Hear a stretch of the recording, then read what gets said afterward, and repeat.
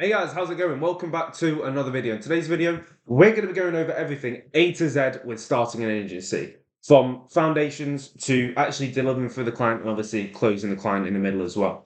We're going to go over everything. I'm going to share my screen right now and we're going to pretty much go over what this video is going to be about, who's it for and who actually are we. So first of all, who are we? Well, my name's Albie. I run an agency alongside my co-founder Muji, who you might have seen this video from his Instagram DMs.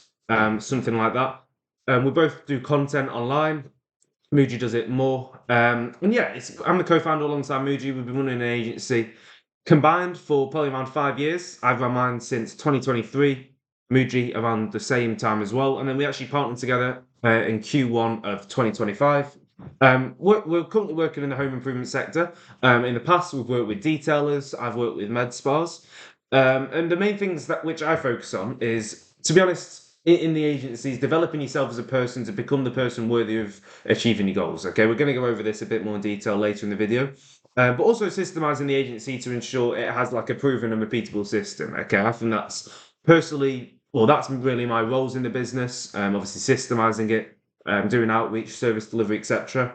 But personally, what I find the most interesting and what I focus on the most in teaching is having the actual, determination, having the mindset, and being the person worthy of achieving your goals. Okay, we'll do a whole segment about this and mindset and personal habits. But just to start off, that's kind of what we do. And obviously, if you run an agency or you want to start one, this video will be insanely valuable for you.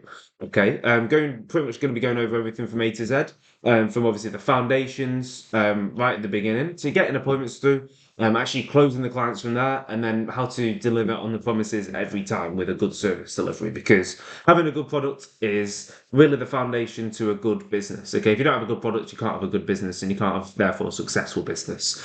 So we're going to go into detail about having a good product as well. That is very, very neglected, especially with SOMA gurus, because it doesn't directly tie to revenue or profit. On the front end, obviously in the back end, it definitely does, because if you've got a shit delivery, you're going to have a really high churn rate. But obviously people don't sell you on, oh, we're going to get you absolutely amazing results for your client. People sell you on getting 10 clients every single month, getting 50 appointments a month, getting hundreds of leads, okay? Because that's realistically what is more tangible into money, which is what people want. So yeah, who is this for? This is for people who actually want something out of life. Okay, if you're an agency owner, maybe you're looking for proven systems or new ideas to actually achieve your goals, also how to achieve your goals. And also someone who wants to enter the agency space. That's pretty much the first point who it really relates to. Someone who wants something out of their life, someone who doesn't want to work a normal job, someone who doesn't want to do what everyone else does. Or just wants to start an agency to see if they can do it. Okay, maybe they've already made some money online. Maybe they think the agency space is going to be good for them. Pretty much anyone who is interested in the agency space and getting other businesses more business.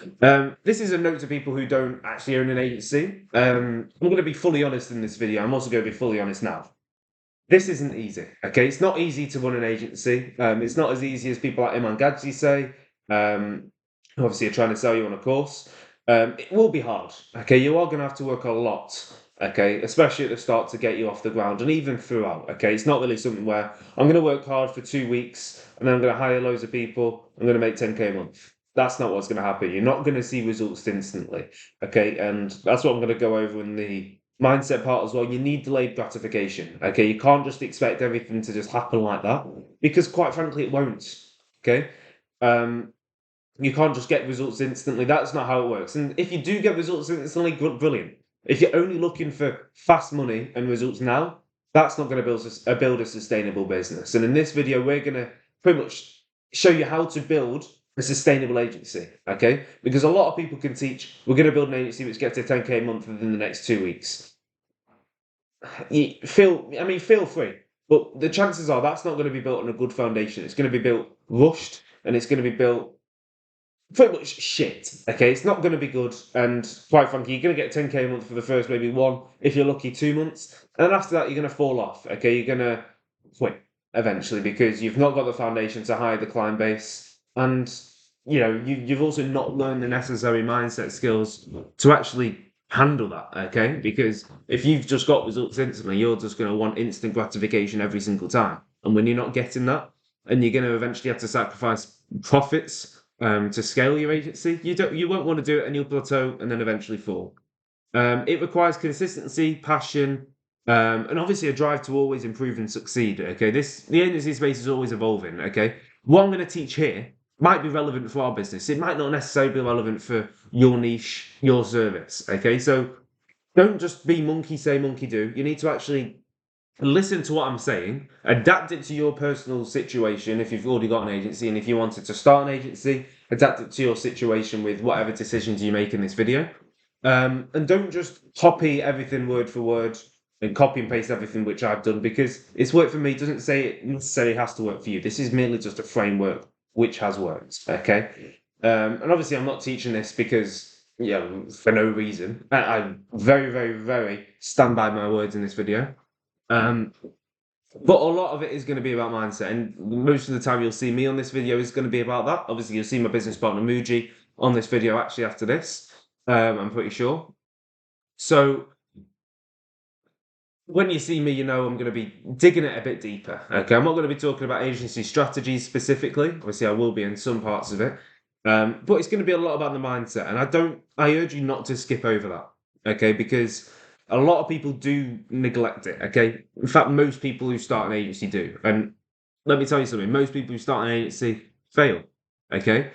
The small amount of people who do listen to the mindset stuff and actually work on their personal habits and become the person who are worthy to achieve their goals, they're the ones who actually win. Okay, they're the ones who become successful, because, if anyone could do it, they would be doing it. Okay, if you said, "Oh, I could be a millionaire. I could make 10K a month with my agency," why the fuck aren't you? Simple as that. Okay. I'll go over this all later. I've said this about 5 times now, but I will. So I'm going to get off that, except for this last point. Most of it is about discipline, not motivation. Okay, watching this video, you probably will have motivation starting watching this. Okay, maybe you send one of us a DM saying, "Okay, send us this video." Maybe you stumbled across this video, you've got motivation to start. That motivation will wear off. Okay, this feeling that you've got now, you won't have this feeling in a few days' time. Okay, and you'll be back to bare bones. You'll be back to discipline. And that is really what matters.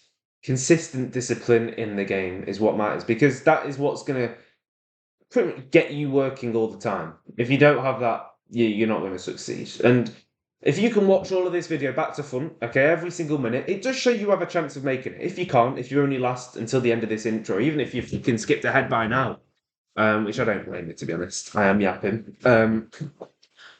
If you watch about to front, you watch all of this and you actually take notes. Okay, that's a really important thing. Take notes on everything that I'm saying. If you just listen to it, you'll forget in about half an hour. So get a notepad, get a pen, and write down everything that I'm saying.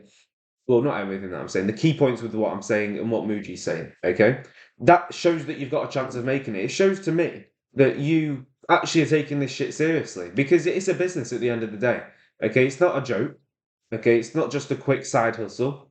If you wanted to make this a side hustle, don't start an agency, because you'll just churn and burn your clients. And obviously that's not fair for your clients either. And if you want something to be a side hustle, I definitely wouldn't recommend doing an agency. Do something like reselling or something. But yeah, watch this video back to front. If you can actually do that, okay, your dopamine's not that fried for you to not watch a full video. I mean, obviously I know it is long. That's the point, okay? Not only is it long so we can fit in a lot of fucking information so you can learn, but also so people who actually watch to the end, we can see that. Okay, we can know. Okay, this guy's actually serious about it, and obviously it proves to you as well that if you can watch the end of this video, you know to yourself, okay, I've gone through that, which is a hard task. Okay, especially in this generation. I'm going to give this a fucking good go. I'm going to give it my all. Okay, not wasted. I've used 2 hours of my time effectively. I might as well use the rest of my time effectively. Okay, a lot of people in this generation waste their time scrolling TikTok. Obviously, I'm guilty of it sometimes as well. But you need to understand that if you actually want something out of life, you've got goals, you've got ambitions. You can't be doing that. Okay, you can't be wasting your time like that, like everyone else. Okay, you might be doing this because you're influenced by others. Those other people don't have the same goals as you. Okay. Anyway, I've had like a few coffees to get through this now. Admittedly, it is quite late at night. Well, it's not late. It's about 7 p.m. at the moment. So I won't be recording it all tonight. You'll see me tomorrow. How is this video going to go? Well, we're supposedly going to start off by going over the foundations, branding, niche, offer, etc. Don't skip these either. Okay, if you've not skipped the intro, definitely don't skip the foundations because they're really important too. Okay, um, if you don't have good foundations, as I said before, you're not going to build a sustainable business, and your agency's going to fail within the next 2 months. Okay, so don't skip that. Take notes on that. Okay, if you're going to take notes on anything, take fucking notes on the foundations. And in fact, after you watch the foundations, take fucking action right now. Okay, after you've finished all of the foundation part, okay, you'll see it at the bottom. You can see the time segments. Once you finish that, take action if you've not already started an agency. Even if you have, you might have some things which you've not set up in the back end. Just take action now, okay? Action is the most important thing you can fucking do, okay? You can have emotion all you want and just think about doing stuff and planning stuff. If you don't actually take action, you're never going to get anywhere. Next, we're going to go on to outreach methods. We're going to go over our 3 favourite ones. There's loads of outreach methods, okay? In fact, there's one which I've not talked about on this video, which is door-to-door sales. If you live in a city, okay, do it. It's probably the best thing you're going to do. You're going to build your confidence so much. But we're not going to go over this in this video. If you want me to make another video on that, feel free to comment below about door-to-door sales. Muji has done it in the past, and it's done pretty well for him. And then we're going to go on to our proven sales process. This is actually quite new. Not a lot of people have this. We don't just do it like everyone else. And we're going to go really, really in detail with the sales process because that is actually one of the most important things. An agency is a sales business at the end of the day. And we're also going to include live examples of how it works, so you can see yourself how these calls actually play out, over the phone or over the Zoom call. And we're going to have examples from us doing it, from our closer doing it as well. Shout out to Mason, by the way. You'll see a lot more of him in the sales process part of this. And fourth, we're going to show you how to scale outbound sales in the future. Okay. Obviously, for a lot of you guys starting out, you can skip past this. Okay, I'll let you skip past this one because you don't need to know this now. Okay, and I don't want you to overload with information. But those who have already got an agency and want to scale it, I'd recommend going over this because it is really, really good for hiring setters, closers, pretty much just scaling your outbound so you can decentralize yourself in that part of the business and work on more high leverage activities. And number 5, how to deliver an exceptional service people are willing to pay thousands for. As I said before, if you don't have a good product, you don't have a good service business. We're going to focus a lot on this as well, making sure that you guys deliver a good service for your clients. So you actually keep your clients, okay? All good and well signing clients. You could sign 100 clients in 1 month and then lose 100 in the next month. You're going to have to work the exact same amount to sustain that revenue point, okay? If you can just have that on monthly recurring without having to hire more people, perfect. So yeah, that's the intro. Sorry it took about 14 minutes. But yeah, appreciate everyone watching so far. Watch the rest of it and comment below, actually. If you've watched until this far, comment below number 9. Okay? Anyway, let's get straight into the foundations. Yo, boys, we're literally just going to get straight into this, wasting no time. Now, straight away, the main reason why you just want to pick one niche and just stick to it is, you want to pick a high ticket niche. You don't want to go into a low ticket niche, and that way you're not really going to make any profit if you're in a low ticket niche. And also, you want to target people and businesses that actually need services. They actually need help, or they need something within their, within their business. So, just getting straight into it here, I've got a couple niches that I'm very I'm very experienced in the industry, stuff like that. So yeah, first one here, construction. So the reason why so much people love the construction industry is because it's high ticket. Now, you can get with the construction industry being high ticket, you can get loads of, huge jobs, big ROI, big retainers, and that's what we want at the end of the day. You don't really want to be working, having, 10 clients on, 300 £300 each retainers. You'd much rather just have one client on a 3K retainer. That's what we're talking about. And on top of that as well, sort of just the local targeting when it comes to running certain services, which I'm going to get onto later on. When it comes to the actual targeting, it's really easy and really sort of straightforward to really just dial down and just target, local homeowners, people within just within the local area of the actual construction company that you're working with, that sort of thing.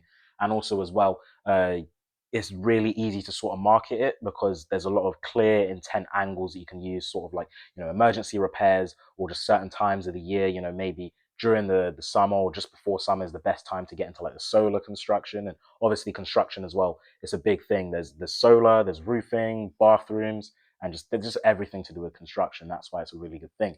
So yeah, a couple cons about construction though is that lead quality. If you don't know how to sort of get quality leads or create a good creative, you're not really gonna, you know, it's gonna be really hard for you to actually get a sort of return for your client. And also when it comes to scheduling, a lot of the time with the leads, they can be, tire kickers, wasting time, just looking for a cheap price. So when it comes to the lead coming through, it's hard to sort of schedule them right away unless, like I mentioned, your ads are really good, your targeting is really good, and just the leads are high quality. Because if they're low quality, then you're not really going to schedule any quotes for your client. And then if you're not scheduling any quotes for your client, then you're not really going to be making any money. Another thing as well is the seasons. So obviously during the winter, that's sort of when the construction industry is dialed down a bit. When it comes to, let's say, something like roofing, not many roofers are taking a lot of jobs or doing a lot of work actually during like winter, like January times of the year, in the UK at least anyway. So what I found is that a lot of the roofers, they go on holiday during January, or they go on holiday during December, January, February.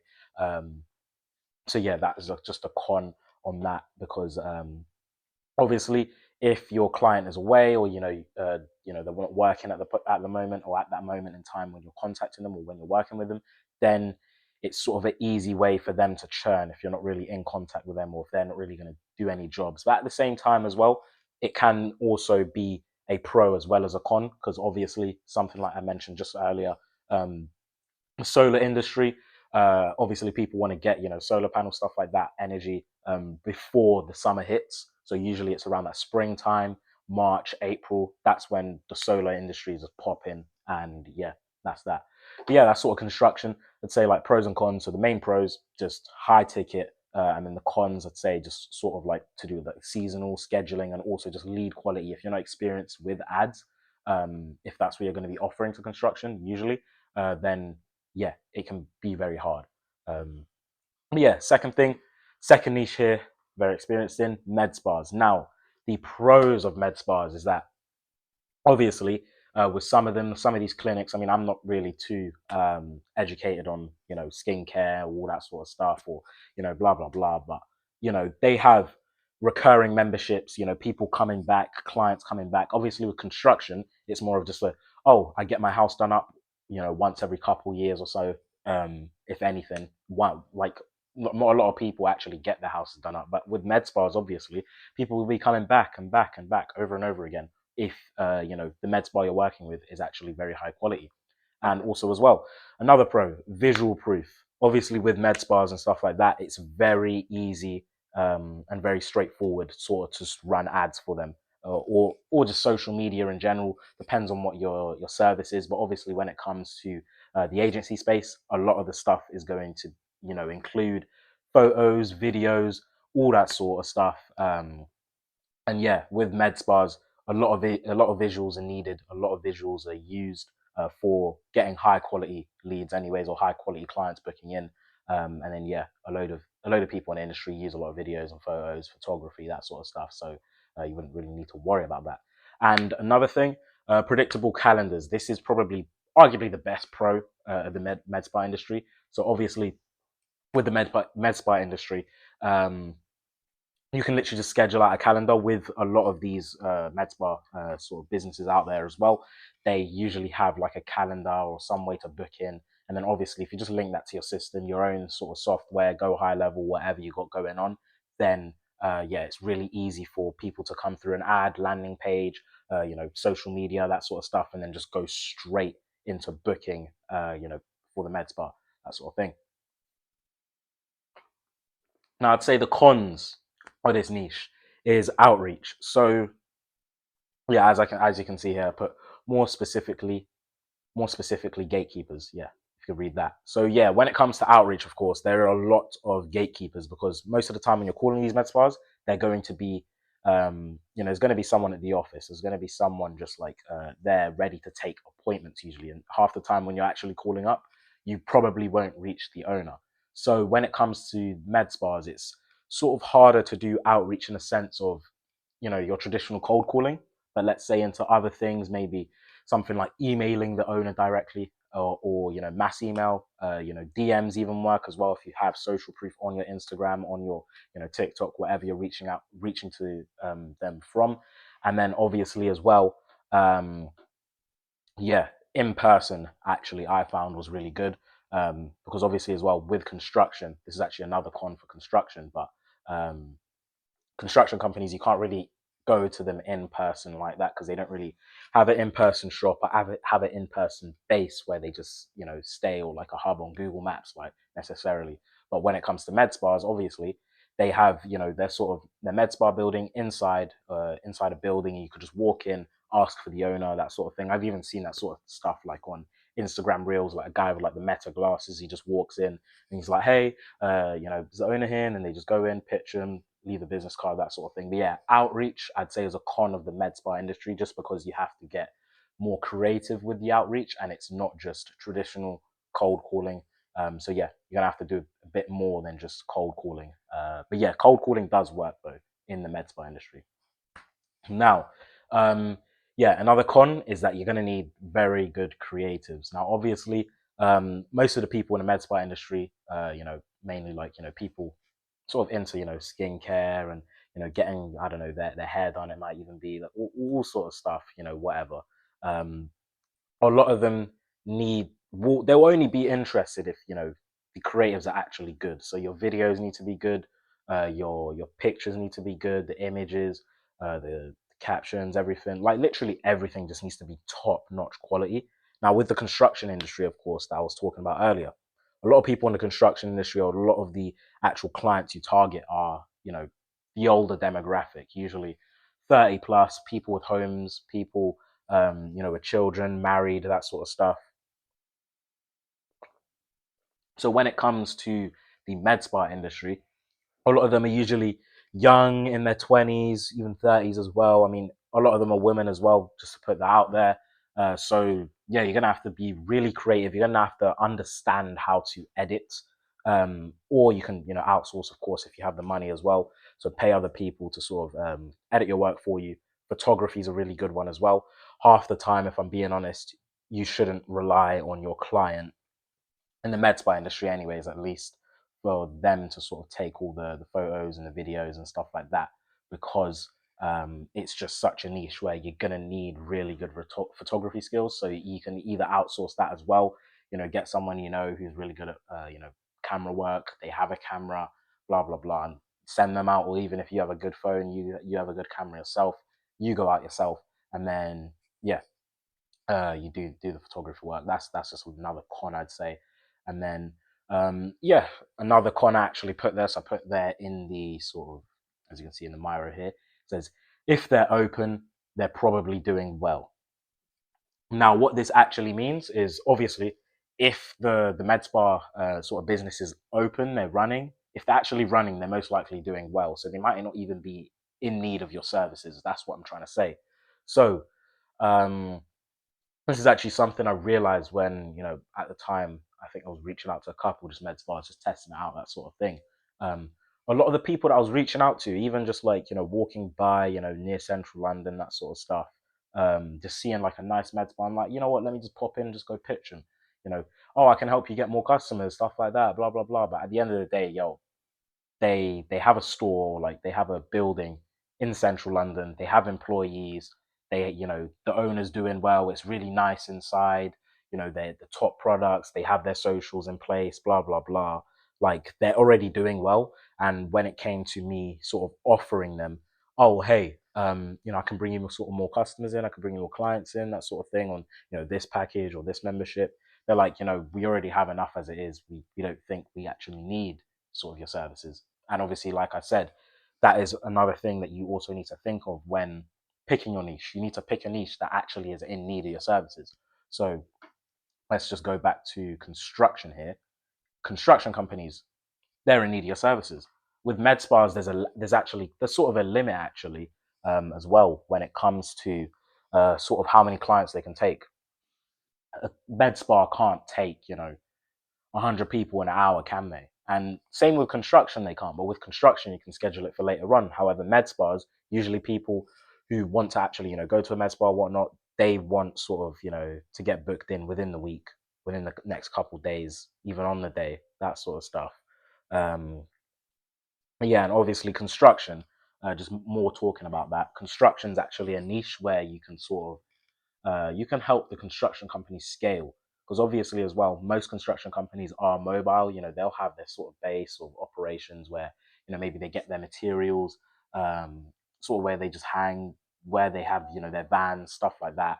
But obviously, um, yeah, obviously, it's a scalable niche. So if you're bringing in construction companies even more and more work, they are going to work with you even more and more. And also as well, they can get into a position where actually one of our clients as well, he started hiring more people, hiring more workers, just for like doing the work and whatnot. So that way he was actually you know, scaling his business as well as just being booked out. But yeah, those are the pros and cons, med spas and construction. Now I'm going to get into the car industry.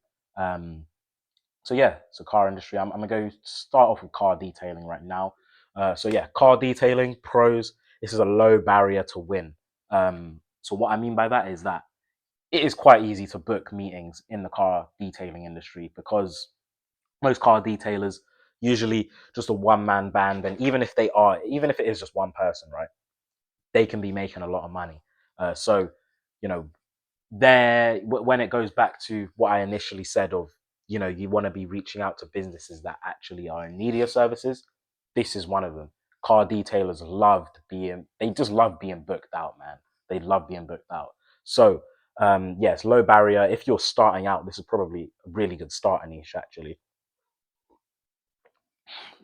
The creatives are really good to get into, and also this is just a pro of myself as well, just being around the car detailing and car chauffeuring slash rentals industry, is that you get to hang around cars, man. Like um yeah, you just get like the coolest clients, the chillest clients. Usually they're the ones who are quite chill as well, like compared to, like, let's say med spas, mainly going to be female. And then yeah, of course, like, you can still, like, talk, stuff like that, be friends and whatnot. But obviously as well, when it comes to construction industry, a lot of them are older than me. They're like, earliest to the 30s, maybe even 40, 50, 60 even. I had a 60-year-old construction owner on the phone one time, and we had a meeting, blah, blah, blah, went on from there. But obviously in the car industry, just touching more on that, and obviously, yeah, med spas as well, great people, construction, great people. But car industry, you can just have more fun with them. You can be yourself, you can talk normally. You don't have to really talk too. Obviously you want to be professional, but um, just the way you speak and whatnot, the way you dress. Like when I go to meet some of, my car detailer, car chauffeur clients, I don't really, dress up in like a, nice, sort of casual, smart looking look. I just dress my usual. I mean, I don't know if a lot of you know, but yeah, I dress quite like streetwear, fashion, blah blah blah. Got like the vape bag in the background, blah blah blah. I love vape, anyways. Um, but yeah, I just dress like my normal self. I act like my normal self around them, and then obviously as well, they just see through a person brand, like how I usually am, stuff like that. They're quite chill people, and they also understand social media. That's a really good thing. But yeah, just pros on car detailing: low barrier to win. Loads of car detailers out there. You can get a really good results for them as well, like really, really good results, and also creatives are easy to make as well. But yeah, and yeah, another pro, this is actually a big one. But yeah, fast feedback loops. Now, this is just, yeah, same day ROI possible.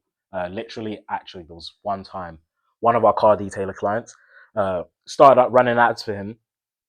Within the first day, we got 5 leads. And then one of those leads literally converted in the first day to a £400 ceramic coating job. So yeah, what I'm trying to say is that it's really fast for you to get results. Now, obviously, in construction, you have to nurture leads, quality, all that sort of stuff. And, you know, when it comes to leads as well, you want to talk back and forth, schedule times for like bookings for the actual quote. Even med spas as well, they need a bit of details here and there before they actually book in. And half the time they don't book in within the first week, or usually they can, yes, but obviously they need a bit more information depending on, you know, sort of what bundle they're looking to get or what they're actually looking to get done with, you know, whatever they're looking to get done. Right, cool. So literally just continuing on. Apparently my mic cut out, so I'm just re-recording this part. Obviously, construction, med spas, pros and cons, boom. Now onto car detailing. Now, pros for this niche, low barrier to win. So obviously, you can get loads of volume of bookings in this. It's not like you know, construction where people are happy with 2 bookings a month or something like that, 2 construction jobs a month. In car detailing, you know, you can get them, you know, 10, 15, 20 clients per month into their calendar. And yeah, when it comes to like creatives and stuff like that as well, pretty easy to do, easy visual stuff like that. It's just cars, showcasing cars, pictures, that sort of thing. But yeah, that's one pro. And then yeah, feedback loops, same day ROI. So yeah, with this, I've literally ran ads for car detailers out there, and within the first day we get a booking just like that, because in this niche you're gonna get loads of interest, and also as well, it's just it's a low sort of friction for you to actually get, you know, a person turning from a lead to an actual, you know, customer. You know, all you do is literally just call them up, book them in, or, you know, have your whole system, stuff like that, book them in. But yeah, you can literally get this, you can literally get a return on investment on when it comes to ads and stuff within the same day, running ads on for car detailers. And then yeah, upsell ladders, ceramic coating, interior deep clean memberships, etc., etc. This is a really good thing. So obviously inside like the lead form and stuff like that, when you're actually running the ads, what you'll have in the lead form is you can have multiple sort of packages in the lead form. So you can put in like £100 deep clean, you can put in £300, you know, 1 year ceramic coat, £600 for 5 year ceramic coat, whatever, etc., etc. £1,000 for, you know, for paint correction, blah blah blah. But basically, yeah, you have that inside the actual lead form, so that way when people see the ad, they're interested, they swipe up, put in, before they put in their information, their contact details, they'll put in what pricing or what actual package they're sort of interested in, and from there it's really easy to upsell as well, because if they're, you know, putting their money into, you know, let's say the £1,000 paint correction, then you can also, when you know, give them a call, you know, when you're contacting them, you can also be like, hey, so would you like to add on an extra £100 for, you know, an interior deep clean on top of that as well, etc., etc. But obviously this way is a really good way to just stack up on a load of sort of upsells and add-ons onto the actual original service that you're going to be offering to people. But yeah, that's that. The cons, I'd say, yeah, so low AOV. So like when it comes to the actual CPL and stuff like that, you need to sort of be on point with that. And also as well, so it says here, no show prevention. In this niche, you can get a lot of people that just ghost you or just be like, oh, not really interested too much, blah, blah, blah. Because obviously as well, this is a volume type of niche. This is not something where, you know, it's like construction or maybe even med spas where, you know, you're going really niche in, targeting specific people, targeting homeowners. In car detailing, bro, everyone has a car. You're targeting everyone. You're trying to get as much interest as possible. So yeah, when it comes to this, obviously the actual price of each sort of like job or customer is way lower than, you know, let's say a med spa or construction. So when it comes to this, you're just going to get loads of people coming in. A lot of people will ghost you. A lot of people won't really reply that much often, blah blah blah, unless they're really interested, they see the ad over and over again, etc., etc. Another con in this niche, not all the owners are the best of their craft or offer or they just don't offer high value services. So obviously as well in this niche, you know, the ceramic coating, the paint corrections, those are what you know, you want to sort of get for your clients. And obviously some clients out there, they might still be in some sort of like apprenticeship training or getting their certification and stuff like that to actually do ceramic coatings or like paint corrections and stuff like that, which is more of the actual, those are the high paying jobs in this niche. So ceramic coating, you can literally get someone 3 ceramic coating jobs per week, and that is, you know, over £1.5 grand made for them, that sort of thing. So that's why you really want to target just the people and the owners who do ceramic coatings and paint corrections. But like I mentioned, not all of them do ceramic coatings and paint corrections. Not all of them are the best at their craft. Not all of them offer those high services. But yeah, that's that.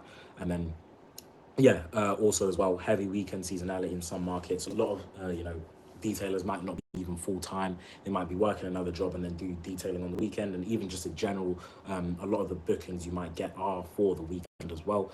So yeah, for your client, you might not book as many you might not book as many customers, new customers in throughout the week. However, on the weekends, you'll have them booked out. And obviously as well, this is partially a good thing because obviously you're getting your client booked out on the weekends, but obviously as well, you want it to stay consistent and you want it to be throughout the whole entire week that you're actually booking them in, etc., etc. Yeah, that's what I'd say. Pros and cons of car detailing niche. I'd say it's a really good niche as well to get into, but yeah, that's great. Car rentals and chauffeurs.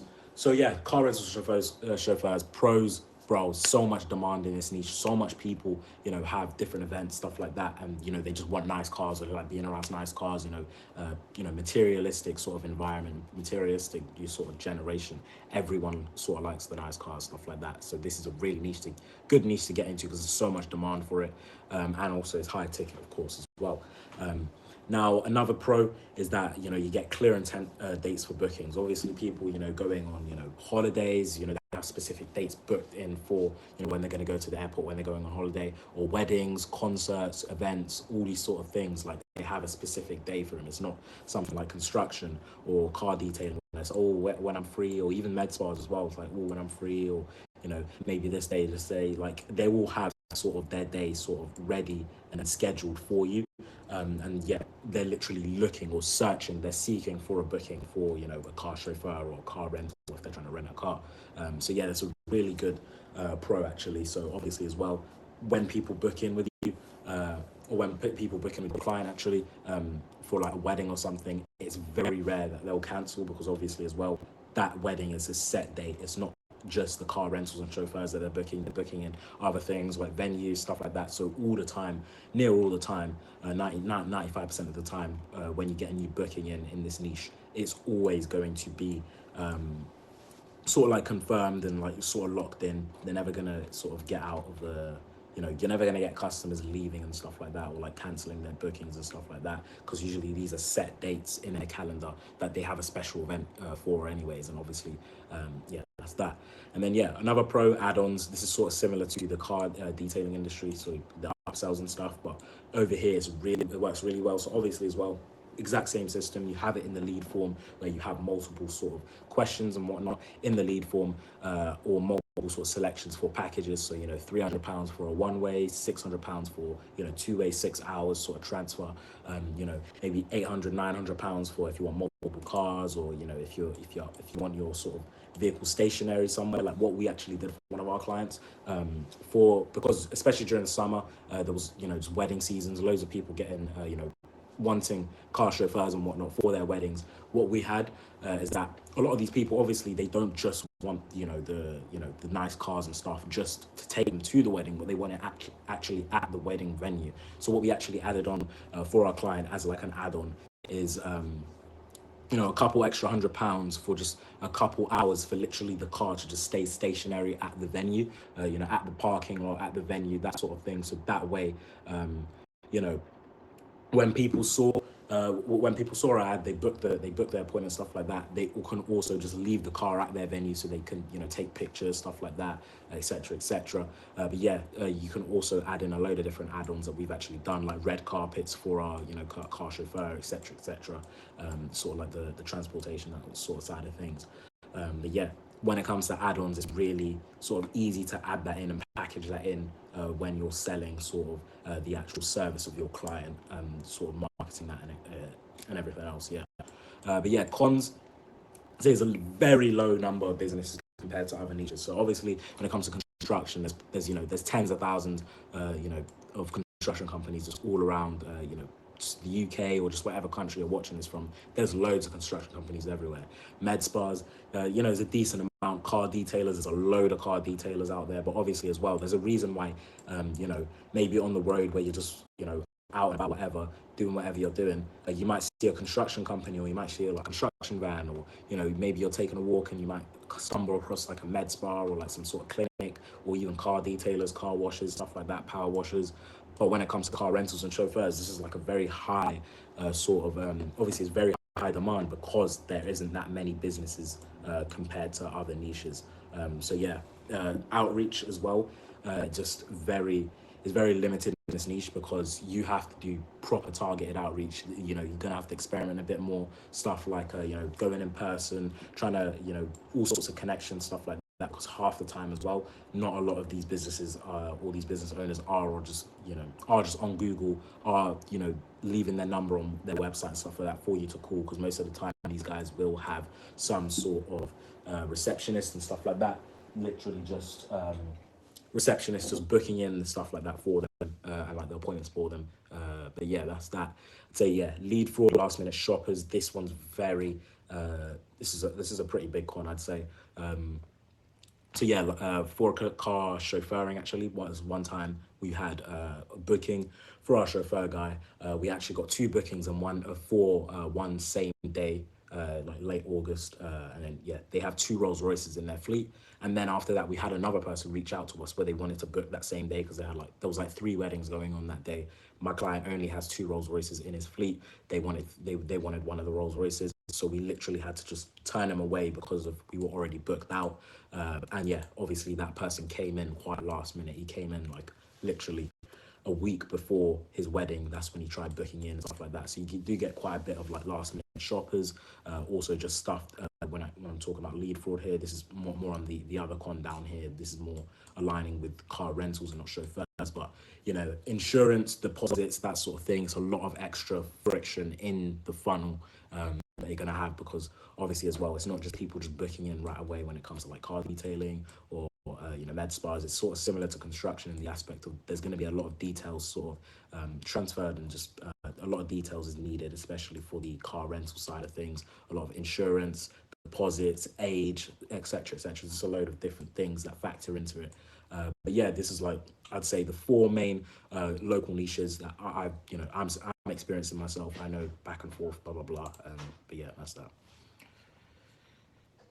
Yo boys, gonna go straight into the second part. So now the second most important thing after picking your niche is the service. Now what I'm actually gonna do for you here, as you can see, got a couple services up on the screen: website creation, social media management, Google Ads, AI chatbot / receptionist, and then question mark at the bottom, which is my not mystery service. Everyone sort of knows about it, but all of these services, I'm just about to go through all of them right now. Make sure you're taking notes, and then at the end, I'm going to come to you with my final, fully service basically the service at the end that links all of them together.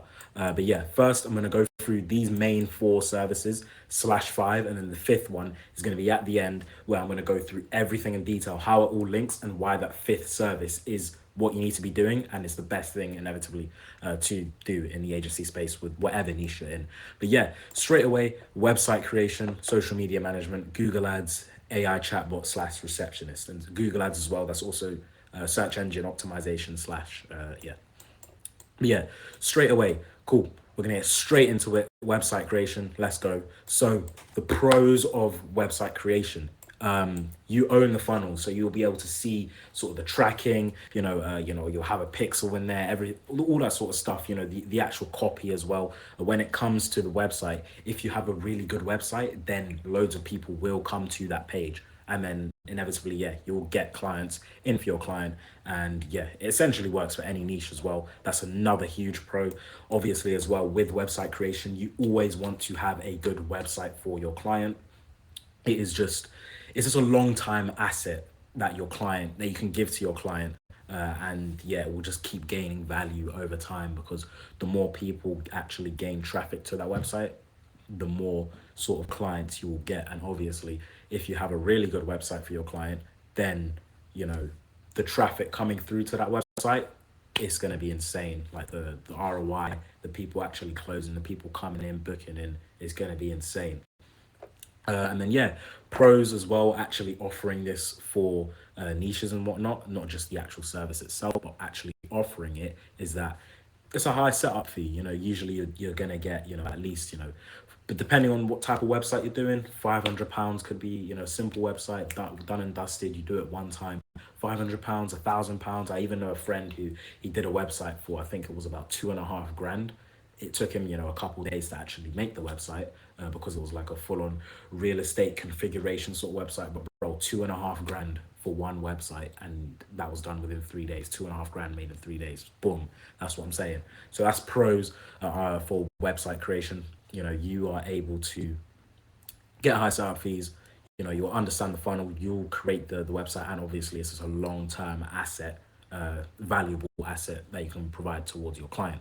And now the cons is that it's a slow ROI alone. It needs traffic. So if you're not getting any traffic to the actual website, then there's just no point. You're not really going to be, you know, getting an ROI. It's just no point making a website if you're not actually going to get traffic towards that website, which is why website creation isn't the best thing to offer on its own. And that's why I put here as well. And yeah, like I said, it's not really scalable or easily scalable without templates. And obviously with templates, there's things like Go High Level, Squarespace, all sorts of different sort of website creation services and whatnot. And yeah, it's not scalable without templates. So if you don't have access to, you know, Squarespace, or even Squarespace ain't even that much, but if you don't have access to like Go High Level stuff like that, you're not able to make quick websites. And even with templates as well, that can also be a constraint, because obviously as well, if you have a load of templates and you only make those type of websites, what if a client comes to you, they want a special kind of website made for them? You are not able to offer that for them, which is why just in general, you know, you got to have templates, you know, multiple templates that you can provide. And then obviously as well, those templates need to be versatile, of course, as well. And then obviously as well, when your client ideally wants a website that is something that you haven't done before, something you haven't made a template for in the past, so you don't have a template for in the past, like the friend that I said who, you know, offered 2.5 grand, and it took him 3 days to make that website from scratch. Yeah, for those, of course, that is a con, because you're going to be wasting so much time creating something completely new. And even as well, yeah, this is another con here. So it's high value well curated websites take time and coding skills. And yeah, for my friend, he actually needed to outsource to like a proper website developer who understood how to do all like the coding and stuff like that behind the scenes of the actual website. But yeah, as you can see here, that is a big con, I'd say, by the way. Big con. But yeah, high value and well created websites. So like the ones that are going to be like the big money websites, those are the ones that are going to take a lot of time to make. And also as well, you're going to need some coding skills for that too. Now, cool. So yeah, that is website creation, pros and cons. If I were to rank it on a scale of 1 to 10, if you were going to do it completely on its own, just website creation, I'll probably give it a 4, maybe a 4. Yeah, because obviously as well, even though it is good in some aspects, you know, the cons really outweigh the pros if you're running website creation or doing website creation as your service on its own with nothing else. But yeah, next sort of service that you can offer, Google Ads, and yeah, Google Ads / SEO, so / search engine optimization. This is the other way around, but yeah, the pros and the cons. Let me just switch this. There we go. Yeah, that's solid. Cool. So as you can see, pros: expensive, you know, limited volume in small towns. If you have, just realized that's meant to be cons. Let me change that back around. So yeah, the pros, my bad guys, but the pros: scalable, scales really cleanly in proven niches. So let's say something like construction. If you're in a local area, or like even an area of competition, you can scale so easily, because obviously as well, let's say something like construction, and you know, the winter comes round, loads of people may need, you know, construction done on their roofs, on their houses, whatnot. They will be searching up, you know, construction companies near me. And obviously if you're running Google Ads, if you're running search engine optimization, then you will pop up close to the top And also, yeah, that's another thing as well. The seasonal, different times of the years, more searches and stuff like that can happen in different times of the years depending on the niche. So, yeah, that's just a really good thing for that. And yeah, another thing, easy to set up. Honestly, they're the most easiest thing to like set up like ever. Is literally just going through a couple, keywords that obviously people will search when they're trying to search for your business or for your website, and yeah, just a couple things like location, blah blah blah. But honestly, Google Ads, search engine optimization is probably one of the easiest low barrier things to actually get into because it's just so easy to set up. And then yeah, another pro is that this is more towards the actual client themselves. But if they have the money to spend, then you're gonna be making a lot of money doing SEO. Obviously, as well with SEO compared to something like Facebook Meta, sort of like Meta ads, which I'll get onto in more detail later on. But yeah, when it comes to something like SEO, you're going to need to spend much more money if you're in an area of high competition. So obviously, if you're in London, you're not going to be doing well with £10 a day into Google SEO. But if you're in, I don't know, let's say like Cornwall or something, maybe you'd be doing decent with £10 SEO and it wouldn't be so bad. But obviously, like I mentioned, if you're in London and there's loads of competition, if you have the actual money to spend, if your client has that money to put into the ads, then he's going to be making loads of return on the SEO. And yeah, it's just a great thing. Yeah, the cons, expensive auctions, limited volume in small towns. So yes, this is another thing. So like I just mentioned as well, if they do have the money in those big towns, in the big cities, London, Manchester, whatever, if they do have the money to spend, then they're going to be making a lot on return when it comes to SEO. And obviously you'd think when it comes to the smaller towns you can spend less and you'd be making more because there's less competition in those smaller towns. But no, it does not actually work like that. So how it works is that in those smaller towns, because the volume of the actual audience size within those small towns is much lower, you're still going to be end up having to spend probably the same amount. It sort of compounds. It's like a ratio. So obviously, let's just say there's 100,000 people in London who search up, X out of 10 million people that live in London. That's 1%. Now, if you translate that to a small town, let's say 100,000 people in a small town, and then 1,000 people are searching up X, X search, whatever. It's still 1%. So you'd have to be spending the same amount as you would in a big town with loads of competition either way. So what I'm trying to say is that Google Ads are super expensive to run, but obviously if you have the money to do it, if your client has the money to do it, you'll get loads of return. You'll get loads of money in return, loads of people searching you up, built proper credibility, that sort of stuff. And yeah, another con, yeah, like I mentioned, super expensive in competitive areas. And then, yeah, another con that I actually really wanted to tap into, just because we also were talking about website creation. And obviously that links directly to Google Ads and SEO. With cons, a huge con is that it's very weak for people who are just starting out, their businesses. Maybe they just made a website, new untapped offers, people with bad websites and no reviews.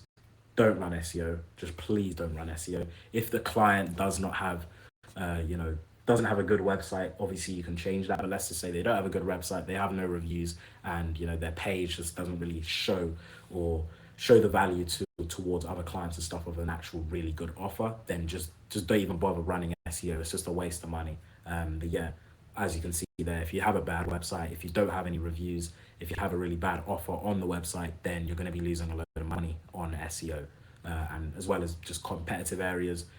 If you don't have the money to spend in SEO, then just don't do it. But yeah, that's SEO. If I were to give SEO and Google Ads on a scale of 1 to 10, doing it on its own, honestly, I'd probably give it like a 3. It's definitely lower than website creation. Website creation, I'd give it a 4, and Google Ads, I'd give it a 3. But yeah, obviously as well, it has its pros and cons. You can scale it really easily. It's really easy to set up. But obviously, if your client does not have the money to spend and the credibility, then yeah, it's just no point in doing it, because you're just going to be wasting a load of money. And also as well, another con actually that just came up to mind is that it takes a while to actually get clients and stuff like that. So obviously with something like, I don't know, social media management, which literally we're literally about to get into, or like website creation, obviously you put up the website right away. Social media management, you know, you can get a video blowing up within, you know, the first couple of weeks, or you could be, you know, getting decent views, blah blah blah. I'll get onto that in more detail later on. But yeah, with Google ads, once you set them up, once you have them running, it does take a couple weeks to actually bring you in consistent amount of clients, even if you're spending the high amount. So yeah, I'd rank it a 3 out of 10, definitely a 3 out of 10. But yeah, the next one, AI chatbot / receptionist. Now, this is actually a really good one. This is actually quite sort of modern or new in the agency space. A lot of people doing this at the moment, which is really good. But yeah, back again to the pros. First pro, 24/7 speed to lead. Obviously, this is like one of the best things when it comes to just sales in general. Like if you walked into, I don't know, like Harrods or something, for example, and you're looking for, I don't know, if you're looking for bait. If you walked into Harrods and you're looking for bait, but obviously if there's no one around, then you may just be like, oh, it's such a big building, I don't know where I'm walking to, I don't know where I'm going, or I'm just gonna leave and I'm gonna just go home.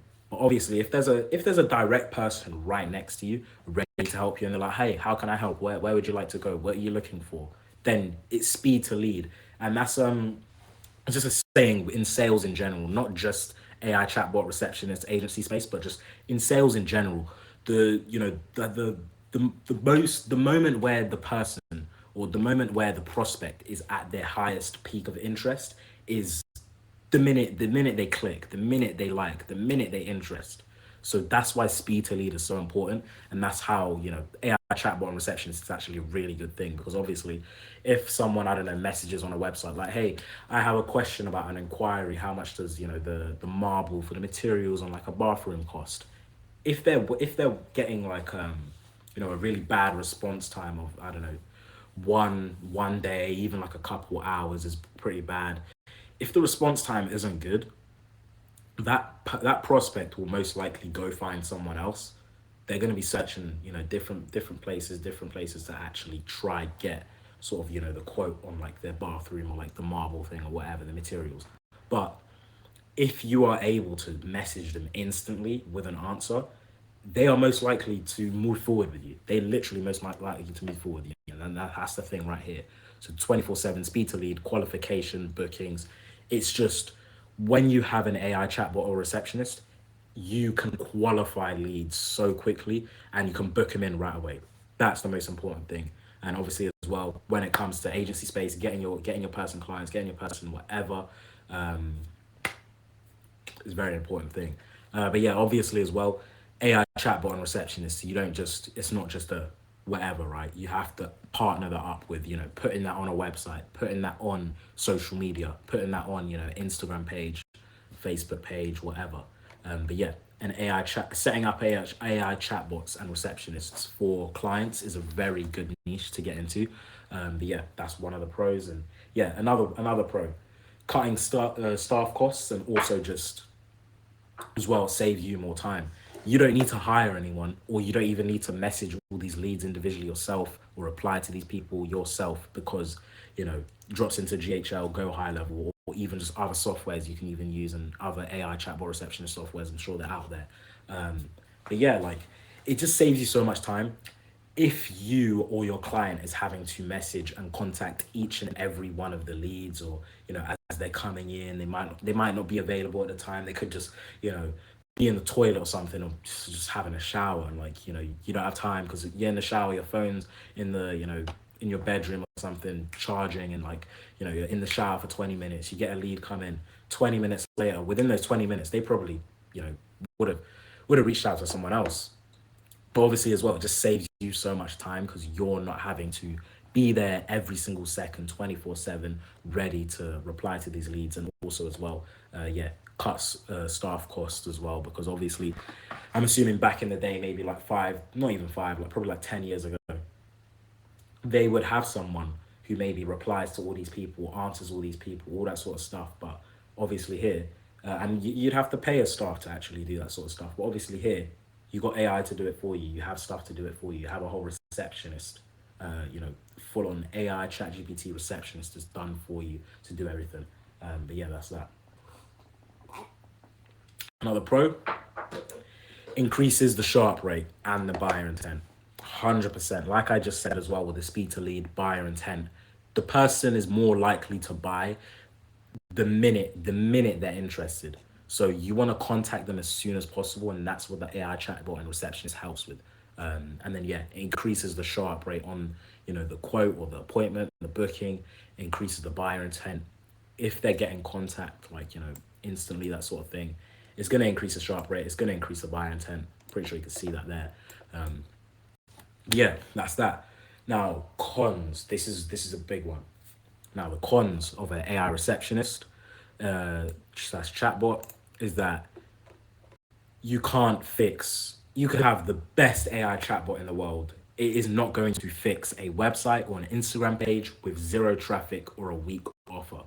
So you can't just have the AI chatbot on its own. It needs to have a good offer on the actual chatbot itself when they're sending the initial message, and also they need to have as much traffic as possible.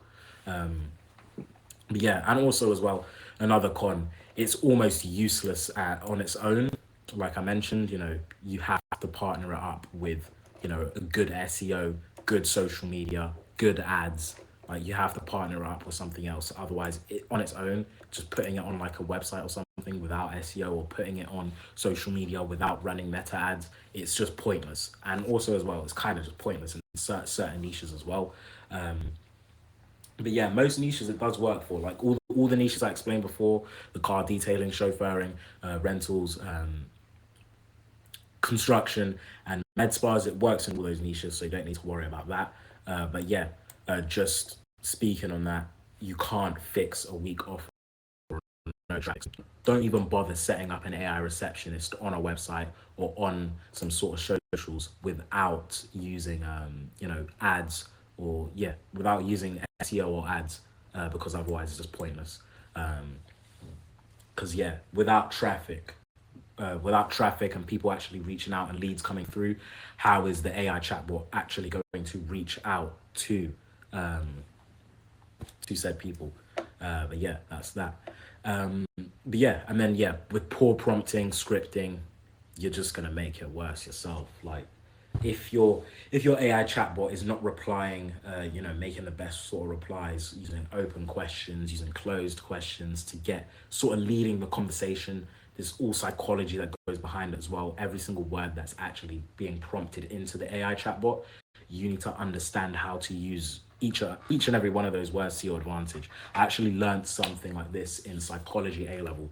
It was something to do, I can't remember the study, but it was like there was like a car going really fast and it crashed, and then they asked a load of people, like how fast did you think it was going? And then they used different words like crashed, smashed, hit. And obviously those are different words, but the way you perceive those words, it makes a big impact. And that's exactly, it plays into a part right here. Like every single word you're using and prompting with the AI chatbot, it plays into a part of the whole entire sales process, and how that the actual lead or the prospect actually books in or buys later on. It plays into that whole entire thing. But yeah, that's a really important thing. You need to understand the prompting and the psychology behind each and every word that you're prompting inside the AI chatbot or receptionist. Otherwise, it just makes it worse, and there's just no point in doing it. But yeah, that's that. Cool. And yeah, if I were to rank it out of 10 on its own, remember on its own, if I were to rank it out of 10 on its own, probably give it a 5. So yeah, that is a 4 for website creation, 3 for Google Ads and SEO, a 5 for AI chatbot and receptionist on its own. And now social media management. This one, surprisingly, this is probably the best out of these 3, even though it's a bit, I'll get into it. So obviously social media management, as you can see here, the pros, you'll get a warm audience. You know, the people watching this video, you would not be watching this video if I didn't post on social media. You know, it just builds long-term credibility, you know, long-term cred, funnels retargeting as well. Oh my gosh, retargeting is powerful. Obviously as well, when you're posting on social media, if someone drops me a follow or if someone even you know, likes my post, shows some sort of interaction, watches the video to the end, Instagram and, you know, TikTok and these social medias will re-show my content to that person. So it just funnels retargeting towards that same person without even having to use ads. So if you're, you know, if you're a med spa and you posted like something to do with I don't know, like an eye surgery or something, and then someone, maybe they've already had an eye surgery in the past, like they think their eyes are fine or whatever, they might just like the post. Oh, that's cool, like nice scenery, nice scenic, blah blah blah, cool. It's like nice aesthetic sort of thing. The next day, you post a video on, let's say, I don't know, something to do with their lips or I don't know, their skin, and maybe they're like, oh, you know, I like my eyes, you know, blah blah blah, but you know, my skin, I do need a little skincare or, you know, some facial or whatever, blah blah blah, whatever, bro. But yeah, you get the point. Retargeting, very powerful, obviously with social media. If you're posting every single day, not just as a personal brand but as a business, like a business profile yourself. If you're a med spa, posting every single day, construction, car detailing and car chauffeurs and rentals is a very powerful thing to post every single day. Because yeah, you know, you guys even know yourselves, like you guys should know anyways, it's so easy to blow up on TikTok or Instagram or whatever social medias. So when you're posting for your clients every single day, you know, you're bound to blow up. Like I've seen examples of this happen in real time. I remember when I'm not sure if you know them, but you know, there's restaurants like Lebanese Grill, Dee's Kitchen. I remember when these businesses were like really small, especially Dee's Kitchen, and then they blew up out of nowhere. Why? Because they posted every single day of their restaurant, of their, you know, their quick, you know, food and like the community. And now, yo, look at them. They're having multiple sort of stores open around, and you know, this applies to even just like car rentals as well. Like especially the car rental and chauffeur niches. I've seen people who blow up on, you know, car rental stuff like that, and because of them blowing up, because they're able to get more views, get more awareness, get more traffic, they're able to buy more cars to outsource and, you know, to actually use within their business, because they're having so much traffic that they have more demand in their services. And this is the same for like car detailing as well. Very powerful. The more you post, the more people are going to see your work, the more people are going to be happy and move forward with you. And yeah, just long-term credibility. Even if people don't buy right away, they will buy later if they see, you know, you posting every single day. If people don't buy now, they will buy later. Remember that. Yeah. As well, this is probably like one of the best pros actually of this service, just running a service on its own. Easy recurring revenue. It's the easiest recurring revenue of your life, man. Like all it is posting videos. You just need to have you know, a proper schedule, structure. You need to be good at what you do, the video editing, the posting, the you know, just everything, the photography. And yeah, I mean, obviously it's a low ticket sort of service to offer. Like, you know, you're not going to be charging 1K, like, you know, most likely you're not going to be charging 1K, 1.5K, 2K, 3K plus retainers, or making, you know, 2K, 3K off a client every sort of month through offering social media management, because it's sort of like you know, it's something that doesn't provide a business value straight away. Of course, if you're just starting up and you're just posting and whatever, managing their socials, they're not going to see the value in it right away. So they're not going to pay you a load of money right away. But it is easy way to just get money in and recurring revenue for your agency, and yeah, build trust as well. And yeah, with that, the easy revenue and stuff, low churn. Rarely you will ever get someone to churn. If they're paying you £400 just to post a load of videos and they're actually getting decent views, why would they cut you off? It's just pointless. But yeah, that's that. And then yeah, low media risk spend. Like the actual client that you're reaching out to, or the clients you're reaching out to, they don't have to spend anything, or They don't have to spend anything on ads anyways. They just spend on you. That's all it is. They spend in you. They invest in you. They're not investing into Meta or into Google. They're investing into you. That's like a huge pro as well. That is a really good pro, actually. But yeah, that is that. And then yeah, some of the cons, obviously, likes and views do not equal to leads and, booked appointments and revenue. Obviously, some clients might just like the likes and the views and the shares and stuff like that, but obviously most people, they don't really care if they get 1 million likes. At the end of the day, what really matters is if they're actually making money. So that's why you gotta be strategic as well with the type of content you're posting, making sure that it's actually attracting attention, attracting the right attention, etc., etc. But yeah, that's that. Likes and views do not equal to money in for your client. Remember that.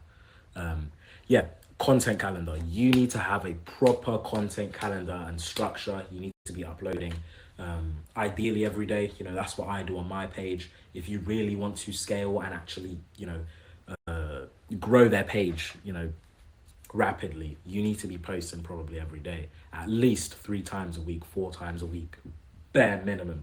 But yeah, obviously with a content calendar, stuff like that, you need to structure out the content, structure out the videos, the editing.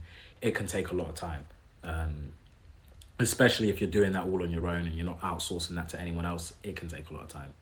But yeah, and also yeah, last con, hard to scale the creativity across like all the niches. So when it comes to like construction, obviously you're not going to be posting the same type of content you would in car detailing or car chauffeuring in construction, and same for construction inside med spa, stuff like that. And in just general, within the niche itself, it is hard to come up with loads of different creative ideas, especially if you have a content calendar and you want to be uploading every single day or multiple times a week.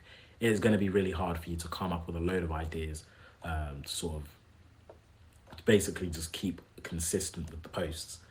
But yeah, that is that. I'd say these are the main 4 services, and there's one more that I'm about to get onto at the end. But yeah, make sure you took notes throughout this, because this is actually important.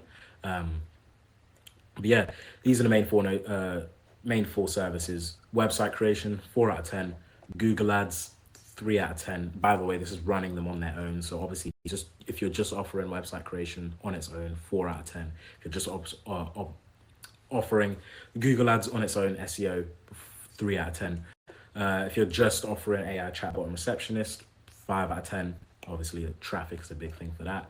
Social media management, if you're only offering that, I'd give it, I'd give it a solid maybe a 6 out of 10. I'm not gonna say it. I'll give it a solid 6 out of 10. But yeah, that is that. And now, obviously, as you can see, I think I just scrolled down a bit, but I'm gonna scroll back down. So all of these link into one thing. And now you're probably wondering, if you're experienced or you know a lot about the space, you're probably wondering, where is Meta ads? And that is what I'm going to talk about today. But not just talking about Meta ads, but I'm going to be talking about a full appointment booking service that is built on Meta ads. Look at all these pros right here. I'm going to go through everything in detail.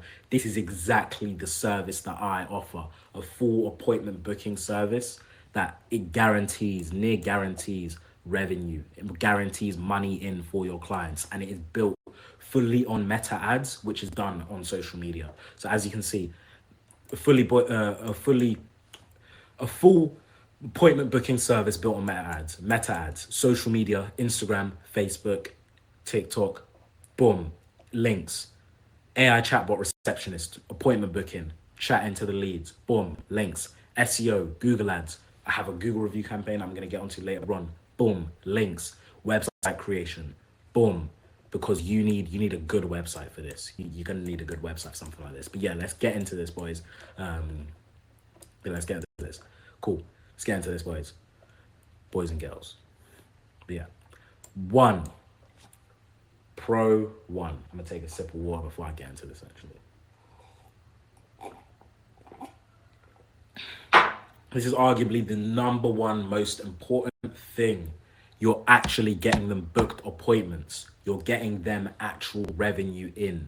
This is not you're getting them clicks like like you would for Google ads or SEO, website creation. This is not you just getting them views or likes for social media management. This is you getting them actual booked appointments in. This is what matters the most. Getting your client revenue in. And another thing, speed to market. You can launch an offer and have the data the next day. Dead us. I've said in the past as well. I've said in the other section before. I've ran ads for car detailer clients and gotten them bookings within the same day. That is how powerful meta ads are. Now, obviously, we're looking back at this website creation. It takes a while for leads to come in and go through your website, blah, blah, blah. SEO takes a while to actually warm up and reach the right people. AI chatbot, it doesn't even work without any traffic. Social media management, it takes time for you to get consistent, good views for your client. But with meta ads, if done correctly, you can literally get results within the same day. But yeah, that's that. Speed to market. Not just speed to lead, but speed to market. You launch the offer and it's in the market and you have the data by the next day. And then within a couple hours, that's when you're making the changes to the campaigns, making the changes to the ads, blah, blah, blah. Not within weeks, you're making changes within a couple hours, a couple days, a couple hours. And obviously here, Next Pro, you can scale this across all niches. This genuinely, out of the niches that I mentioned before, this works for all of them. So literally this service right here, if you use this service on one of those 4 niches, you will succeed. Literally goes from the ad to the instant form to the SMS, which is or even the AI call, which is the appointment booker, and then it goes into the appointment booking, the calendar. Obviously as well, you use niche specific wrappers. So, you're using niche specific offers, like in construction, maybe, percentage off, free quote, that sort of thing, or car detailing or extra deep clean on top of your ceramic coating, or, maintenance, blah, blah, blah. Your maintenance is half price off, etc., etc. You just need to wrap it around a niche specific offer, which is, whether it's the med spas, the construction, the car industry, whatever. But that is that. Now, you completely own the funnel as well. This is very important. It's not similar. It's not like social media management where you're hoping for, your video to blow on TikTok or Instagram or whatever. You own the funnel. What that means you are in full control. The copy, the creatives, how well your ads do does not rely on a stupid Instagram or TikTok algorithm. It relies on how good your copy is, your creative is, your detailed demographical targeting, how well your ads will do, how well the system works is all based on you have to change to get good results. So that's why this is just an amazing thing. So obviously you have a power of the actual ad copy, the creatives, the editing of the creators, pixels, the actual, messaging of the messaging of the chatbots, the prompts, blah, blah, blah. You have control of everything. Boom. Next Pro, predictable follow-up. You can predict this like fully. So the AI receptionist, right? It can leave a voicemail, text, email, blah, blah, blah, 6 you predict this fully. You will have it all in line. You'll see all the data as well. Like I said as well earlier, the speed to market, you will get data instantly. So you will be able to predict things that's going to happen the next day. How many leads are going to get the next day? The CPL, the cost per lead, the CPM, the CPB, which is the cost per booking. You'll be able to predict everything, and then once you are able to predict everything as well, you can just plug and play it into other clients. If one of your construction clients are doing well in leads, then with this system, all you need to do is call up a construction client in, I don't know, Liverpool, maybe not Liverpool, but Manchester. Call up a construction client in Manchester and do the exact same thing for them. It's predictable. You can plug and play this system into other businesses. Simple as. Every single niche that I went into, you can plug and play this exact system into their business. Boom. Another one. Deposits, pre-calls, like with with this system, with the AI chatbots as well, this is what this is touching upon. You are able to protect the actual calendar and the booking. So through the AI chatbot, either collecting the deposit or just following up relentlessly with the actual lead once they booked in. Boom. Funnel data is recycled. This is so important. Like I mentioned before, every interaction into your funnel, so every like, every comment, everything that when they see the meta ad, of course, every like, the comments, the shares, even just watching the video for a sustained period of time, that is data for you that you can then recycle. And then once you recycle it as well, you just look into the data, you make it predictable. You predict what's going to happen next with that data. And then obviously as well, you can run retargeting campaigns, and then there's a whole load of stuff you can do. But obviously with the data, with every single every bit of data you're getting in through the system, you can literally recycle that to get a lower CPB, which is cost per booking, in the future, blah blah blah. So obviously with this system, every single month won't be the same. You could generate, basically what I'm saying is here, you could generate your client 10K for the first month, and the second month, because you're able to predict and you have the data from the first month, you're able to do better with the same amount spent. So instead of generating them another 10K that month, you're going to generate them 12K. Then the month after that, 15K, 20K, 30K, 80K. That's what I've been doing, bro. It's simple as it's plug and play, recycle, do your thing. Now here, recycle mode, website visits, advert engagers. This is more on what I was just talking about. Every single person that engages, the clicks that you can see through the pixels, the people who engage with the actual advert itself, the people who view your profile, everything like that. And I'm talking the client's profile here. Bro, you can retarget them. You can run retargeting campaigns with this, bro. This is like one of the most powerful things. You retarget people that are already interested. Like that's insane. Like literally exactly how most people even found my page. You were interested in my videos. You watched my videos sustained period of time, liked my videos, whatever, followed. Then you saw it again, retargeting. That's all it is. And then another important thing, revenue reporting. You are able to report the actual amount of revenue that you generated for your client, and you're actually able to see all the metrics, the show up rates, the conversions, the percentage. Just you're able to see all the metrics in one place, and then you're also able to just backtrack on those metrics to see how you can get better for the next month, like I was saying earlier. And then showing the booked value, it's just much better as well. It's easier to sell as well, actually, in my opinion, once you're actually showing them that booked value. Because when you show to your client that, oh, I'm going to bring you this amount per month, I'm going to bring you 10K per month, you pay me 1K, they'll be happy to pay you.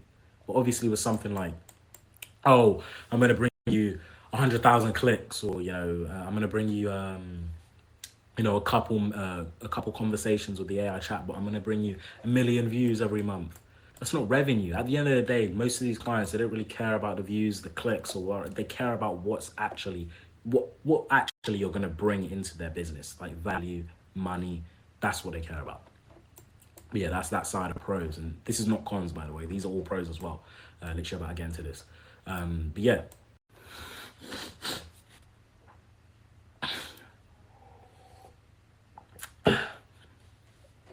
Boom. Offer testing at scale. You're able to run multiple ad sets, multiple campaigns at the same time. Even if you're not putting that much into them, you're able to run multiple at the same time to rotate to different hooks, and test different just test different things, test different hooks, test different creatives, image, carousel, video. You're able to test different things, and then bro, it's just once you're able to test different things at the beginning stages as well, usually take a couple days to test out what's working in the market, what's working in the local market, plug and play, then boom, that's all you do. Once you've actually cracked down on what's working, whether it's the video, the carousel, the image, you just triple down on it, and then bro, you stack winners into control by just testing multiple ad sets. That's that. Now here, top of funnel lead. So this is, multi-objective structure. Top of funnel is the lead generation. So obviously generating the leads, that's the top of the funnel. Then the middle of the funnel is nurturing the leads. So MOF, nurturing the leads, middle funnel. And then the bottom of the funnel is actually booking those leads, into the calendar. And it's as simple as, this is really simple structure. First structure, getting the interest, nurturing / qualification, and then the third thing, booking them in. It's just really simple structure. This whole entire system. But yeah, that's that. And then you're able to also, another one, you're able to also track, just like, the calendar booked, the showed within the pipeline. You're able to just track everything within the pipeline, whether that's through Go High Level, whatever software you have. You will have a pipeline, I assume, just to make sure you're able to track everything for your clients. So the leads that come in, you're able to track, this one booked, this one showed, this one paid a deposit, this one this, boom. It's just so simple once you have this system, man. You're offering the service. And this is a really powerful one actually as well. So having multiple offers and price points inside your lead form. So obviously as well, when the ad pops up on the screen, I think we might explain this later on in more detail, whatever. But essentially, obviously, when the ad pops up on the screen, you will have the lead form. Before you put in, name, number, email, you want to have some sort of qualification in there. And obviously, let's say when it comes to something like med spas or car chauffeuring or something like that, you can have multiple options where it's like, I've done it for a car chauffeur client, like a one-way chauffeur drive that is less than an hour, £300. 6-hour drive, £600. And you have multiple options in the lead form. And then obviously when the actual lead is signing up and signing in their information, they will answer those questions for you. And let's just say like price point, even when it comes to car detailing, is a really powerful thing. You can have it like, £100 for deep clean. We also do £400 for 2-year ceramic, and like £800 for 5-year ceramic. And then we also do paint corrections for £1,000 on top of that with ceramic coating. You will have multiple options. So when people are signing up to the actual ad or signing up to the actual lead form, they will fill in their information. They will fill in a bit of details in there. So once the lead actually comes through, you don't even really need to go into sort of, the MOF, the nurture part. You can just go straight into the booking part if they're already qualified when they come in through the actual lead form and they're qualified through the ad. Basically this is just you being able to qualify the actual lead in the lead form, which is qualifying them in the top of the funnel structure point. And then you can just, once they're qualified, you can just take them straight over to the bottom of funnel, which is the booking them in.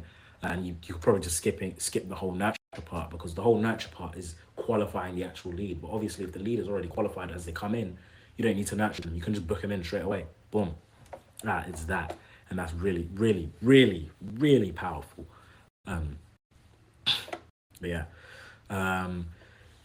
Operational saves, automated reminders. Yes, so this is a very good one. So obviously as well, when it comes to leads, stuff like that, this links to the whole AI appointment setter, appointment receptionist, whatever. Some people may not reply or may not be active at the moment, obviously that sort of thing, and they may reschedule, stuff like that. You don't want to be doing that manually. You don't want to ever be sending stuff like that manually. So this just links the whole AI chatbot mixed with the meta ads. It's going to be contacting these people back and forth. If they don't show up, if they're not replying, stuff like that, it's going to be following up with them 24/7. That's that. So good, man. Oof. Another one, very important. So creative leverage. If you have a strong creative, bro, you're going to make so much money. Like this is something that we started implementing as well. We've been implementing this. We've been doing this. Having a proper video script for the actual creative, having a founder face, which would be your client ideally, so a face on the video, and then proof of the actual clips of the actual service that your client is providing, whether that's the car detailing, the chauffeuring, the construction, whatever. So what I mean is having your client say on video, hey, are you looking to get your roof done, etc., etc. They're having their face on it. It's personal touch. and then having proof of the clips of you of the client actually putting the materials on the roof, etc., etc. But yeah, that's that, and it's really good way of just making a brandable ad, because it just shows that it's professional, it shows that it's personal, and obviously as well when it comes to Instagram, Facebook, social media, everyone likes a personal touch to things. So if you add that personal touch into the creative, it gives you that extra leverage for when the leads are coming through. Cool. Market research through Facebook ads library, just multiple different other places of market research as well, but mainly the Facebook ads library.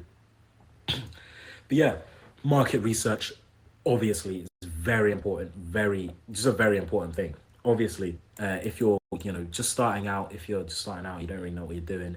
The first thing you need to do is just search up Meta ads library, and then do a bit of market research on the actual client that you have. So whether that's a med spa person, a med spa business owner, you would search up in the Facebook ads library, med spa, something like that, or something to do with that. I don't know what they're offering, that sort of stuff. Look at some of the ads that are on the library there, and then obviously you're looking at the competition, looking at what's working, looking at what's been running for a while. That's a strong indicator that is what's working in the industry. So yeah, market research for the Meta ads library, very powerful thing. Yeah, repeatable SOPs. So obviously this is just to do with the actual ad sets, the copies, the landing templates, the actual lead forms, stuff like that, the bot scripts, all plug and play. It's all plug and play. If you stick to one niche, like I mentioned before, just pick one of those 4 niches. If you stick to construction, you do good for one construction person. You could just go reach out to another construction company, do the exact same thing, plug and play the exact system here into the other construction company, and you will make the money. It's just simple maths. Like if one thing's working, then just do it for the other person. It will work for them as well. But yeah, that is literally that.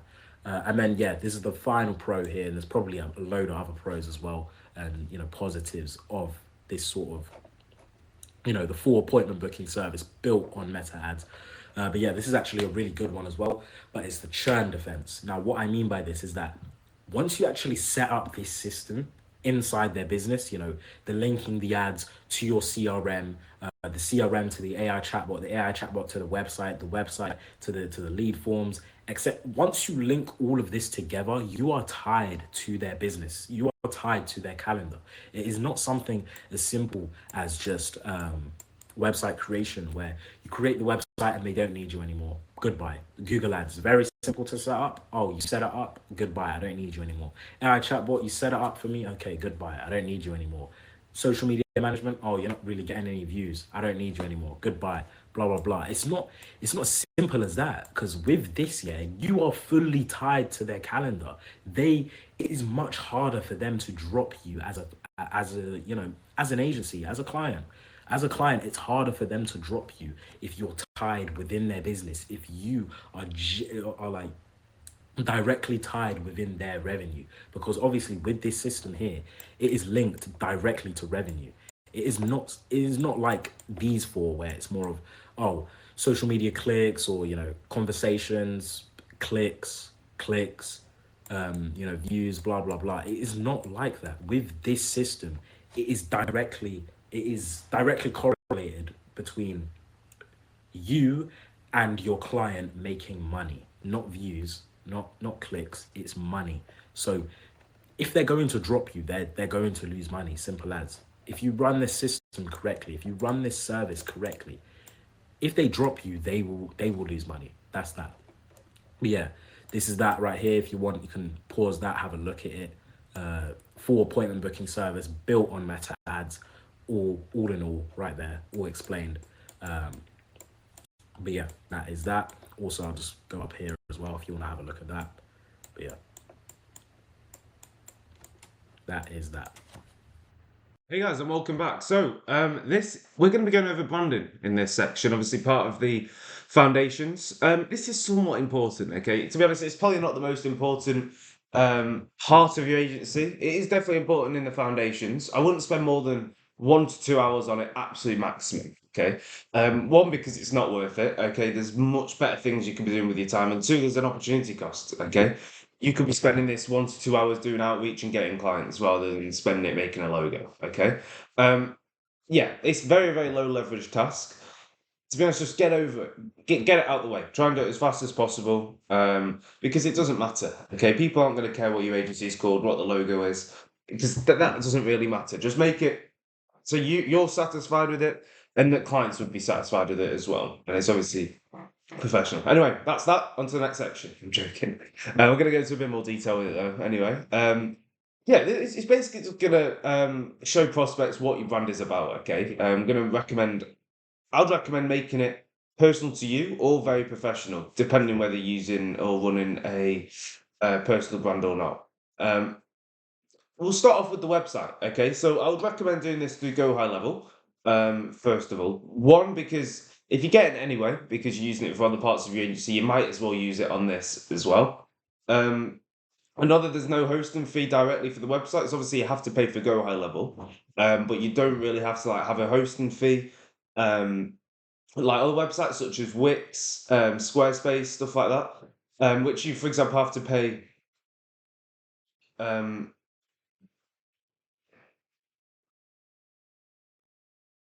For example, you wouldn't have to pay like a monthly fee, for example. Obviously, you have to pay a monthly fee for the Go High Level, but Squarespace, you do. Okay. However, there is pros and cons to Go High Level. One, it is limited in terms of how much you can do. And Squarespace has got a lot more templates, which are actually good. Go High Level does have templates, but I wouldn't really recommend using them. I mean, for example, let me share my screen right now. This is actually our website at the moment. To be honest, it's not our permanent website. We've literally just got this in place just for the time being. But this is the website right now. For example, for business owners only. This is kind of like a landing page. Okay, it's not really like a traditional website which you would see. We've got a video here, pretty much like kind of like a VSL. It was supposed to have my face on it, but for some reason it didn't even load. And then we've got a kind of like a guarantee there, and then a book a call. So we've got this all the time, pretty much. And then it goes straight to our Calendly booking link, which is really, really good. To be honest, I thought it was embedded, but it goes to a different page. Obviously, people can book it in. FAQs as well below. So, for example, I've recorded myself doing FAQs here. Not a lot of people do this. They just write an answer. If you're going to do anything with your website, I'd recommend definitely writing your own FAQs. Or sorry, recording your own FAQs, just because it's a bit more personalised and not many other people do it. Obviously, have a little bit of like a summary that if people can't watch it, but then just embed a Loom video in. You might as well. It makes it a lot more personalised. And if you've got a personal brand, then it shows, you're connecting with the clients a lot more. It's definitely much better. Are the leads exclusive or shared? For example, and these are just common questions, and then there's me answering them as well. I can't remember when I recorded that. And then we've pretty much got like a brief summary of what's going to happen in the call. Can't lie, if it depends on what kind of agency you're running. This is kind of like a landing page. Not a lot of people go to our website, in all honesty, because we don't really push it anywhere. And to be honest, I wouldn't spend a lot of time on the website. If you are charging quite high ticket, people will probably have to see it. So therefore, I'd make it very I'll make it very professional. Make it something that you would buy from, especially. That's what I'll go back to all the time. Make it so that you would buy from it. Because if you personally wouldn't trust the website that you've got, then what's the point? You know what I mean? So in terms of actually how to build it, let me go over to this sub account here. So I've not got any websites on this one. This is a fresh account. Obviously, go over to sites. Hold on, you can't even see. That's the wrong one. So you go over to sites at the top here, and then go to websites. For funnels are for funnels really, not websites. So go to websites, and then you can press add new website. Now you can do it from a template. I'll show you what I mean by templates. I don't think they're the best. Well, I mean, to be fair, they're not the worst actually. But if obviously you're an agency, probably wouldn't use the marketing agency one. I used to use that. It was not very good. Let me search it up more. So, for example, automation software. That one's not too bad, to be fair. Automation software there as well. You will obviously have to do some editing to it as well. If you want to just get it done, as I said, you need to get this out of the way. If you don't want to spend a lot of time building a website, this is perfect. Okay. Let me see if we've got a marketing agency one specific. Okay, so we've got a few more here. Digital marketing firm, software. Okay. I think probably the best one. Let's preview this and see what it looks like. That's not the worst. Okay. It's got some images. It's got the stuff here. And then I would not do this. This is one thing which I wouldn't do. Put your pricing on the website, because this is just like, it's kind of like, it's like telling you to buy it. You don't want to do that. You need to get on a call with the prospects before. Don't just get them to buy it over the like messages or fucking website. That's never going to work. So definitely don't have something like this. It has to be more so explaining what you do, who you are, and then the call to action isn't to buy on the website. That's not your aim. It's for them to book a meeting. And now it depends where you're getting the traffic from your website from. If you're getting the traffic from your website from just already booked meetings, then you need to kind of focus it on showing information, building trust, that kind of stuff. If you're getting the website traffic from maybe your personal brand, which is because it's in your bio, for example, perhaps you could do it, maybe a bit more salesy, so pushing more to book a meeting. I'll definitely have a call to action to book a meeting anyway. That's a given. That should be on all of them. For example, mine, I think we've got 2, so Calendly booking link, and then at the bottom here as well. I'd have it like that, one in the middle, or one at the start, one in the middle, and one at the end. So when people are scrolling through, they can click it pretty much wherever they are. Let's just choose a random one anyway. We might as well choose the one which we were on before, just so I can show you how to actually edit it. Where is it? You know what? We'll just choose CRM. So in terms of the actual editing, it's not coding. So you don't need to learn how to code or anything like that. It's a lot more, clicking select. I don't know, but like blocking, if you know what I mean. I'll show you anyway now. Of course, you could do the SEO with this as well. I will go over the name, because obviously you need to do your name as well, and the logo. So that can kind of tie into the SEO. But yeah, for example, here you can just see it. Loads of stuff. Okay, so you can do that. It's relatively simple to use. You can drag and drop stuff from like the pages, tracking code, etc. Loads of stuff. It's relatively straightforward, and I think you probably get the idea. So yeah, I would definitely recommend using Go High Level to build a website. Obviously, you can use stuff like Squarespace, Wix, if you want to pay a monthly fee. If you're on a budget, and you're also going to be using Go High Level for your service delivery, maybe outreach as well, then you might as well. Okay, it's easy to build on. What I would change about my website is add a lot more testimonials and case studies. We've got loads. I just don't know why they're not on there. Obviously, if you're starting out, you won't have any, so you need to fill that with something else. If you've got testimonials yourself, especially video ones, get them whacked in as well. So yeah, next you need to get a domain. We'll actually have to pull up my screen again, just to show you the best way to do it. Now, I would personally recommend using Namecheap. There's so many options, okay, so you don't need to use Namecheap. I would just recommend it, just because I've used it myself. I've got all of my domains in there, and it's relatively easy to use and cheap as well. It's in the name. So obviously you need to do this after you've chosen the name, which I'm going to go over in a second. So how do you do it? Let's say, for example, we choose a name called Leadify, which is definitely taken. Well, if it's not, then there you go. You can, the first person to use it can have it. Leadify. Now, what suffixes? Yeah, what suffixes should you use? Now, Leadify.com. So .com, I'll definitely always use that. Obviously, that's not available here. The first thing you should try and do is .com, not .it.com. I think that's Italy or something. .io. That's what we use for ours. Leadswift.io. I'll use .io or .com. If you live in the UK, don't use .co.uk or .uk, because that kind of limits you to one location. Okay, for example, if you wanted to start in the UK market, and you can think, okay, I might do .co.uk. I wouldn't recommend it, because what if you want to in the future change? Okay, and then you'll have to rebrand everything, because you'll have to have a different domain. And then what if that domain's not compatible? Or what if there's not an available .com domain? Then you're gonna have to change the name. Because if you're in the UK and you're trying to buy from somewhere based in the US and they've not even got a US based website, it's not really it's not the best thing. So for example, let's just get another name. For example, appointment appointment flowy. Well, I'm thinking of a name off the top of my head here.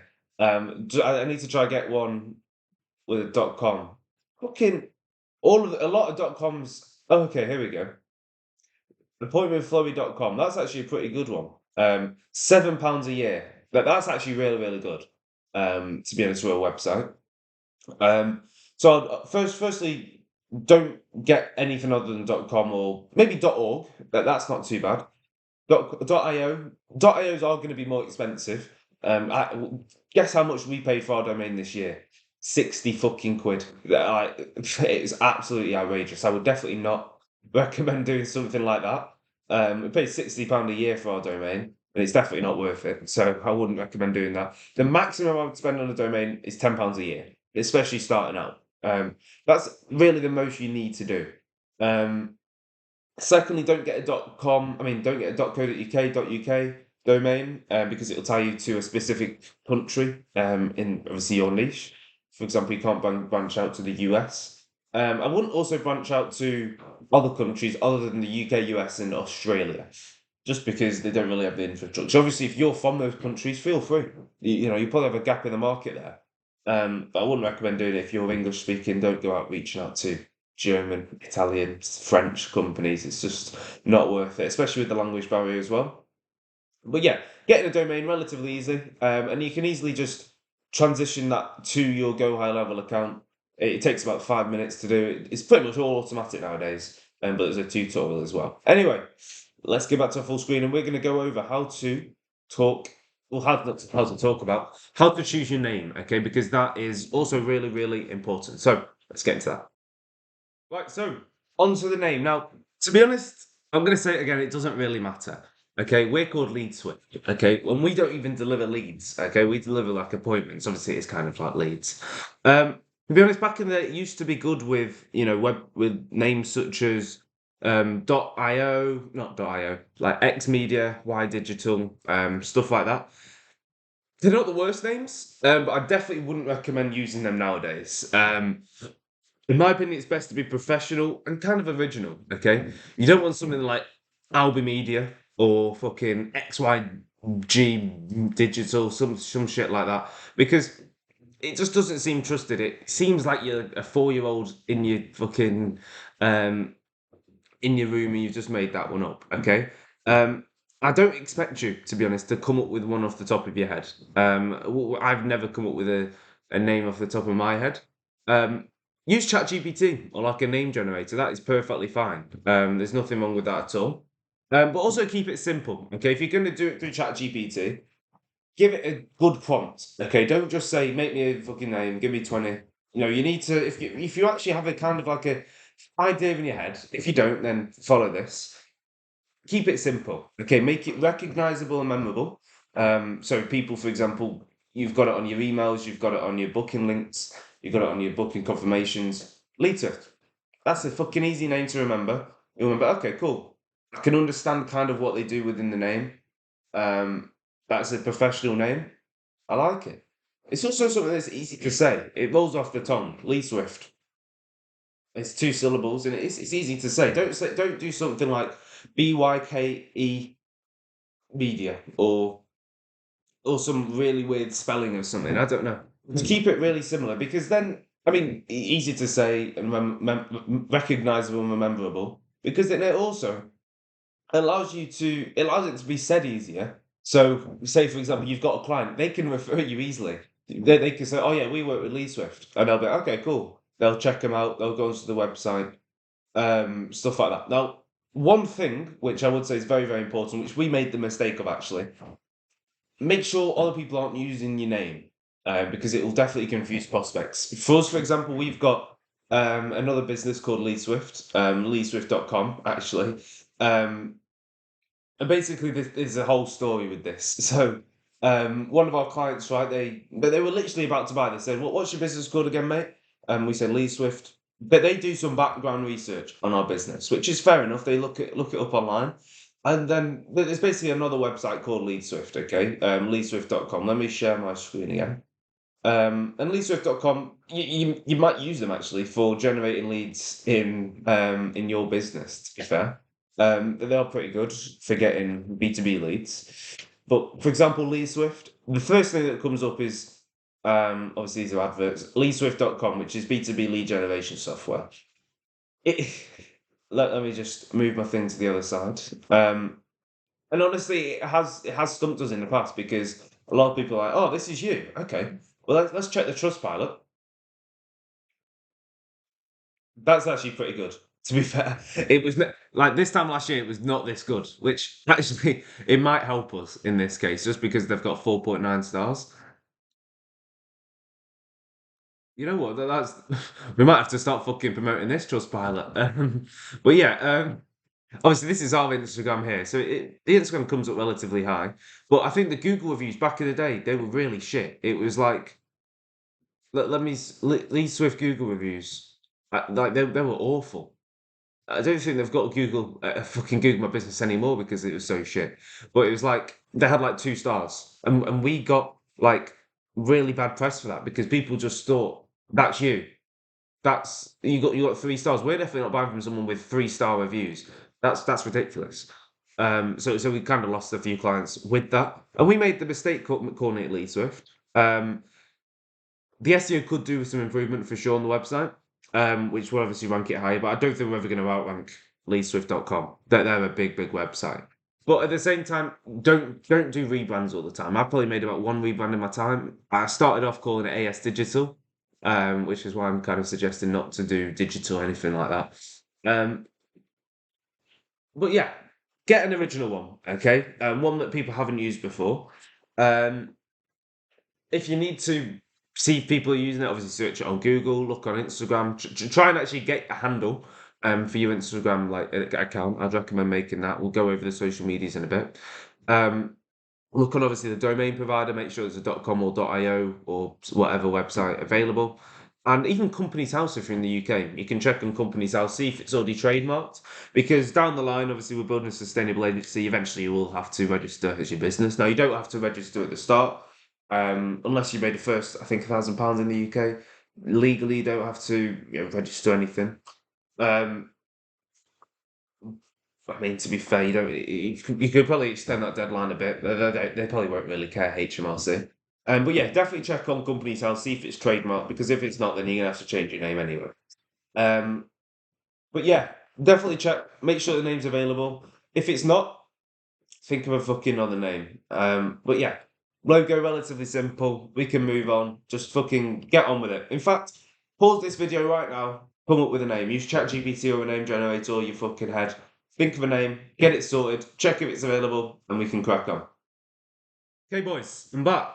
I've actually just got a coffee because I've understood the energy was low, so I've got a coffee to get me through the rest of this. So, next, going on to the logo, okay? I'm going to say it again, it doesn't really matter. None of this matters a lot. Obviously, it does matter to an extent, but you should not be spending more than 2 hours maximum on all of this, okay? The logo, you need to try and link it to your name. Okay, I'm going to go through this relatively fast because we don't need to spend time dwelling on this. We have actually 2 logos, 2 variations. And to be fair, I'd recommend kind of doing the same. So if one is just with your name, okay, I'd have this, no, so with your name and like a little symbol next to it. I'd have this just so it, for most things really. And then I'd have one with literally just our symbol. So our symbol is a sideways S. You won't understand until I show you. Let me try and find a picture of our logo.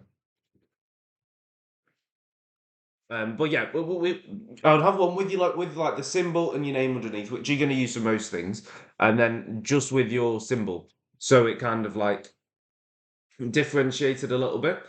We'll go over the social media in a minute, but let me show you here. So share my screen. This is our main logo. As you can see, this is the S here. It's kind of like an S because it's with the shadings kind of thing. So it's a sideways S on the top, and then we've got our thing at the bottom, lead Swift. And then this is just our symbol logo. Okay, we have this for kind of like stuff like you can't really see. Let me move my camera at the top, just there. Where is it? There. This thing here. The I can't remember what it's called. The favicon. That's what it is. I'd have something like that for that, and then for most other things, keep it as like your full one. Well, it's good to have two, just in case you want a bit. You want to change it up for certain things. I'll definitely have two, but again, it's not that important. How can you actually make it now? Nowadays, this wasn't really a thing when I made mine. But you can use ChatGPT actually. You don't even need like to pay for anyone like a plan stuff like that. You can ask ChatGPT to do it. Now, when you're doing that, you need to make sure that it doesn't actually look AI generated because there's a lot of AI slop out there, and it is easy to tell when it is AI generated. Okay, it just looks cheap. So you need to give it a good prompt. Don't just accept the first one which it gives to you. You need to feedback, say, no, I want it like this, not like that, don't include this, make it look like this, for example. Be really, really specific with what you want. If you've got an image in your head, just describe it, because the quality of your prompt is going to determine the quality of the response. So really, really focus on that. And also ensure all text is correct, because sometimes it does get it wrong, like some of the letters merge into one another. It happens, so you just need to try and reiterate it. And otherwise, you could use maybe like a Canva template. I think that's what I use for mine actually. But yeah, and then with the actual logo, whatever color you use, try and match that color theme across everything. Okay, so match the color theme on the website and your social media, just so it all links into one and it looks professional. You know, it's boiling. Christ. So yeah, don't make the mistake of spending too much time about it and thinking about it. I made that at the start, like trying to get a perfect logo, like I'm some fucking Jeff Bezos making Amazon. It doesn't matter. Just make it and move on. Simple as that. The next, I'm not going to pause for this bit. Let's get onto the social media. You should have at least an agency page. Now, I went over this earlier. You should have a personal brand personally. And obviously you can use that as kind of like an agency page as well. But I'd have an agency page at least and make just a few posts kind of explaining what services you do. Don't just keep it empty, because if it's an empty account, then it just looks fake. And if you want to post content on there with your face on it, I would definitely recommend doing that. I'm actually going to show you an example of one of my friends, Corey, who also owns an agency, who I actually really, really like their agency page. He did actually remove some of the videos which were on it before, but this is, you kind of get the idea. So it's called Sonia Clown Marketing. I think I'm saying it right. Quick little bio, and then this is obviously him as well. Actually making the video, so it's a bit more personalized than just a static image, for example, like ours. I'd recommend doing something like this. We are going to move towards it. Okay, and the videos are targeted towards the ICP. So once you've developed your niche, you should make videos towards your ICP. Don't just make generalized videos, make it towards your ICP. And obviously this is a creative video. It's going to capture people's attention, and I assume he has this in like his confirmation emails, his website, so people are going to click on it, for example. And then pin stories as well, definitely have highlights. These are, for example, some of his results, which he's got. So prospects are going to scroll through this. Okay, he's getting results. He's got a face to the name. It's not just someone hiding behind a screen. Here we go. Here are some more ones. And they're funny to an extent, okay? And then they go back to, obviously, giving more value. The main thing is to give value on this, whilst also showing a bit of your personality, okay? Don't just be a robot talking to the screen like this. Relax a little bit. Show your personality. Now, this has 20 followers. Now, let me show you ours.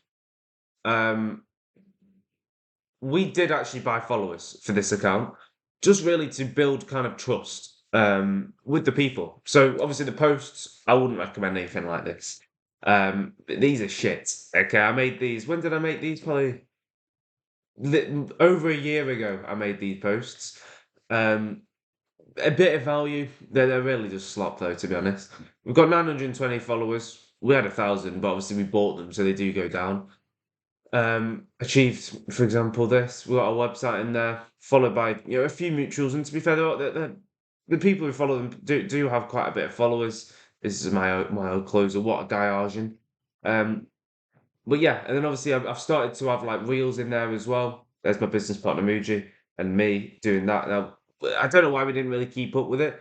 To be honest, no one really looks at our website. If I was to sign in, we probably had like one profile view in the last week. I mean, the last like 5 months or something. So it's not really worth it. I would go more towards something like what Corey's doing, because that's really good, and it shows your personality. Okay, it differentiates you from all of the other faceless agency owners who don't get results and aren't really trusted. Because if you've got a facey name, you're willing to put yourself out there. I'd personally want to buy from you more than someone who's invisible, pretty much. Oz is definitely a worse example. Do something like Grace. So keep the branding consistent. So keep the colours the same as your logo, same as your website. As I said, I definitely recommend buying followers just to build the trust a little bit. It doesn't really harm you, to be honest. It's not really like posting this to reach loads of people and to get a viral video. It's really just to build trust. I would really recommend starting a personal brand though. Don't buy followers on the personal brand account. Definitely don't do that. But the personal brand has definitely really helped us, me and Muji, grow our agencies and get clients without really doing much, because we're getting inbound leads on autopilot. And this is probably how you saw this video as well, through that. So it can help with one-to-one mentorship as well. But we won't be going over this in detail now. We've got like a mentorship if you want to learn how to start a personal brand like Muji's. If that does sound like something you're interested in, by the way, feel free to send me or Muji a DM in our Instagram. It's in the description, so just check below for our Instagram handle. Mine is at AlbieScarborough, AlbieScarborough. You probably won't even understand what I said there. But yeah, we'll pretty much give you access to all of our tracking sheets, which we're going to go over later in this video, and as well as also giving you some information about the mentorship. But yeah, that is pretty much that for in terms of the branding and setting up kind of like the accounts, social media, website. Get this done relatively fast. You don't really need to spend too much time about branding. Just get into it. You know what I mean? So yeah, take action right now on this. Make a website, make a logo, make a name, make a social media account. Pause it, do it right now. And yeah, get into it. And without further ado, I don't actually know what is next. What you're going to see anyway. I'm pretty sure it's going to be about the offer and outreach methods. I'll definitely take notes on all of that. Should have been taking notes throughout, as I said in the intro. But when you see me again, we're going to go over system creation, which is very important to getting everything off the road. So yeah, speak to you later. Cool. Buckle up, people, because this is going to be a long part right here. I'm assuming by this point in the video, you would have already picked your niche, or understand what niche you're going to go for and what service you're actually going to offer. If it's going to be our offer, the appointment booking, blah blah blah, with the meta ads. I'm going to get straight into this. I'm not going to necessarily just give you a load of offers. There are some over here as well, like some examples of offers, but I'm going to actually walk you through how to create a good offer. So yeah, we'll just get straight into it. Number one, what you want to do is sell the outcome. Sell the outcome, not just, oh, we're going to bring you leads. I've touched upon this before as well, but you want to sell the actual outcome. So you want to sell them, oh, we're going to get you this amount of bookings. We're going to get you, this is going to be your show up rate. This is how much revenue we're going to bring you. Not just, all the ads, the posts. You want to just show them the value in the outcome of what you're actually doing, the service that you're offering. That's one of the most important things. Sell the outcome first. Now, the second thing, with your offer, you need to have it all in one spine. So what I mean by this is the meta ads, the funnel, the AI booking, the whole entire system that I walked through before, with the meta ads, the AI booking, the back and forth, everything. You need to have that all in one spine, all ready, packaged up, all in one offer, all in one place nicely for them simply to just read or walk through, or for you to explain to them. You want to have it all in one place, all in one spine, and that's what I mean. So just one body of sort of service, or what you're actually offering to them. You're just trying to have that all in one place, all ready to sort of just offer straight up to them. And then third thing, simple pricing. Don't make it too complicated, like anything to do with like percentages, blah blah blah. Just do, you're either going to do an upfront and performance basis, or you're going to do a flat retainer. You just want to make it simple. And if you are going to do performance basis, you want to make that simple as well. Oh, you're going to pay us this amount if we bring you this amount of appointments, or you're going to pay us this amount for every appointment. You're going to bring us this for every X. Boom. That's what you want to do. You want to just make your pricing simple, blah, blah, blah. This is the first 3 steps of building a good offer. Now, proven offers that work is having sort of a roadmap and like a beginning, like an audit, a roadmap, and then sprint. So what you're going to do is tell them, oh, we're going to bring you this amount of paid traffic in this amount of days, and with that, this is how much revenue it's going to bring you, and then we're going to monthly scale that. So this is what's going to happen in the first month, in the second month, and the third month onwards. This is how we're going to scale. That's how you sort of that's an example of like how to actually show an offer, like a proven offer towards them that actually provides them value, or they can see the value in it because they see the amount of days, what you're actually going to do initially to bring that, and then also as well just how you're going to scale long term after that. But yeah, second thing is pay per show. So pay per show is, you know, you can either get a base fee or like an upfront or something like that. And then a base per show is like, you know, for every car detail or for every ceramic coating, for every quote booking for a roofer that I bring you, you would pay me £100, XXX, whatever. Boom. That is basically pay per show, the hybrid as well. So you're going to take a base fee, maybe even a base retainer. You could take just an upfront, and then after that, take commission after that. But yeah, that's basically that pay per show. Another offer that also really works, and it's really good if you're really good with your service and you know what you're doing when it comes to, you know, running ads or whatever type of service you're offering. A pay per show is very, very good. But yeah, that's that. And then upfront plus commission. This one's really good as well. So yeah, plus commission or pay on results. So upfront, obviously, you'll take like an upfront to actually cover the costs of your systems, and then after that, you take a commission or a pay on results sort of basis, where it's like, I don't know, you'd get paid for every sort of job you bring them, or paid per percentage of the job you actually brought them, etc., etc. And then yeah, as you can see here, they pay you X to set everything up, and then after that, it's Y for every Z. But yeah, that is that. And yeah, so how to build a good B2B offer. So obviously you're contacting business, blah, blah, blah. You want to be niche specific. So use like, you know, case specific, you know, keywords, stuff like that. When it comes to the construction industry, you want to be using words like quotes, materials, all that sort of stuff. And when it comes to, you know, stuff like the chauffeur, and you want to talk about, you know, bookings, deposits, stuff like that. And that's also another offer that works here as well in the offers. Obviously, these are offers that you're actually using to show your services towards these businesses, but obviously as well, some of these offers where you can actually use within the actual ads to actually bring you good results for your service that you're running. As I was saying, obviously you want to be using, as you picked one niche, obviously I'm assuming you picked one niche, you pick one niche, you pick one sort of service, and then you pick one sort of offer, and then obviously as well, you're using specific keywords within that niche, so it applies to that niche, you know, what you're offering, stuff like that. So let's say, for example, for a construction company, I could say, oh, we're going to bring you this amount of quotes, not leads. And obviously as well, you want to be using those keywords like the quotes, bookings, you know, address, location, blah, blah, blah, materials, labor, all that sort of stuff. But yeah, just want to be using those specific keywords inside your offer. Yeah, that's that.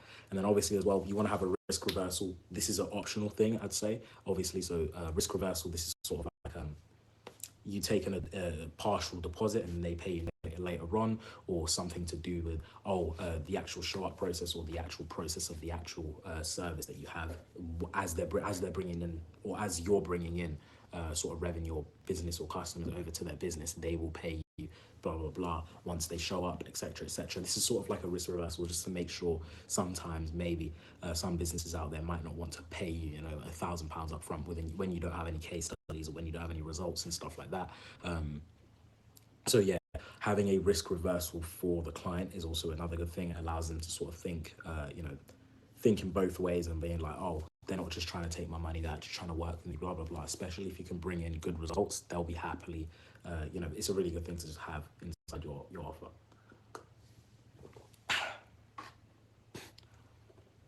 And yeah, over here, another operational fit. So obviously just having everything planned before you actually launch with them. So obviously when you launch with them, or beforehand, you want to also just like make sure in your contract, oh yeah, we're going to set up this for you, this is how it's going to be, this is on this day, this is when we're going to launch, this is how we're going to do this. You just want to have sort of everything mapped out for them, so they understand how it's going to look like working with you. Obviously we'll have that in the presentation as well, I usually have a slide where it's just like, oh, a roadmap slide, and after I explain all the services, it'll be basically be like, within the first couple of days we set up this, and then this amount of days we'll have our our scheduled onboarding call, then we set up this, and then we launch this, and then testing this, blah blah blah, and then it just sort of goes on from there. And it's a clear roadmap for the client to actually understand how it's going to look like working with you, and that's a very important thing to have in your offer. Like, you need to have something for them to actually visually see how it's going to look like working with you, and how they're actually visually going to see sort of the return on investment that they're actually paying you in the first place. Cool. And then yeah, another one, value, the value proposition statement. This is very, very important. So obviously with this, one avatar, I've written here, one avatar, one outcome, one window. So you just want to keep it completely specific. And what I mean by this is one avatar. So I help construction companies, outcome, get 10 bookings, window within 30 days. That's basically what this is. Value proposition statement. This is very important. You need to have this outlined in your head. So this is something that you're also going to say, not as well as this, not just only the sales calls, but obviously this whole entire offer part as well. It also applies to the actual outreach process as well. So obviously the value proposition statement, you can have this, in your cold DMs, in your cold SMS, in your actual cold call script. We bring this in this amount of time. Boom. Keep it literally specific towards the niche and specific to the services and what you're actually going to bring to the businesses within the specified time that you mentioned. Yeah, that is that. And then quantifying the economic impact. Yeah, so with that, you basically want to show how they're going to bring, or how they're going to actually see the value. So you want to show them the actual value in what you're offering. So do this with maths. This is what I actually do. So we have like a literal calculator where we put in their profit margins, their costs, the labor costs, everything to visually show them how much money they are going to make back if they invest in us. And that's what you need to be doing. This is also done through just case studies and having testimonials and stuff like that as well.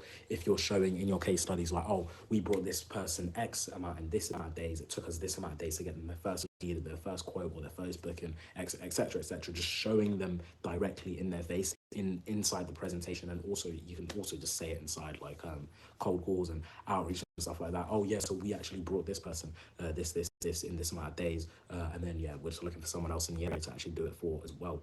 But yeah, just showing that you can generate them actual wins. Very good thing. You need to have that in your offer. You need to have that in your value proposition statement. But yeah, just showing them the value in your offer when you're sort of just like offering them the service, blah blah blah. Especially in a presentation, very important thing. You almost always need to have a sort of section closer to the end of your presentation before you get to the offer, where it just details people you've worked with in the past, your results, the ad spend, the CPL, all of that sort of stuff. You always want to have that before you get over to the actual like the pricing and stuff like that on sales calls. And I'll get onto that in more details later on, or we'll be getting onto that in more details. But yeah, very important thing. You need to be showing them the value in the sales call. And then also as well, just like I mentioned here, you need to be showing them proof in the process that it actually works. Obviously as well, this can be said through this can just be said like on a simple sentence. It may sound like a lot, but obviously you just want to mention like, oh, since everyone's on social media nowadays, what we do is run meta ads. It's showing proof in the process. The process is you running the meta ads, and then the proof is that everyone's on social media, and that's what you mention to them when you're offering them the services. Oh, a load of people on social media nowadays, which is why we run meta ads. Our whole system is built on meta ads because everyone's on social media, etc., etc. And then obviously, without over explaining, because that's a really simple, quick way to actually say the reason why you're actually doing the process, and then you have a little proof for it, which is you running meta ads because everyone's on social media nowadays. That gives them sort of the reasoning behind what you actually do and the service that you're actually running, gives them the reasoning behind it. But yeah, that is that very important thing. Obviously as well, as you're going through all this, I mean, I'm slowly going through all this and stuff like that, I want you to be taking notes. This is a very crucial, very important part of when you're running or setting up your agency. Your offer is arguably one of the most important parts of the agency, as well as the niche and the service that you're running. Your offer is arguably even more important than both of them combined. But yeah, the offer is one of the most important things. Obviously, go through all of this in detail, the notes and everything, stuff like that. I'm just going over it pretty quickly. But yeah, over to the final section over here. Just labeled it, we help X get Y and Z, and then also like a blank space if you're going to have like a sort of guarantee in place as well. So essentially what that is, you just want to fill in the blanks with me. So niche, have your niche. Let's say your niche is med spas. Get the qualifier, the measurable sort of result for them. That is, you will put in, so we put down niche, med spas. Y, we help med spas get, let's say 10 bookings in 30 days. What you'll do is put, we help med spas get 10 bookings in 30 days, and 30 days is the credible timeline right there. Yeah, that's that. And yeah, as you can see, some examples of that here. So construction, we help roofing contractors book 10 inspections in 30 days, or we work for free until you do. And then that's a use of the underline right there, the underscore, which is basically, like I mentioned, just for if you're offering a guarantee in place. You don't have to offer a guarantee. However, if you are going to offer a guarantee, this is actually a very good guarantee to put in place, because obviously you're not losing anything on your end. You're putting, or we work for free until you do. Obviously there's other guarantees out there, something like oh, we'll pay you back, or or you get a full refund at the end of this if we don't bring you 10 in 30 days. And obviously with something like that, you will not get with something like that, you do not get necessarily, you would lose your money essentially, or you don't really keep everything that you've gotten. So obviously, let's just say you took 1K up front, and then you said, oh, if I don't bring you 10 inspections within 30 days, I'll get your money back. If you have that in contract, you will have to pay them back. Even if you get them 9 inspections, and even if they get a return on result, if they're asking for their money back, you legally have to pay them, because it's in contract. Which is why running a whole refundability sort of thing in your sort of guarantee or offer isn't the best thing to have. But however, this guarantee right here is a really good guarantee. It's all we work for free until you do. So we'll get you 10 inspections in 30 days. If we don't, then we'll work for free until you do. It's a really good offer, because obviously you're not losing anything on your end. You're keeping your money, and then obviously as well, you're making them money as well as you're sticking to work with them. But yeah, that's just a construction example there. Med spa one here, we help clinics add 30 new consults in 30 days, or we extend the management fee. So management free. Essentially, what is that? Management free. Yeah. So with this, it's sort of just another similar offer to here. So obviously work for free until you do. We extend management for free. So what you're essentially doing is basically just working with them for free for a certain period of time when it comes to the management side of things. But yeah, obviously you're not losing much on your end other than sort of a time thing. But obviously if you're not bringing them sort of what you're promising them in the first place, I mean, it should be up to you to actually, bringing them what they want, stuff like that. And then, yeah, that's that. And yeah, final thing about offer. So this is sort of more in the guarantee sort of thing, is guardrails. Now, what this is essentially is sort of adding sort of friction to sort of like your offer, which allows them to sort of be laid back and chilled when moving forward with you. And this is basically, like I said, the guarantee is, so offer, we work for free until you do, or we'll extend the management for free for you. And then this as well, it's just guardrails, it's tying it to the actual client's responsibilities as well. So this is more something like, oh, we'll promise you appointments, and it's up to you to actually close those appointments, but you'll still pay us for the appointments. You get what I'm saying? So obviously as well, this is like, for example, in the construction industry, if you get someone 20 quotes, they might not close every single quote. But if they're still going to pay you, if you put them 20 quotes, and that was in the offer that you were going to get them 20 quotes, and they're going to pay you 1K a month for that, then they still have to pay you 1K a month for that. And this is just a really good way to get the client sort of thinking, because a lot of the time you may think in your head, but oh, it's not guaranteeing them, money in. And to be fair, it isn't. If you're guaranteeing them 20 appointments, they might not close any of those appointments. But the whole point is that it's tied to the client's responsibilities. And a lot of the time, you know, these people are business owners. They didn't start a business to not own, or not to not have responsibilities of, you know, their own sort of business, their own money, that what they're actually doing within, you know, their own business. So giving them more of a responsibility to actually get good results is a really good thing to have in your offer, because it makes them work hard as well as you, and it also just shows that, oh, if you're both working together, you're both going to make money, that sort of thing. But yeah, that is a really good thing to add into your offer, sort of guardrails to sort of give the client more responsibilities to ensure that they actually just be like, hey, oh, okay, so it's up to me to close the appointment. I know I'm good at closing, so yeah, cool. I'll work with you. I'll pay you a grand if you get me, you know, X amount of leads or X amount of appointments, blah blah blah, etc. etc. But yeah, that is essentially all of that. How to build a strong offer. I'll leave that up there on the screen for you if you want to just pause and just have a look and take some notes. But yeah, this is a very important part of, you know, your agency, setting up the agency, just looking over that, you know, how to build an offer, proven offers that work, a good B2B offer, obviously, because it's B2B, you're working with businesses, a value proposition statement, which is very important as well, and then just helping, sort of like the statement that you will have in your offer. So we help X get X in an amount of time, and then if not, you'll have the guarantee in place as well. But yeah, this is just a full overview of how to build a proper offer for your, you know, niche, your service, whatever. Obviously, before you got to this point in the video, I hope you actually picked, you know, a niche, you taken notes, and you also picked a service, and then with that as well, you link that to this and you create your own offer. So yeah, create your own offer based on what I've said. Like, especially this bit is pretty straightforward and easy. You just put in your niche, you put in what you're actually going to bring them, the result, and then you put in the time frame, blah blah blah. But it's pretty straightforward. Go through this in detail, maybe rewatch this part over again. But yeah, the offer is arguably the most important part in the agency space, because you need to be getting your offer correct. Otherwise, you could have the best results, you could be the best at doing your service, but if you have a terrible offer, no one's actually going to move forward with you. That's why your offer is so important. All right, cool. So I'm going to go through this really quickly. I actually recorded this twice, because the first time my camera, my microphone wasn't sort of connected. But yeah, we'll get straight into it.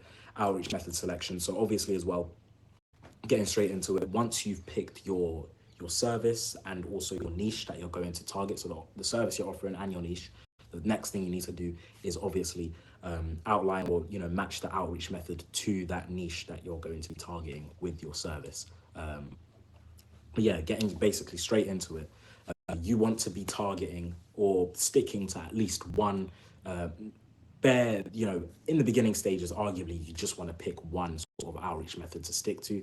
But obviously later on, you can even go up to two, but I wouldn't go past two at all, even in the latter stages, and you're, you know, growing, stuff like that. But obviously, just pick one or two outreach methods, just stick to full on. But yeah, I'm just get straight into the pros and cons for, you know, outreach method. You know, the rankings, I'd say, for each niche as well. So obviously not all outreach methods are the exact same for each niche. They all apply in different aspects. But yeah, straight into it. Construction niche, cold DMing, I would say it's a 1 out of 10, just because in construction, a lot of construction companies aren't really on Instagram or on Facebook. So it's going to be hard for you to actually cold DM them. Also as well, just like stuff to do with volume, you're not able to reach out to that many construction owners and stuff like that on Instagram if they're not even on there in the first place. And then yeah, just compared to the other sort of outreach methods in this niche, it's not that good. Cold calling, 9 out of 10. This is probably the strongest in this niche, one of the strongest anyways. Construction niche, obviously with cold calling, you're able to reach the owner, you literally directly. So you'll call them up, you'll reach them right away. So you don't really need to do anything else. You literally just call them up, you'll have their number, all of the numbers on Google, all construction companies are on Google actually, for a fact. But yeah, you'll be able to just reach out to them, offer your services like straight up to them. You just go straight to the point as well. No messing around, no, you know, warming up or anything like that, compared to like cold DMing or in person. But yeah, cold calling, one of the best in the construction niche, arguably the best. But yeah, I have one to argue about that. But yeah, second or third, in person, I'd rank it a 2 out of 10 in this niche, just because the same facts of like volume, you're not able to actually outreach to as many people in person, because not a lot of construction companies do have a stationed place where they stay. They're usually in vans or doing work or on, you know, on their way to different places and whatnot. So when it comes to the in-person, yeah, you're not really going to find construction companies like that too much. And even if you do, it can be seen as like, you know, unprofessional stuff like that. Like imagine if a construction worker is doing some sort of work on, you know, a roof or something, and you just come up to him and you're like, hey, could you come down? I have something to ask you. And you just try to pitch him on the spot. It's a bit sort of unprofessional, just displaced.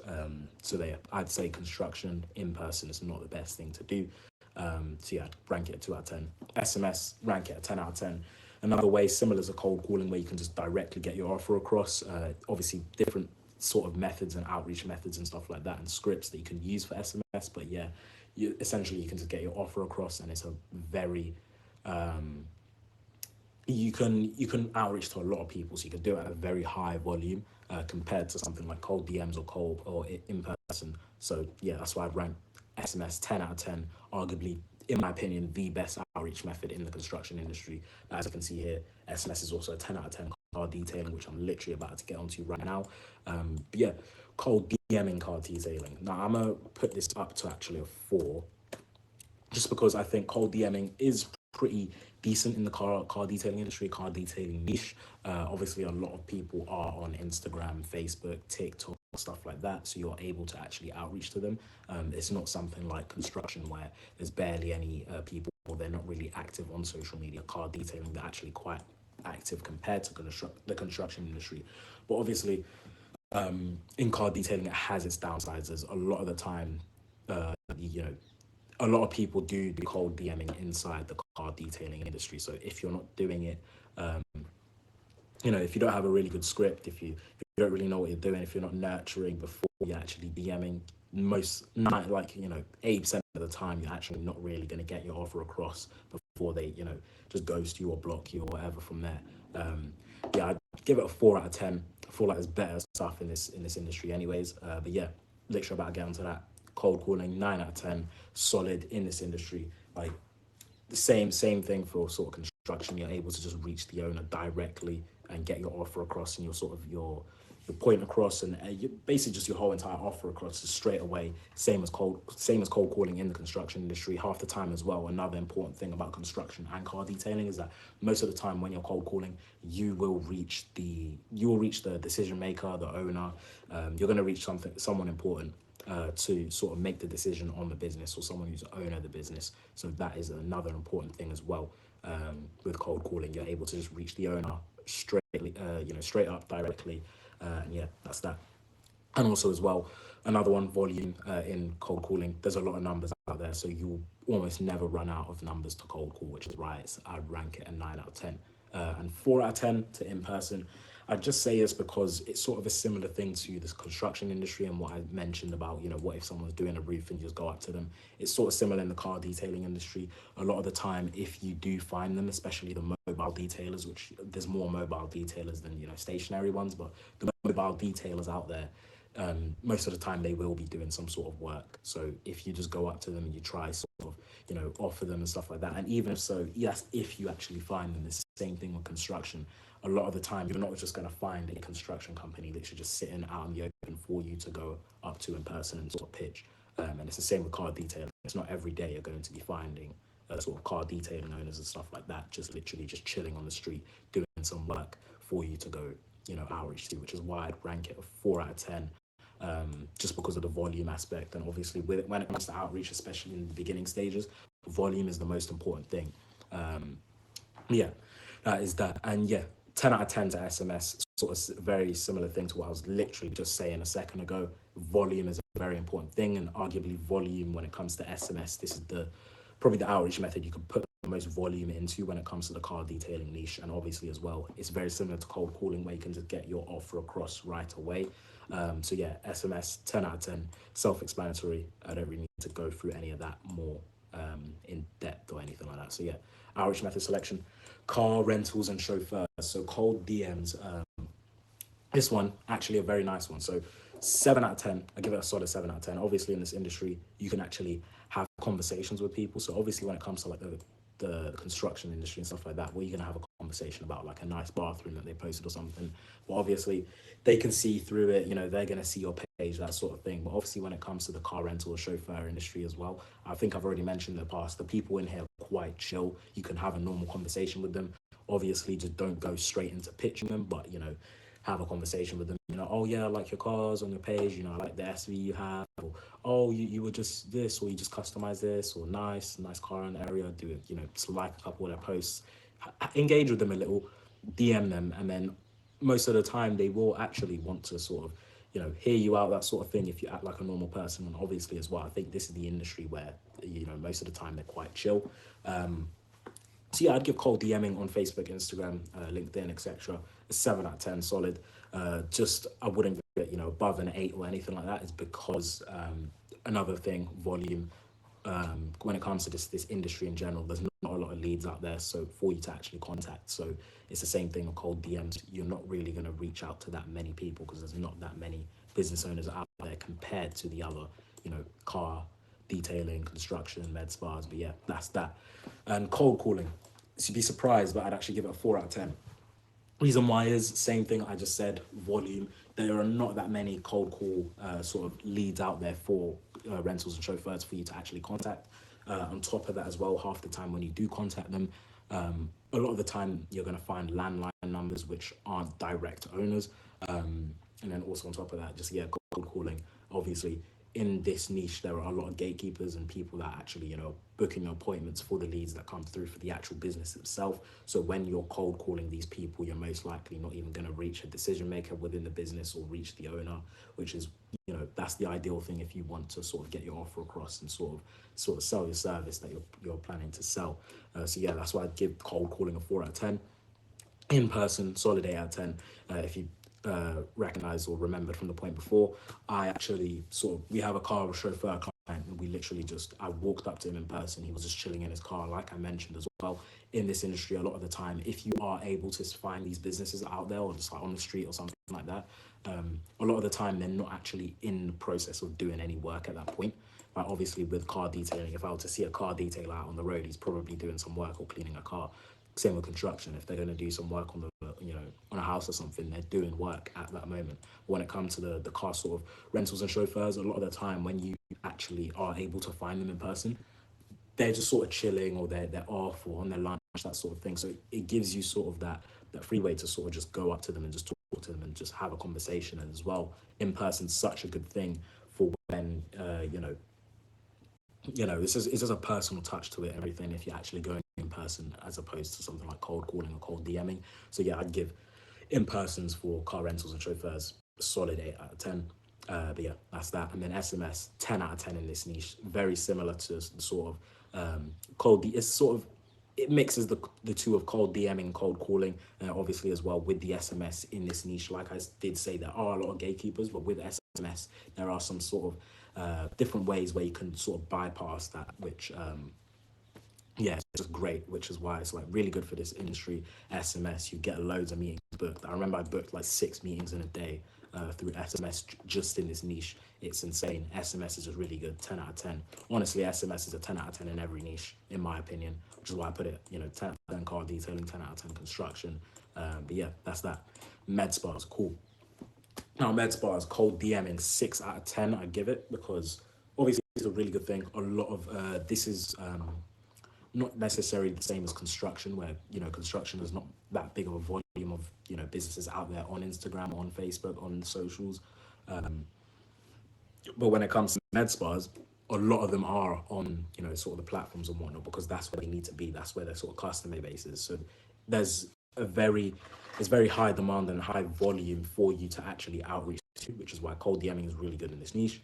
Yeah, that's that. I'd give it a solid 6 out of 10. The same thing with car sort of chauffeurs and rentals. You're able to just have that conversation with the the owner and stuff like that on the DMs, sort of warm them up before you actually pitch them and try to sell them on your service.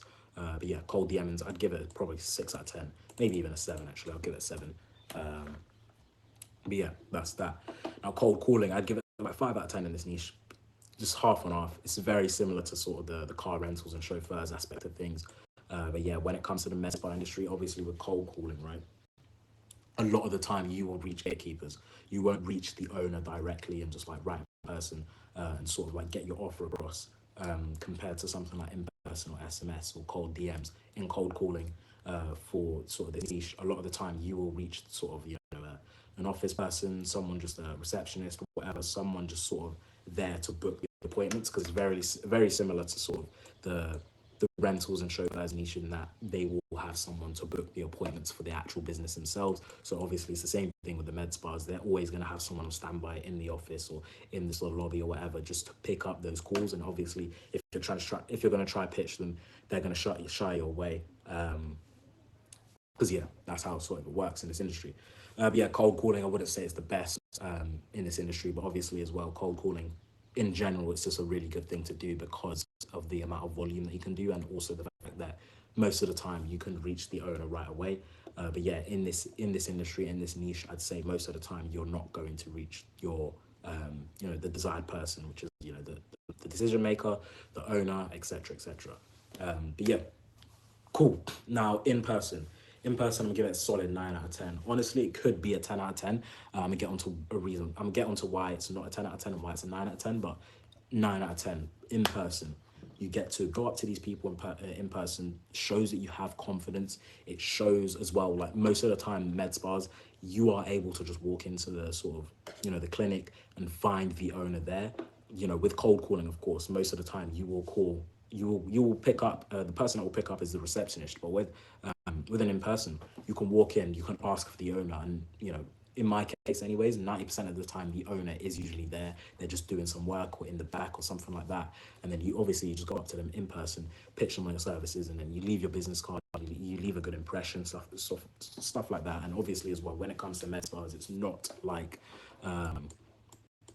car rentals and chauffeurs. It's not like car detailing. It's not like construction in the aspect where you don't know where they're going to be. You can literally search up in Google Maps, med spas near me, clinics near me, go up to them in person. You know exactly where they're going to be at all times, when they open, when they close, that sort of thing. So yeah, in person is such a good thing. But the only reason why I'm not giving it a 10 out of 10, just like I've done for SMS there, is the same sort of reason that I'd give for I think I said for construction, just like cars, for all of them, to be fair actually. But the fact that you are not able to reach out to that many people within a short period of time, something like SMS or cold DMing or cold calling, you could do 100 cold calls in less than 2 hours. That's 100 different businesses you outreach to.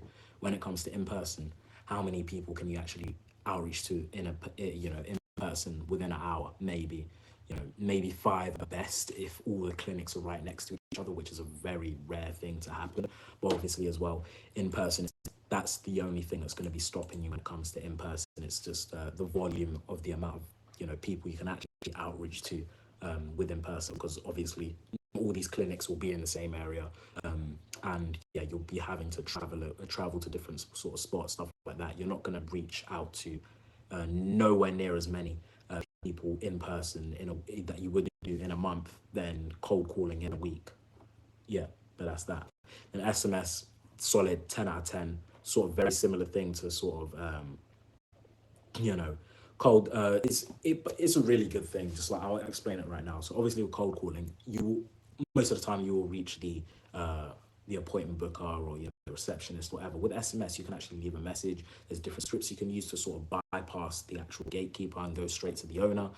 And then with in person, of course, the downside to in person, literally what I just mentioned, is that the volume and the amount you're actually able to do, you're not able to outreach to that many people in person as to opposed to SMS. You could send 100, 200, 300 SMS messages in an hour, as to opposed to 3 people going in person and outreaching to them in person or pitching them in person. So that's why SMS is just really powerful in this niche, especially this niche. There's so many ways you can bypass the gatekeeper and just go straight to the owner through SMS, as to opposed to cold calling.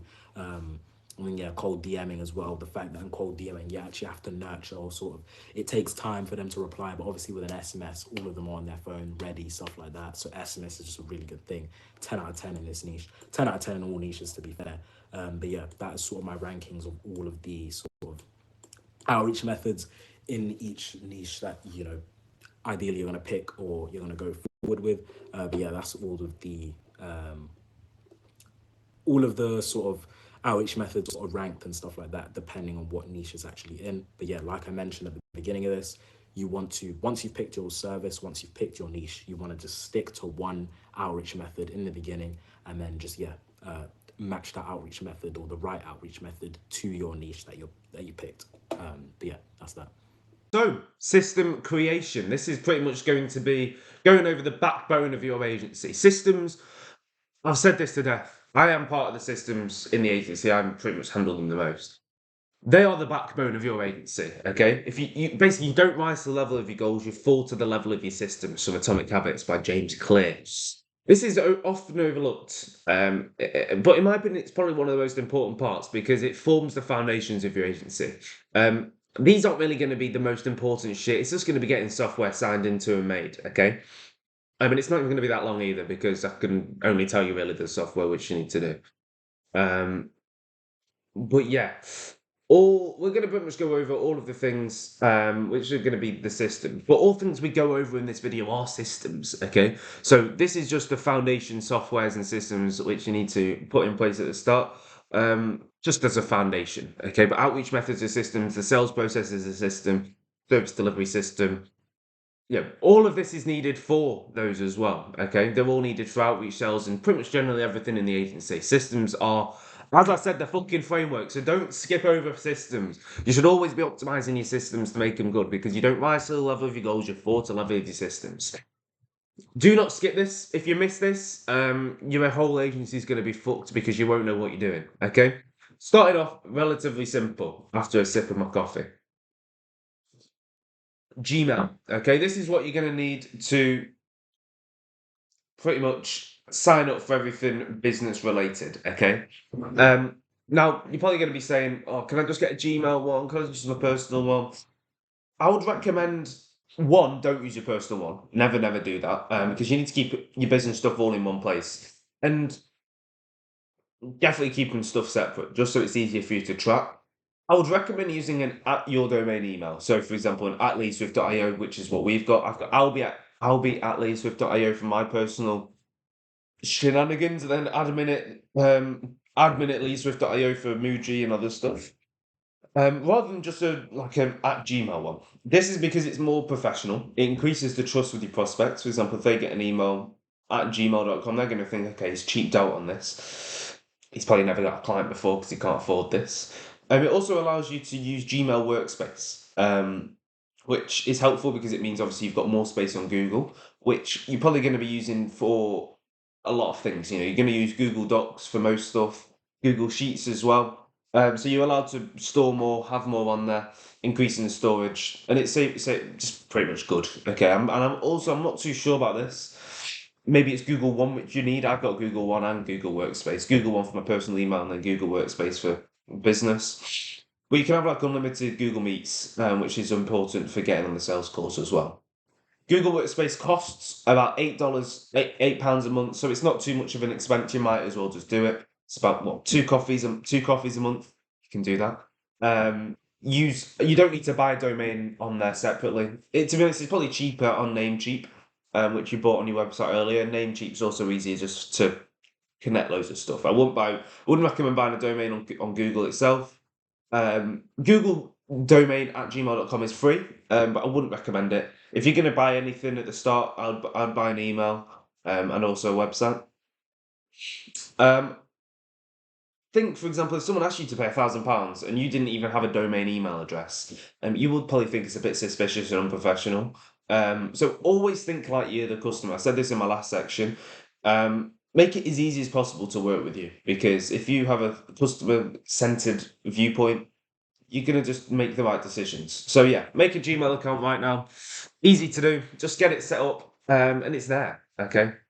And you can therefore sign up with everything else. Calendly, Stripe, which I'm going to go over in a second. Next is Calendly creation. This is what we're going to pretty much use to book meetings in with. Kind of how it works. I'll share my screen now, actually. It's very, very useful anyway. It's going to be used every single day, basically, if you're booking meetings or taking meetings every day. The free plan is good enough to start out with. Obviously, you can use You can get a paid one. I've got a paid one personally, just because I've got my clothes on the Calendly as well. But it's easy to set up. It's free, is the most of it. Let me go over how to pretty much get it sorted now. Anyway, it's not too hard. You'll find it very, very easy. Well, yeah, basically start out by first of all actually making your account, which is very straightforward. There's nothing that I can really do to help you here. Use obviously the business email which you've just made to make it. And then let me actually share my screen now. You're gonna have to make your an event type. Okay, so this is kind of it's not complicated, but you have to set it up in a certain way. Let me get kindly on here. And we can shrink the screen. So, as you can see here, this is my kind of stuff. So, we're going to start off by pressing create at the top right. Now, if you've not got a closure, use one-to-one. And you're going to make it on the right here. You're going to name it. Okay, I'm not going to make my own one because I've already got one. You're going to name it this one here. Your business name, and then the offer, basically. So, lead Swift, 5 to 10 qualified jobs. Okay? We're going to use this one because this is one-to-one. And then what you're going to do, you're going to make the duration, just leave it as 30 minutes, and the location, Google Meet. Now, you could use Zoom. I personally wouldn't recommend using Zoom because it's outdated, in my opinion. It's also much harder to join. If you've got prospects which aren't really tech savvy and they're probably going to join from the phone, they can just click on the link in the email and they'll get sent over to I'm pretty sure, I'm not sure if it's still the case, but back in the day, you could definitely go to like the browser version, you can join from your browser. Now a lot of our clients use laptops, which is good, or just download the app. But Google Meet is so much better than Zoom in every other way. It's easier for you to host it as well. Availability, you're going to pretty much just sort out your availability here. You will need to integrate your calendar because so obviously it doesn't overlap with things that you've got in there already. If you're going to use your calendar and you block your calendar out like every single minute of the day, which I'd recommend, do it from like 9 till 5 or 9 till 10 p.m. That's what we've got, just because our calendars are pretty much packed out anyway. So it's only going to be available in the certain slots. Obviously, the host, that's me. And then go to more options here. Description. Now, I wouldn't have this. To be honest, we don't even use this event type. But let's scale your business. You should have a bit of information about your service. Obviously, have this in there. Bit about yourself. Just a bit of information. It doesn't really matter because not a lot of people are going to see this. Limits and buffers. I wouldn't have that. Unless like you're going to be just purely doing sales calls. Maybe have like a 10-minute buffer before. Free busy times. That doesn't matter. So yes, it does actually. Basically, this just allows to book over scheduled meetings in your connected calendar. You can have meeting exception. It's a bit too complicated. You don't need to do that. Booking page options. So yeah, this is all straightforward. Invite form. Here we go. So these are the questions which are going to be on the form. If you're not going for like inbound or paid ads, only have like you don't really need to have this many questions because it's only you that's going to be seeing this. You could have this maybe in case you need to make any notes from the cold call you had. Phone number, obviously, so you can contact them, and then business name, so you know that as well. You don't need to do payment because you're not going to collect a payment to book a meeting. And then calendar invitation. If you've only got the free plan, you'll only have access to the first one. If not, you can add some more. I'd recommend having an email reminder, maybe a text reminder as well, but we do that manually. So that's not a problem. Confirmation page, that does not matter either. So yeah, that's pretty much what you need to do. It's simple, it's easy to set up like that. For example, if we go to meetings now and then all users and teams, this is kind of what it looks like once you've got meetings. This is today, for example, got loads of meetings. I think my closer actually just closed someone. Let's check past. I think there's a call at 10:30.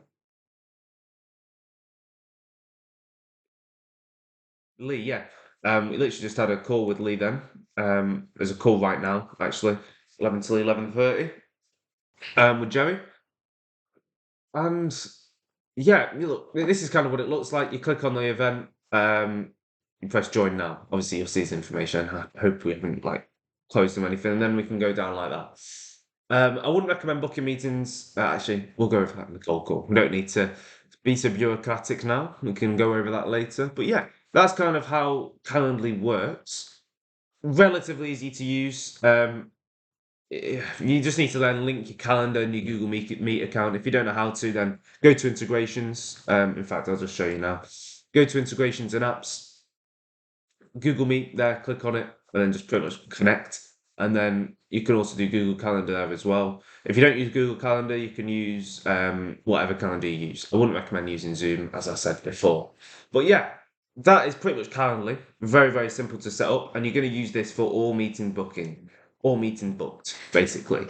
You need to then link you need to organize your calendar as well to make sure that meetings don't get booked when you're actually busy. If you, I do want to know one thing. If you want to add things to your calendar, but you can also have meetings booked in there at the same time, but you still want it in your calendar, you can set it as like free, instead of busy on the actual Google Calendar thing.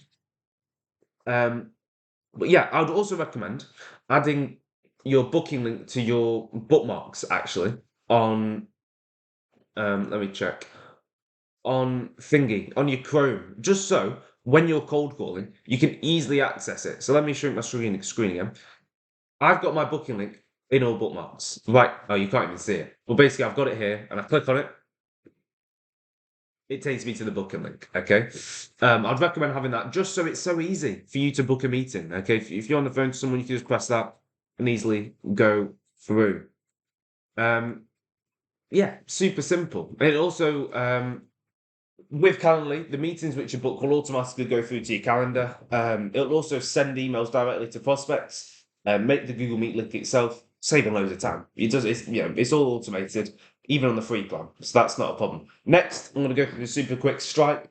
This is basically another tool which you should have for collecting payments. It's more trusted than bank transfer or PayPal. I wouldn't recommend using PayPal because they keep a lot of your money. I've had problems in the past with PayPal storing the money in our account. It's not useful at all.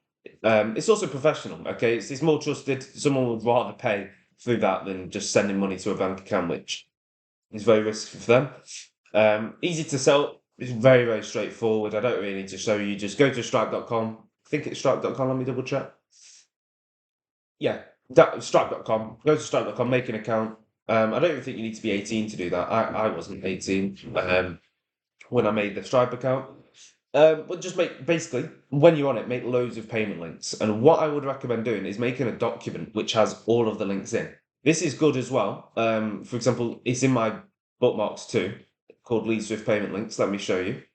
So make a new link, payment links. And these are all of the payment links which I've got. Okay, so for example, I'm on the call. They're saying, yeah, let's go ahead. Okay, open the payment links document. These are one-time payment links. So £25, £50, for example, if they just want a deposit, 100, 200, 250, 300, 400, 500, 600, 800,000, 1,200. Those are all the one-time payment links, and then we've got monthly recurring ones as well. So I basically made a hyperlink. So you click on it, you go over here, you go to the link, and you can check out. This is basically how it looks when the people are paying. You put your email in, you put your card information in, you put your name, thing, and then just click pay, and you go through. Relatively easy to pay. You can add tax to it, you can add VAT, whatever, if you need to.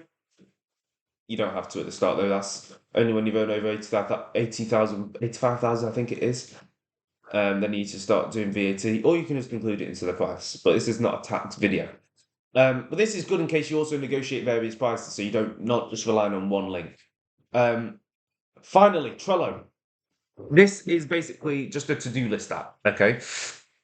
Again, set it up with your business email as always. And you're going to basically make a board with agency tasks, what you need to do. Let me share my screen again so you can see what mine looks like.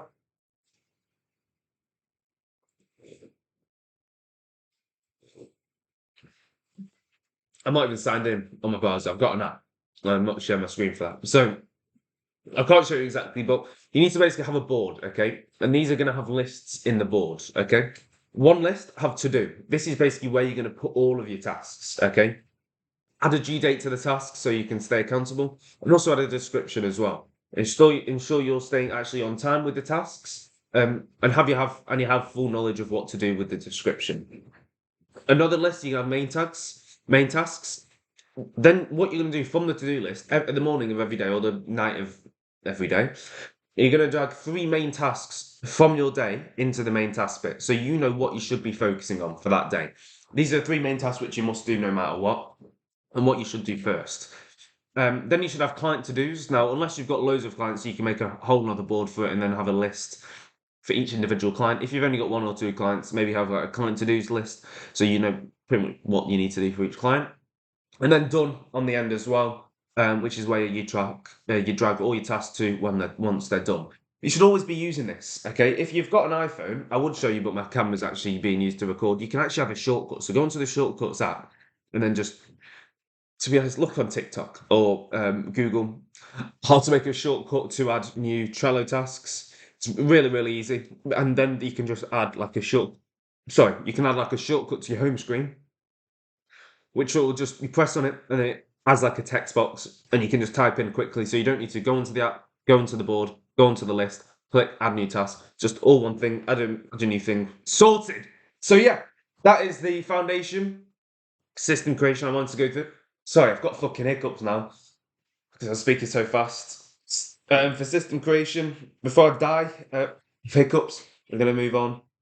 I'll see you for personal habits, which you need to get a notepad and pen out if you've not got one out for already, because it's really, really important. But yeah, take action on all of this now, make these accounts, and let's get on to the next section. This bit, boys, is going to be about personal habits and mindset. This bit is going to be interesting. It's going to be a bit different because not a lot of people talk about this, okay? Let me move my camera so I don't need to be so over that way. It's going to be a bit different because this bit is very, very, very, very, very important. And a lot of people neglect it, okay? Because they want to sell, as I said in the intro, they want to sell appointments. But if you want to build a sustainable business, you need to be the person who's able to do that, okay? Your business life reflects your personal life, okay? Do not neglect your personal habits, okay? Within your business, okay? Because how you do one thing is how you do everything, okay? This, alongside your mindset, which I'll go over as well, is the most important part of the agency game, in my personal opinion, okay? If you have a shit mindset, you won't make it, okay? Yeah, you might make a few £100, maybe even a few thousand, but you will not make sustainable income and you won't be able to be a business owner long term, okay? Because it is the groundwork for all entrepreneurs, okay? And you are an entrepreneur, okay? So you must take it seriously, okay? My first point, okay, and we're starting on mindset, is you must make sacrifices.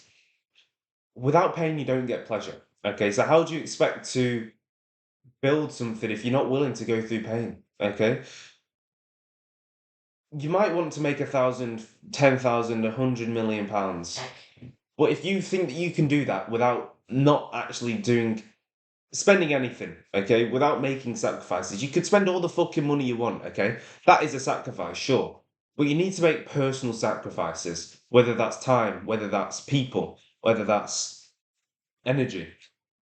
If it was easy, everyone would fucking do it, okay? So don't think that just because you're fucking sitting here putting a bit of work in now and again, maybe 1-2 hours a day, you're gonna make it. That's not how it works. You need to be putting a lot more than just 2 hours a day and time into it. You need to be putting sacrifices in place. Now you're probably thinking, what fucking sacrifices do I make? Well, that's what it is, okay? Let me guess, actually no, I'm not gonna generalize it. I'm not gonna put a stereotype on you because that won't be specific to yourself, okay? Sacrifices, your friends, okay? You are the sum of the 5 people you spend the most time with, okay? So you need to start spending your time with people who are actually conducive to your goals. If the people you're spending your time with aren't the people who are going to be able to push you forward and into the position which you want to be, then quite frankly, you have to sacrifice them. I'm not saying burn them on the stake, asking for some forgiveness or something. You just need to maybe spend a little bit less time with them. Okay, I'm not saying at the start necessarily cut them off 100%. Perhaps that might be what you need. Maybe you think, okay, these are really detrimental to my life. In fact, it's not even that they're not going to help me. They're actually actively making my life worse. You need to just think about your long-term vision. who are the people? I'm talking about people specifically here. Who are the people who are going to help you get closer towards that goal? Okay, not everyone. Not everyone you know should be with you for the same reason. Okay, you shouldn't be with people solely because you want them to do this certain thing. You need to have different people for different things. Okay, it's not about what you know; it's about who you know. So if you only know people who are fucking smoking and vaping and fucking doing weed and doing drugs, you're gonna do that. Okay? So you need to sacrifice those people. You need to sacrifice your social life in some aspects. I'm not saying totally detach from your social life and just go totally locked in and non-sociable and just in your room on sales calls. That's the only social aspect you have. I know people who have, and if you want to do that and you seriously think that that's what you need to do, fucking do it. Be my guest. Don't have to though. Okay, but you still do need to make sacrifices. Whether that's time sacrifices, you might need to sacrifice time with your family. If you do, then they should understand that. If they don't, perhaps explain it. But they should understand why you're doing it. Another sacrifice which you could make money. You could invest into something. I'm not saying invest into stocks, crypto, stuff like that. Invest into your knowledge. Invest into your future. What other sacrifices could you make?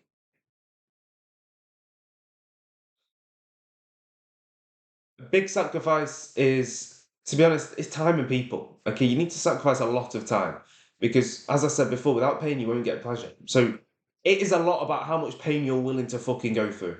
If you're not willing to go through a lot of pain, you won't be able to achieve what you want to achieve. It's as simple as that. There's a lot of things you'll have to give up. Okay, so you'll have to think about when and you'll see that you will come across a lot of roads. Do I do this, the hard option, or do I go with the easy option? That is a decision you have to make, and you need to take that seriously. Next, and this will help you understand what sacrifices you need to make and when to make these sacrifices. Understanding your why. Okay. He who has a why can about almost anyhow. Is a very, very, very good quote. And what does that say? It says that if you've got a why, you will find subconsciously the way to make it happen. Okay? Your why will drive a lot of your decisions. Okay? Your why is something which is going to deep down drive your desire to do this. Okay? My why has helped me make this video. It's helped me work tirelessly, days on end, without having results. Okay? This is going to help you tackle delayed gratification. That is a really important thing. Delayed gratification is where you put inputs now, but you don't get the results until later on. Nowadays, with social media, you get a lot of instant gratification. You scroll on TikTok, you get that instant gratification of a dopamine hit. You gamble, for example. I'm not saying you do. You gamble. You press a button, you get that instant gratification of a win or a loss. Even if you lose, you've still got that instant gratification, that dopamine hit, and you're going to want to do it again. You might need to spend a lot of time finding your why. And I would recommend doing that. It's a better use of your time thinking about what your why is than spending time making a logo, shit like that. Now, your why might be pain or pleasure, okay? I'm not going to say my why, and I'm not going to encourage you to make yours, so I'm going to give examples. A pain why, okay? For example, just ask yourself, why am I doing this, okay? An example of a why which might tie to pain is maybe you're about to be homeless, okay? And you need to make at least £2,000 this month to pay your rent, buy food, etc. A pleasure why? Maybe you want to retire your parents, okay? Maybe not necessarily it's a pain. I mean, it could be a pain as well. You know, you're seeing your parents working hard. You feel pain in yourself. But I mean, that's not the same because the pleasure that you get from retiring your parents is that maybe you want to have pleasure because you want to move somewhere. You want to spend a lot of fucking money on a car. Something like that. A lot of the time, and especially for me, pain resonates more and is a bigger driver. Okay, which is why in sales calls you need to pick out your why. I mean, the pain points. Okay, because they're going to encourage you to make a decision. So I'd find pain and pleasure wise. Okay, why the fuck are you actually doing this? Whatever resonates with you the most that you find and will encourage you to take action is perfect. There's all of them are valid reasons. Okay. Now, this why, when you find it, will initially motivate you. Okay, you're going to be motivated to, okay, I need to put the work in because I need to do this. Eventually, that motivation will wear off and you will rely on discipline. And this will also be the baseline to your discipline. Okay. Now, a little cheat code to actually remember this and to keep motivation levels to a certain point is you actually need to look at this every single day. Okay. You need to just remember what you're doing. You need to read this every morning. What I would do is write down who you want to be in the future. Okay, I'm going to go on over this in a minute. In fact, no, I'm going to go over that later. Okay, you need to just pretty much read that every day. But if you don't do this, you will soon lose your motivation. You might have motivation now watching this video. You'll lose that within the next few days. And you'll end up like 90% of the people who start an agency and fail. And all of those 90% of people don't have a why. Quite frankly, they don't. Okay. And one way to find this is to ask yourself why 5 times. Okay. Firstly, pinpoint your goal. What is your goal? Ask yourself, why do you have that goal? And then why again? Why again? Then why again? And why again? Ask yourself that 5 times. And the last one of those will be your real why. Okay. For example, say your goal is to make £10,000 this month. Why? So I can buy the things that I want. Why? So I can. I'm not saying this is personal to me. I'm just giving an example. So I can show people who were bullying me in school that I actually have amounted to something. Why? So I can have a high ground in some level on them and prove them wrong. That might be a why. So you can prove the people who bullied you in the past wrong. Okay. So you got a certain level of high ground. You don't just need to use that. You can also journal. Okay, and sit and think about what your why actually is. Okay. That is the first thing. Okay, I'm going to pause now. I'm going to go get something to eat because I'm fucking starving. Think about that. Pause the video here. Ask yourself why on all of your goals. And understand what your fucking why is. Okay, and tie that to every decision that you make. Because every decision you make needs to relate to your why. And that goes back to sacrifices. Okay? If the decision for you to go out and smoke weed, for example, does not correlate to your why, don't fucking do it. You need to make that sacrifice and not do that because that is not conducive to your goals. In your future, you will not be happy with yourself for that. So, honestly, sit and think about that. Your why is very, very, very, very, very, very important. Don't neglect it. Okay? If you need to learn more about whys, maybe this wasn't enough, look at Charlie Morgan. Okay? But the next bit I'm going to go into a bit more detail about, okay, about how to actually reach your goals, okay? This is also about mindset, okay? Let me go get something to eat and I'll come back. Next, you need to understand how to actually reach your goals. Now, you aren't able to reach your goals. I'm going to be honest, you're not. You're not able to reach your goals. Okay, you say your goal's 10k a month. You can't reach that. I promise you can't, okay? Because if you were, you'd have already met your goals, okay? You need to be the person who is capable of meeting your goals, okay? Simple as that. This means having the habits that they have, having the network that they have, having the work ethic that they have. Habits, no, probably the most important ones are the easiest to actually change about yourself to be able to become this person. Because, as I said, if you were the person worthy of achieving these goals, you already had them. You'd have been achieving these goals, but you're not. To build these habits, I'd recommend reading Atomic Habits. I've quoted them earlier. I think it's an amazing book. It's really easy read as well. To build the habits that they have, you need to think, who actually are they? Okay. Say your goal is 10k per month. Okay. the person who has 10k a month, the person who earns 10k a month, what do they do day to day? Think about that. What habits do they have, for example? What does their routine look like? You need to find this out, okay? And then add this to your life. You need to align your life to be like theirs. Because if you do exactly what a 10k a month person does, soon enough you'll earn 10k a month because you're doing everything that they do. Your habits are the same as them, that your belief systems, most importantly, are theirs. That's what I did mention before. Your belief systems, okay? These, in my opinion, belief systems are probably one of the most important things.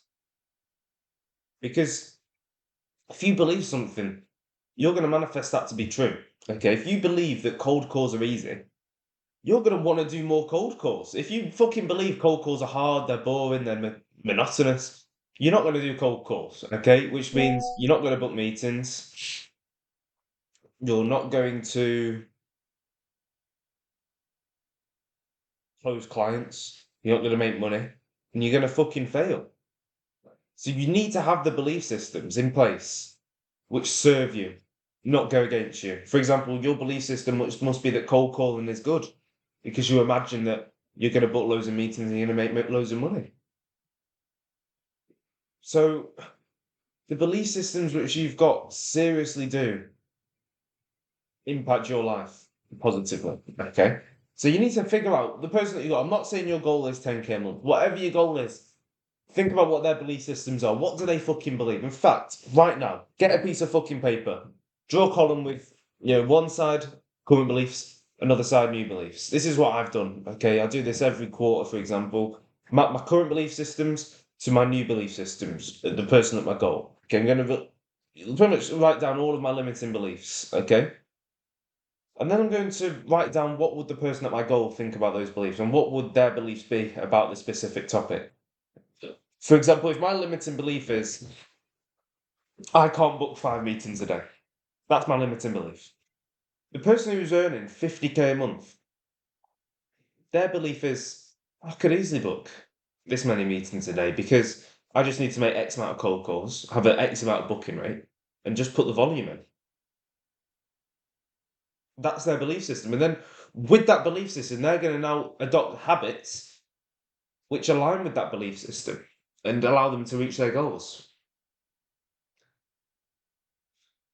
So, obviously, with your belief system, you need to also do your habits. So, map out your current habits, your good ones, your bad ones, map out your daily routine, and then compare that to someone who is at your goals, okay? And then work with the habits that they've got, work with the belief systems, okay? And think about how can I implement this into my life? How can I become this person, okay? Because the person that you are now, I think Charlie Morgan said this, you need to stop believing in yourself because the person who you are now, the version of yourself, why would you believe in them? Because they've not done anything. They've not achieved the goals that you want to achieve. Yes, they may have achieved goals of becoming that person, but if you believe in yourself, you're not going to become that next version because that next version, to become that next person, you need to kill the person who you are now. And that person is going to constantly fight against it because why would he want to die? It's working against the purpose of the version's life. If you're let's say you're version 3 right now and you want to become version 4, version 3 is going to have to die so you can eventually become version 4. Version 3 is going to work against you on that, okay? And that right there is when you hear these, for example, the angel and the devil on your shoulder. That's the devil speaking to you. That's him saying, no, he's working against you so he doesn't die. And you need to understand what that version of yourself is telling you. And you need to learn to ignore it because if you do, that's for the greater good of yourself. Yes, it's to the detriment of the version who you are now. But if you actually want to become the next version of yourself and achieve your goals, you're going to have to kill that person because he will constantly work against you. And that's just how it works. So you need discipline to say no to that, okay? And to say yes to the version 4 of yourself who is speaking to you. And don't get me wrong, the things which it's going to ask you to do it are hard. They're not meant to be easy. No chance. So you need to align your habits with them. And that's really very, very, very, very, very simply how to reach your goals, because you basically, the bottom line, become the person who is worthy of achieving your goals. You're not worthy of achieving your goals. You don't have the necessary inputs to achieve your goals. You don't have you don't have the mindset, you don't have the habits, you don't have the beliefs, you don't have the daily routine, you don't have anything. Well, maybe you have something, but you don't have everything to achieve your goals. So you just won't do it.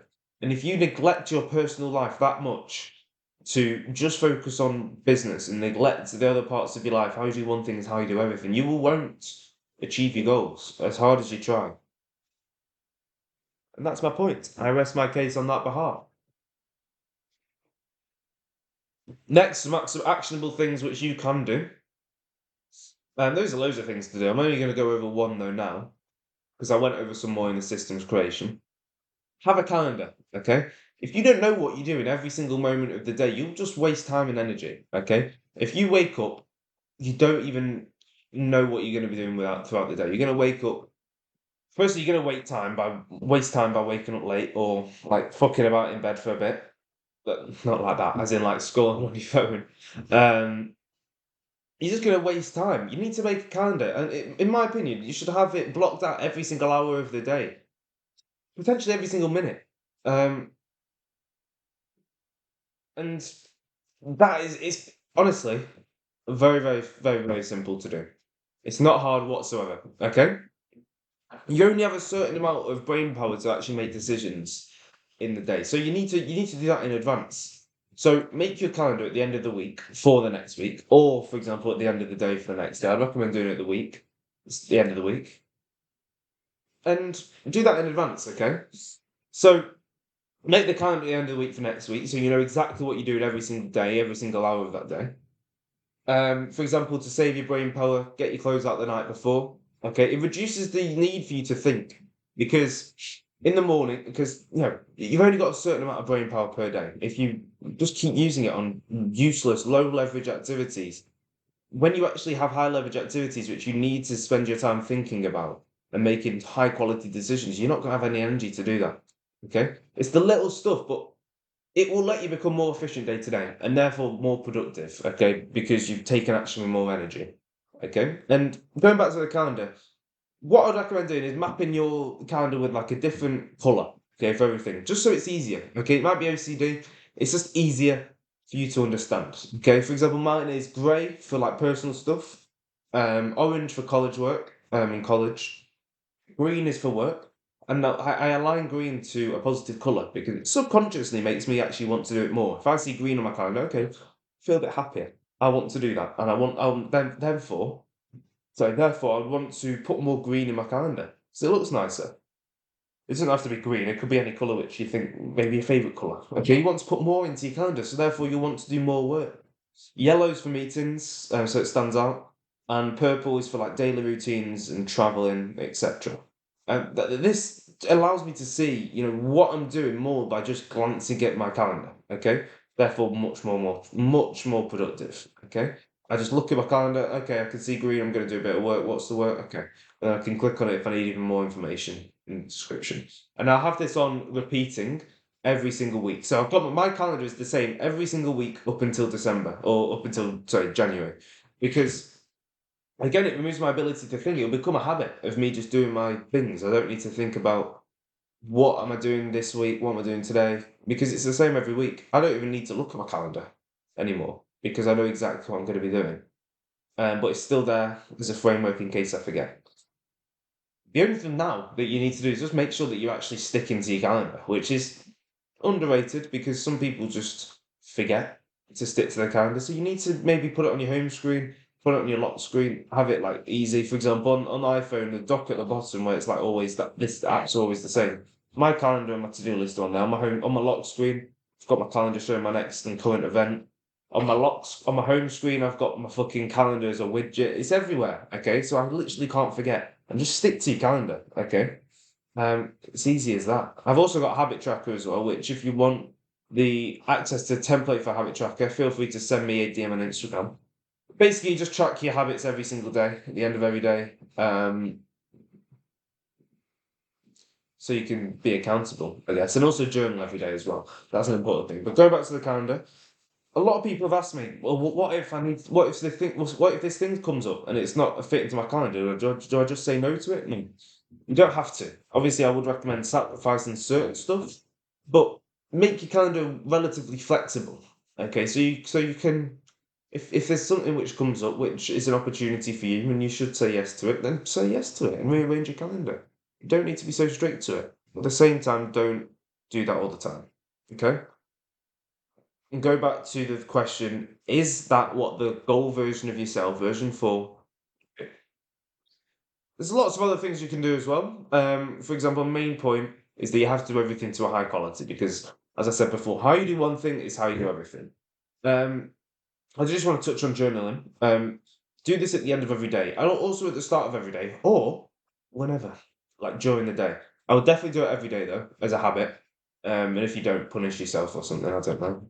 But definitely do that. Okay, habit journaling is very good. A lot of my ideas come from journaling. A lot of my ways to spot my mistakes come from journaling, and therefore allow me to think of a solution during journaling. So it's very, very important. It's not like it's like Dear Diary or anything like that. Just fucking write. What have you done with your day? What do you think about certain stuff? What is your thoughts? What could I do different? How could I maybe make this 1% better?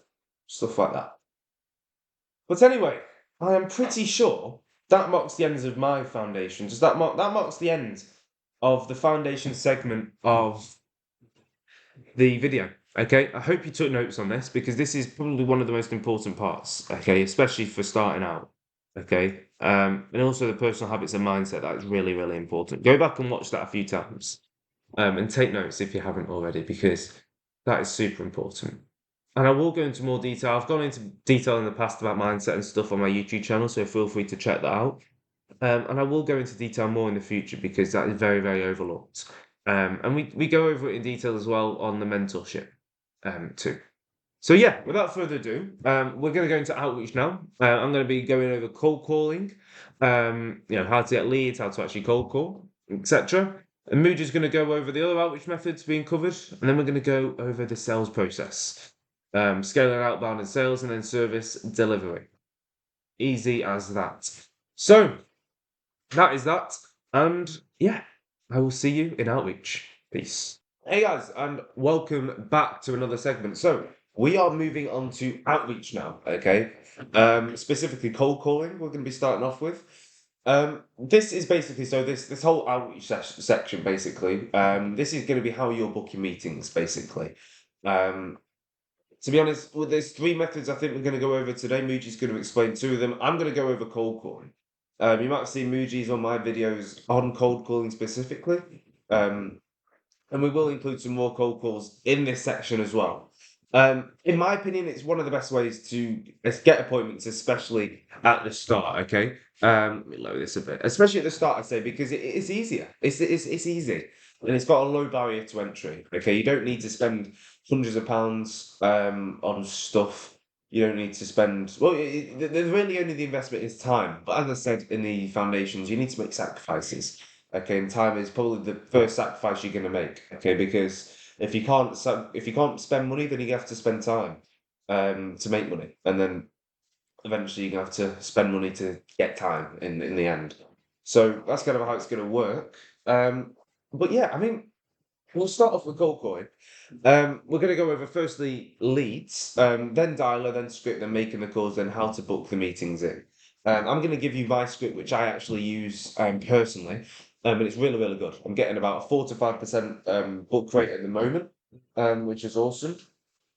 And yeah, we'll go from there. So, firstly, leads. How do you actually get leads? So, you'll need to use these leads for all of the outreach methods which we're using. Except for cold DM, okay, because it's a bit different on there.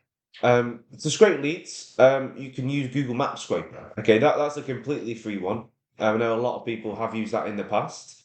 And obviously I'm going to go over how to do all of that, etc.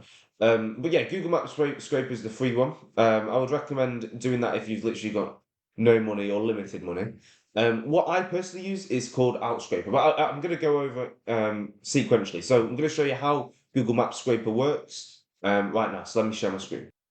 Right, so I have pretty much typed into Google. This is how easy it is. You just type in your niche, businesses, and then the location. So I've gone for home improvement in Manchester. One, because I'm in the home improvement niche, and two, I'm located in Manchester. So it's a good example. So if you search that in, you'll be on Google, you'll see some adverts, and you scroll down to this bit here, where obviously Google, sorry, pretty much shows like a list of businesses. You press on more places so all of them show up. And then you can pretty much relocate the map because it will update with it. So this is pretty much Greater Manchester here. We'll zoom out a bit more so we can get a bit more of Manchester. So yeah, this is Manchester. And what we can see the side is businesses. These are all of the businesses who have a Google My Business profile. And we'll see what page it goes up to. It might actually go up to page 10. Let me go on the last one. Not quite. We'll see. Let's say maybe page 8. Nope. I don't know why it does this. Like it shows like up to 10, but only has a few. 7? Yeah, so it's got about 7 pages, and in each of them, probably about, well, in this one about 15. So it's got over 100 businesses here just listed. And what you do, you download this Chrome extension. It's called Instant Data Scraper. Instant Data Scraper. Okay, it's free. On here, it looks like a Pokemon, I'm pretty sure. Yeah, this one. Obviously, just type that in, go onto Chrome Web Store, install this, and then pin it onto your thingies. So just up there. Okay. Then you press on it, it pops up a new tab, and you will see a table just pretty much highlighted yellow. Okay. If this table isn't highlighted yellow, try another table, and keep pressing it until this sidebar here is highlighted yellow. And then you press Locate Next button to remove that, and pretty much everything you have over will go green. Okay, you need to navigate to this next button here. Okay, click on it. Once you've clicked on it, go back over to here. So you've located the next button basically. It'll still do green, but just ignore that. So this means that when you press start crawling, I'd increase the delay by the way to at least 3 seconds with a maximum delay of 10. When you press start crawling, it will press on this next button pretty much every 3 to 10 seconds. So start crawling, and as you can see, it's literally doing it, and it's copying all of the data down, which it's seeing in this table. Okay, so we'll let it scrape for a bit. As you can see where it says rows collected, that's how many we've got so far. And you can see how many for the last page, etc. So we're looking at about 20 per page at the moment, 22. Obviously, it will go down, yeah. So we've got 136 businesses here. It will stop table not found when obviously it's done. So we press copy all. And if we go over to Google Sheets, we'll make a blank spreadsheet. And what you do is, because obviously you've copied it to the clipboard in here, copy all. Go to the cell, copy, paste, sorry. As you can see, all of the information about these businesses, which were on, these little bits here, it's copied all of that and it's got it in here. So this first one, obviously, these will be a bit messed up. So you put name, as obviously the business name. This is the niche. I'd recommend deleting this one. These are like the Google reviews. If you need Google reviews and how many there are, you can keep them in. I'm going to remove them. This one's like the location and open hours, so we're going to remove that. Oh shit, wrong one. So we're going to delete that. And then this is the phone number, so we'll keep this and we'll rename it actually to phone. This one we can remove. And these are pretty much irrelevant, so we can delete them as well. So as you can see here, we've got name and phone number, which is all you need for cold call, okay? And what we're going to do is we're going to sort the sheet A to Z. And as you can see, there might be some duplicates and some which don't even have numbers, so we can delete them. Obviously, we won't end up with 100. I'd assume we'll probably end up with about 30 07s. And I say 07s because you should only focus on 07 numbers, especially at the start, because 0161s are going to be long lines, you're going to come across gatekeepers, it's really not worth your time. So we're going to remove all the ones which aren't numbers. And as you can see here, 07's here, so any 0161, we're going to delete that, okay? Or if you're in London, it's 0020, and then 0800's here as well. So it all depends on where you are and what the landline code is there. But we're going to pretty much remove the landlines. If you've sorted A to Z, anything below here won't be an 07. So we can pretty much delete all of that. And we've got about 35 leads, as I said, here, which are 07 numbers, okay? And this is just in Manchester, okay? The pros and cons with the instant data scraper, you get less with instant data scraper. It takes time, manual work, and you have to format each sheet. But this is pretty much the leads. Obviously, the number here, the business name here. If I were you, I'd filter it down even more by the actual name because, for example, this is Flooring World. We hope, yeah, you might not be Flooring, you might not want to join us. So you're going to have to narrow it down. That's the pros and cons, though, of instant data scraper. If you're starting out, I used to use this at the start a lot. Okay, this was like my main one. To be honest, I probably wouldn't recommend using it if you've got money, because the next tool which I would recommend is much better, which is what I personally use now. It's called Outscraper. Let me pull this up for you right here. So, this one is basically easy. So, services, you go to buy type, businesses in POI, GMDS, and then you type in a niche. So, oops, not that one. We'll clear that. So we'll go for home. Well, we'll go for, let's say, roofing contractor, as an example. Type that in. Locations. We'll go for Manchester again. Oh, sorry, we'll have to go to UK first. United Kingdom. Better not select all of them again. I swear to God. Yeah. So we're gonna have to remove that, and then we'll go to England. Obviously, you can scrape as many as you want. I'm going to go for Greater Manchester first. And then, obviously, the first 500 are free if you make a new account. But you can get unlimited, really. So I'm going to press Get Data. I'm not going to buy them now. And I'll show you a cheat, by the way, on how to get it a bit cheaper. So, Get Data. Oops. And so, Greater Manchester, we're looking at about 3.6k places. This does include false leads and like ones which aren't directly roofing. It also includes 016. So from my estimates, I'd probably guessed at about 1,000 of these businesses, where it says places, that means businesses, about 1,000 will be 07 numbers only. So we're going to get, almost 10 times more than, well, more than 10 times more actually. 100 times more almost places with this. Now you will have to pay. However, it's only going to cost you £1.59. Okay, $1.59. Now you do need to top up like a minimum of I think $10, so you might as well use a larger area. But it says roughly £9.54. That's what they estimate it's going to be. Okay, but it could be anywhere from £1.59 to £10.49, depending on how many leads they can get. This squiggly line means it's only an estimate. Okay, so they can't guarantee anything. So all you actually have to pay at the start, just to get this task going, is the lowest amount. Because they're not going to charge you £9 when it could actually be £6. So they're going to only charge you the lower amount. And that's all you need to pay, basically. Because then eventually it'll send you an invoice. I've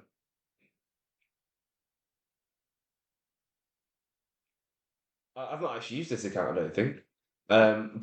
Yeah, basically, it will pretty much fill you in for this, and you don't have to pay off the debt. Obviously, I would recommend doing so if it's the nice thing to do, but you don't actually have to. So if you're on a budget, you can not pay the debt off, but then you will have to make another account because you won't be able to do it without paying the debt off in that way. So that's that. And then there's some other lead scrapers as well. I would personally recommend Outscraper. You could use D7 Lead Finder, that's pretty popular. Apollo, that's popular as well. And by the way, I will actually go back to this. Apollo Lead Scraper. If you don't want to pay for like an Apollo subscription. Apollo People Scraper, sorry. I think. Let me find this, because I used to use this back in the day. I can't actually find it here. Apollo People, I think pretty sure it's Apollo People Scraper. Maybe Lead Scraper, I'm not too sure. But there's definitely a website. If I find it, I'll put it in the description on how you pretty much just get like you don't need to pay for a subscription, that kind of thing. So yeah. And obviously format it in Google Sheets, get a business name, phone number, and if you can, location as well. And add actually to your lead list. So this is, I'm going to go over kind of like how to format a lead list here. I'll show you my lead list with leads that I've already called. So if you want to call them again, feel free. This is kind of how it goes. Ignore that it says July. I don't know why. I've just not bothered to change it.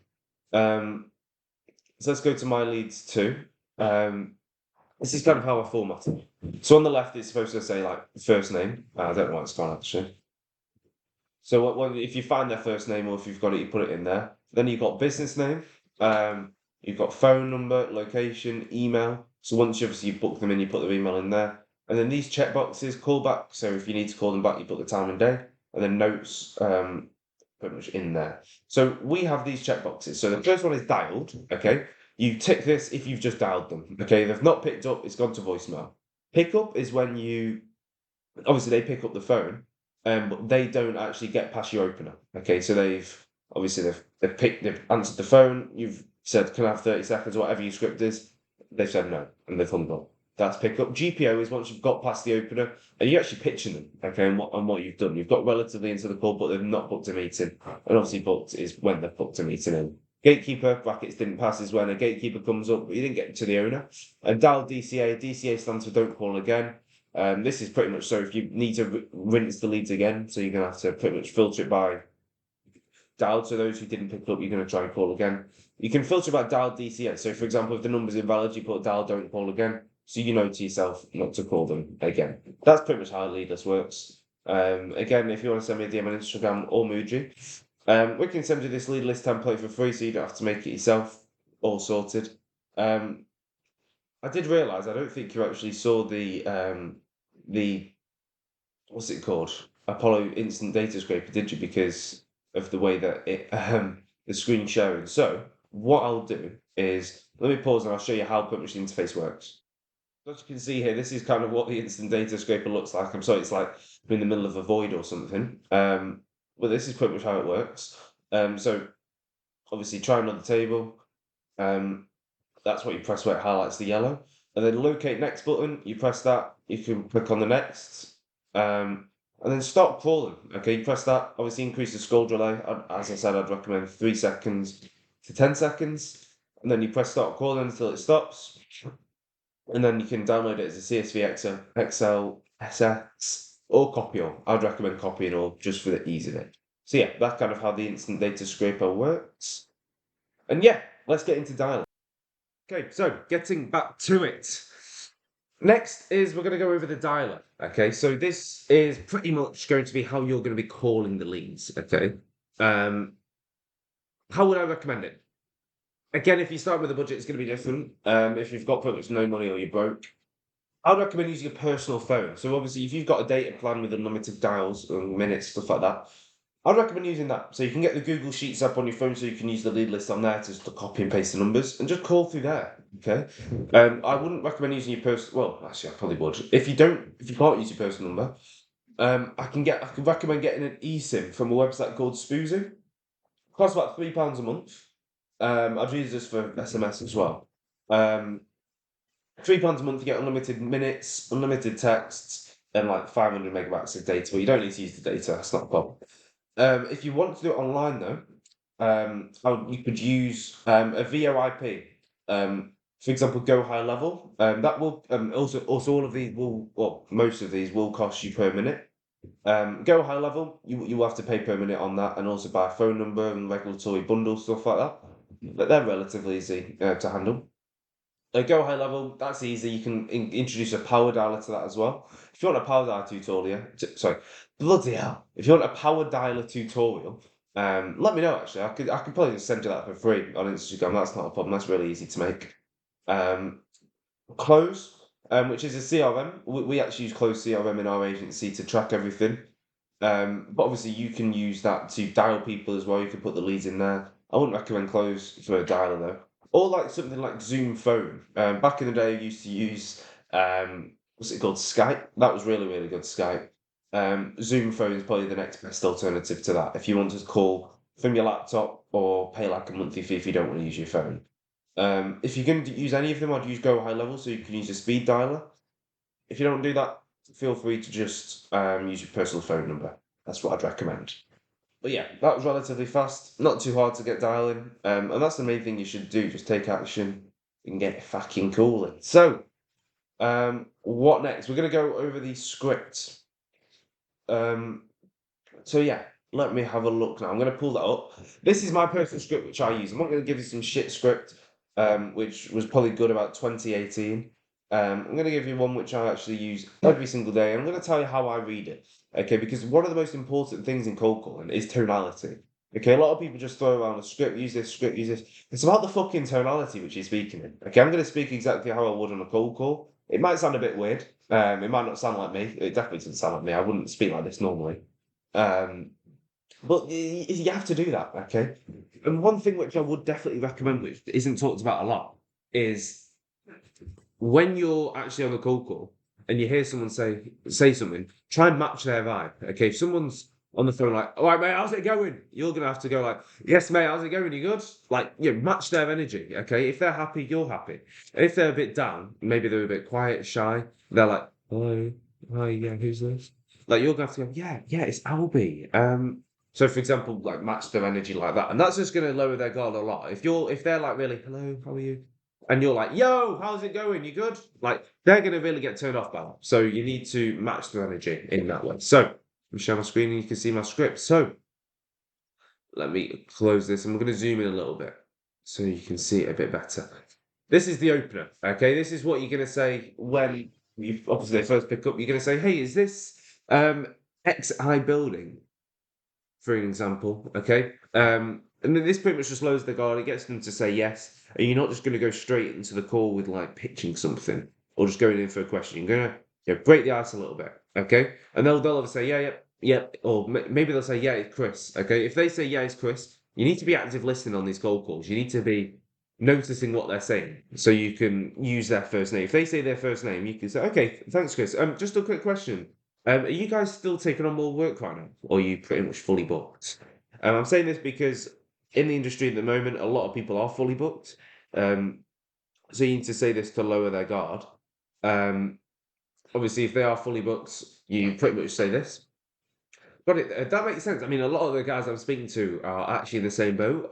That's actually why I'm calling. Basically, I've been working with a few home improvement companies recently. What we're doing, we're kind of like lining them up with a handful of high-paying jobs for the calendar.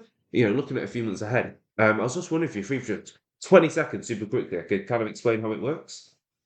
If they say yes to this, what I've found is 80% of the time they actually book a meeting. So from GPO to booking, it's a very, very high booking rate. So if you get past this and you say the pitch really well, you should almost guarantee a booking in that way. So yeah, I would also obviously if they say their first name or if you know their first name, say it throughout. Okay, shows that it's personalised to them. It's not a robot or an AI speaking to them. Do you know what I mean?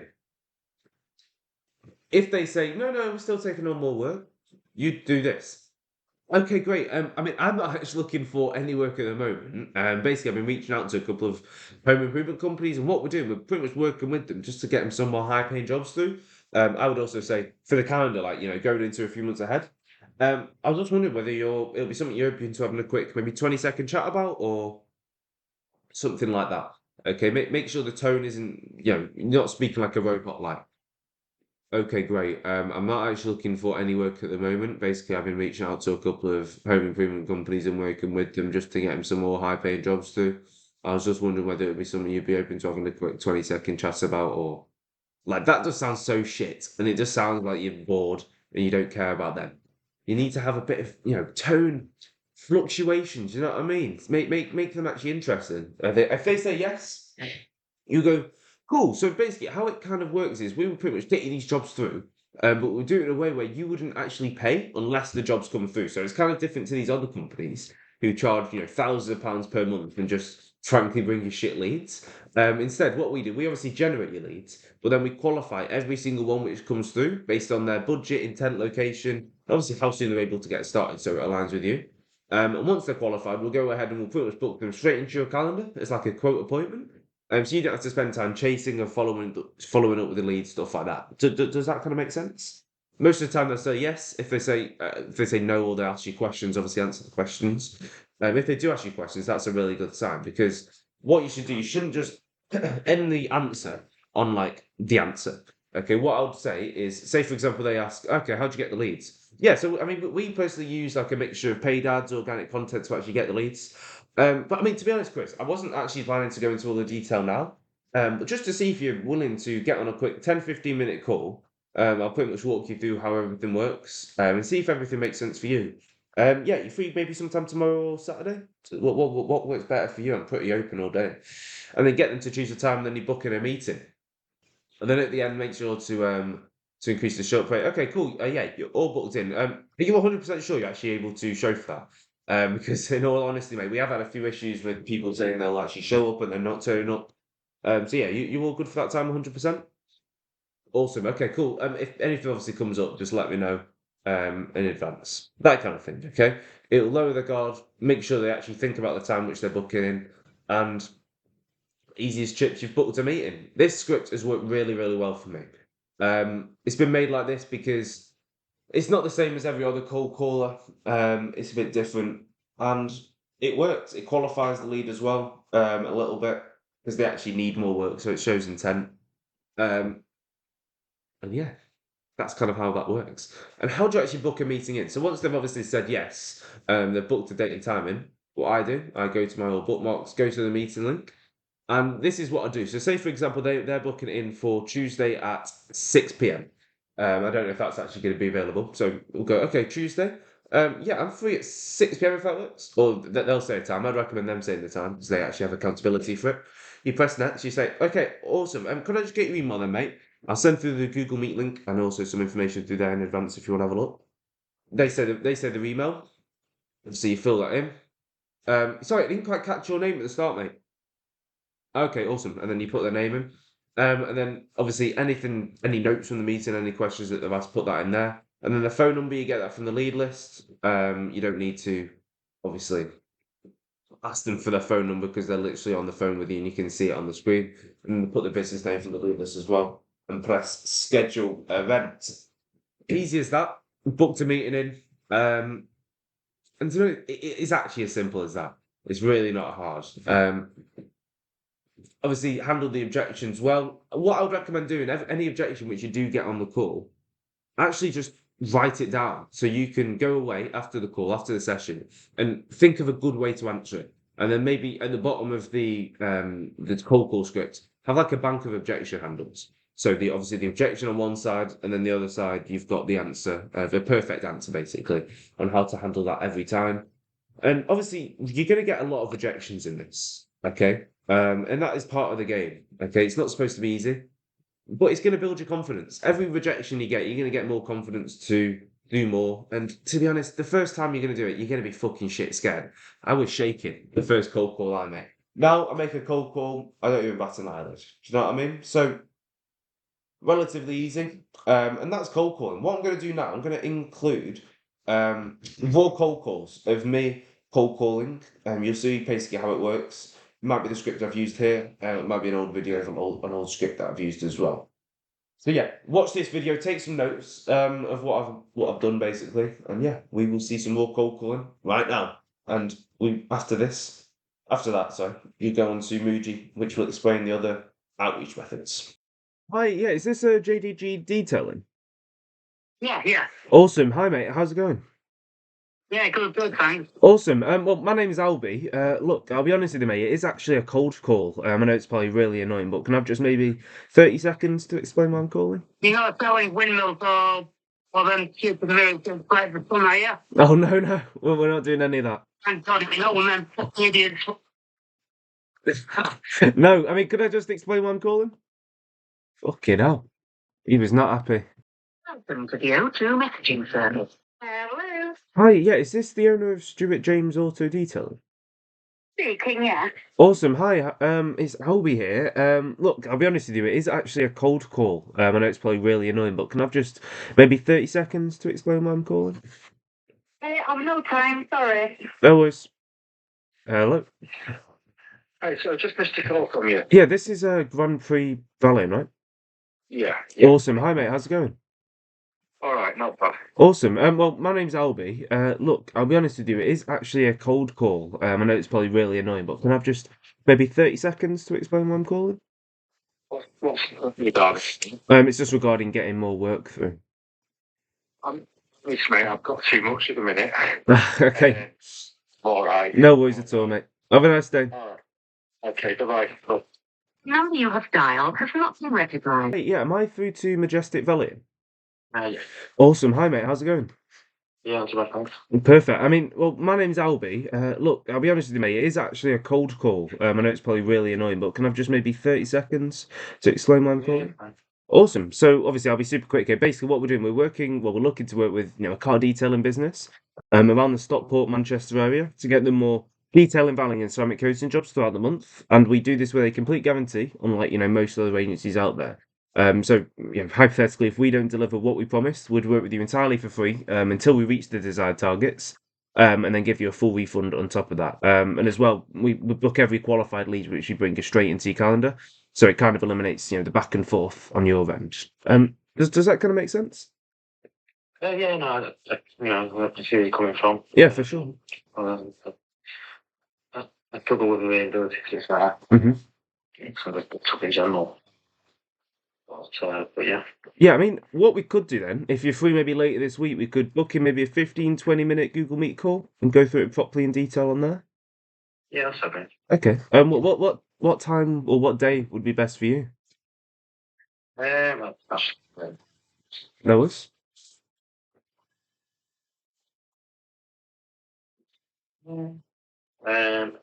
Thursday.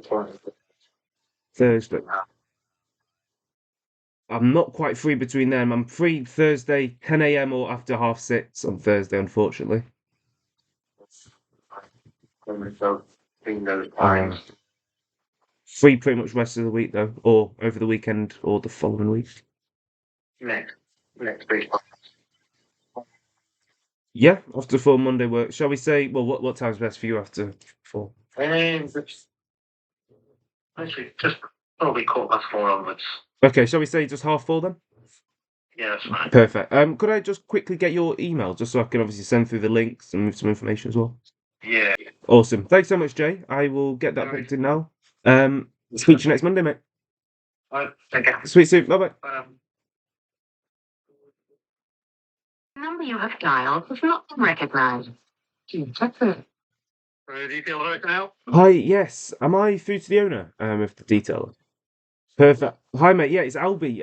Look, I'll be honest with you, mate. It is actually a cold call. I know it's probably really annoying, but can I have just maybe 30 seconds to explain why I'm calling? Go on now. Awesome. So obviously I'll be super quick here. Basically what we're doing, we're looking to work with a car detailing business around the Stirling area to get them more detailing, valing and ceramic coating jobs throughout the month. And we do this with a complete guarantee, unlike, most other agencies out there. So hypothetically, if we don't deliver what we promised, we'd work with you entirely for free until we reach the desired targets. And then obviously give you a full refund. Sorry, on top of that as well. Does that sound like something you might be interested in? To be really honest with you, I've been doing this 20 years and I have got more work than I can ever hope for. Okay.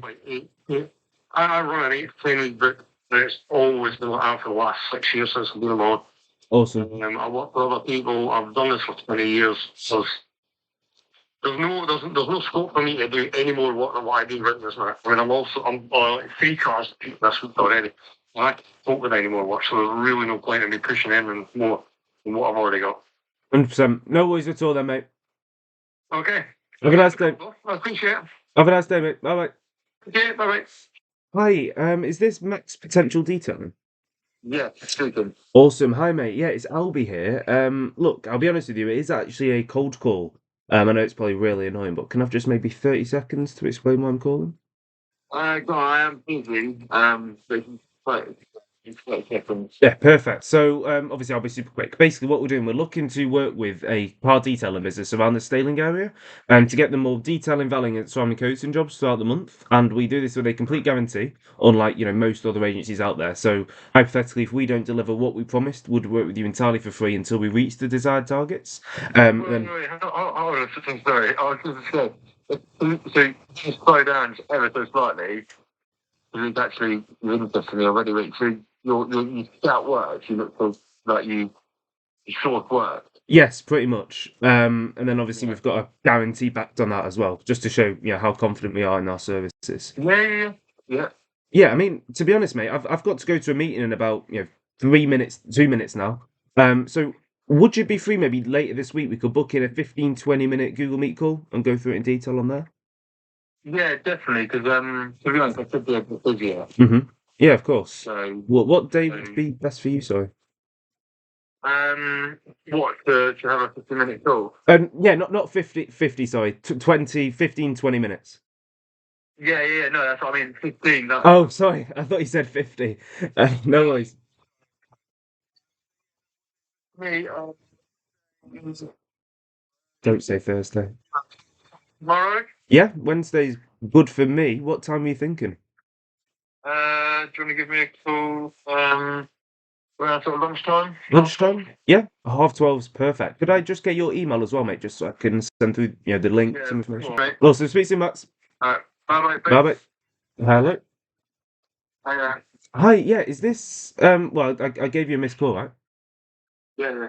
Yeah, this is, K Details, if I'm not wrong. Sorry, K Details, is this? you're breaking up. Sorry, is this K Details?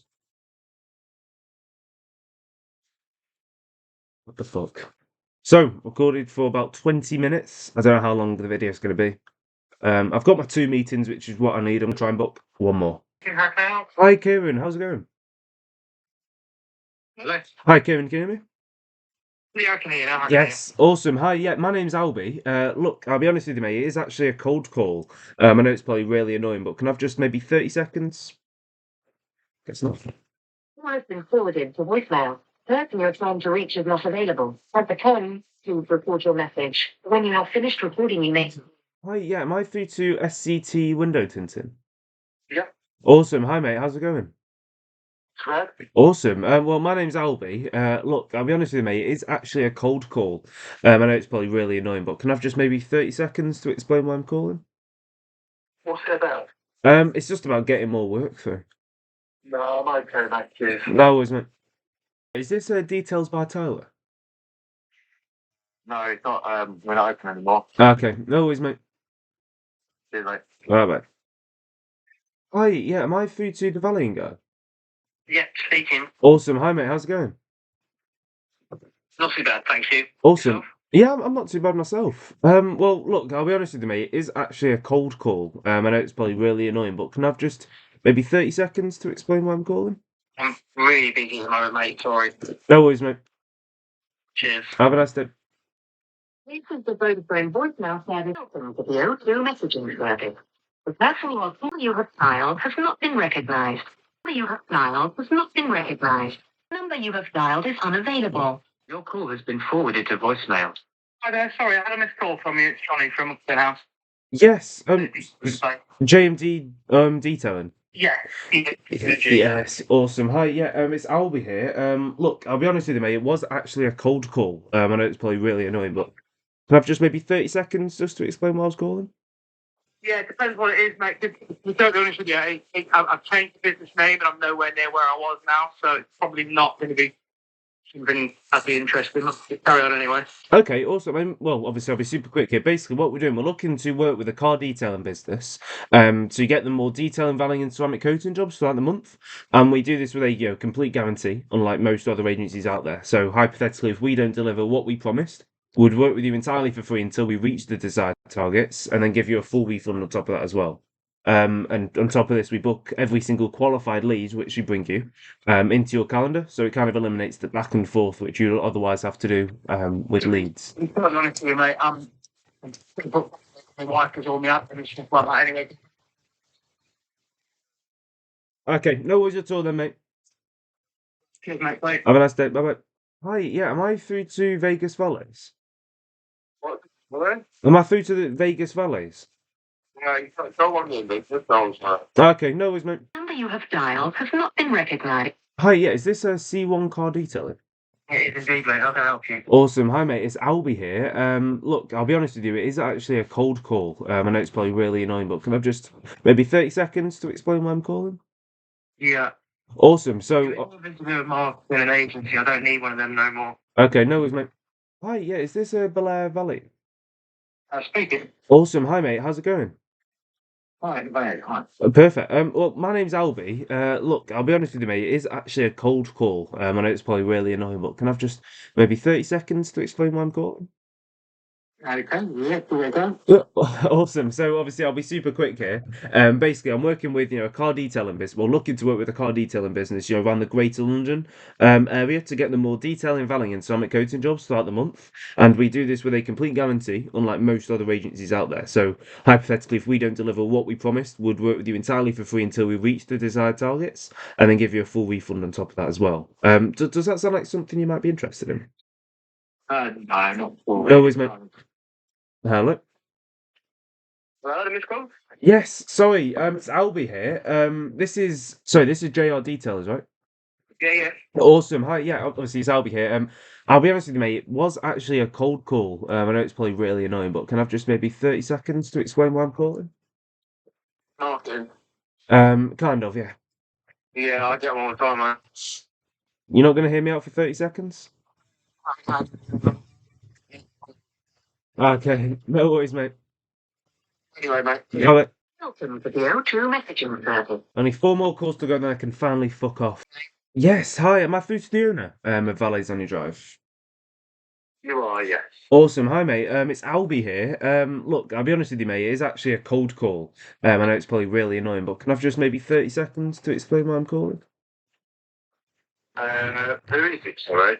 It's Albie. I don't think we've spoken before. But can I just maybe have 30 seconds to explain why I'm calling? If you're trying to sell me anything, why should I? Hi, yeah. Is this One Stop Valiant?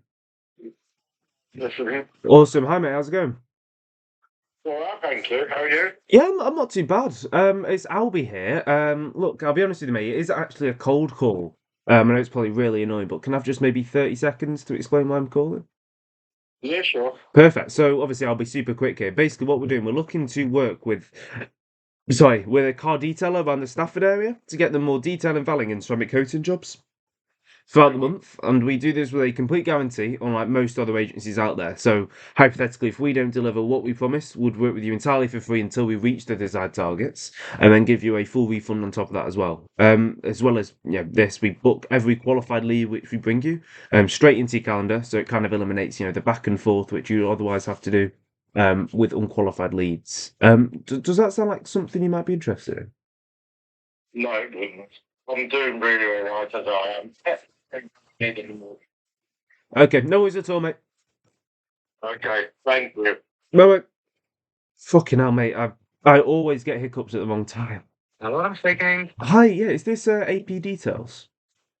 It is, yeah, but I'm no longer trading anymore, I'm afraid. Okay, no worries at all, mate. No problem. Thanks, bye. Well, thank you guys so much for watching this cold calling war video. Yeah, if you want some more content, follow me on Instagram at AlbieScarborough. And yeah, thanks so much for watching. See you in a bit.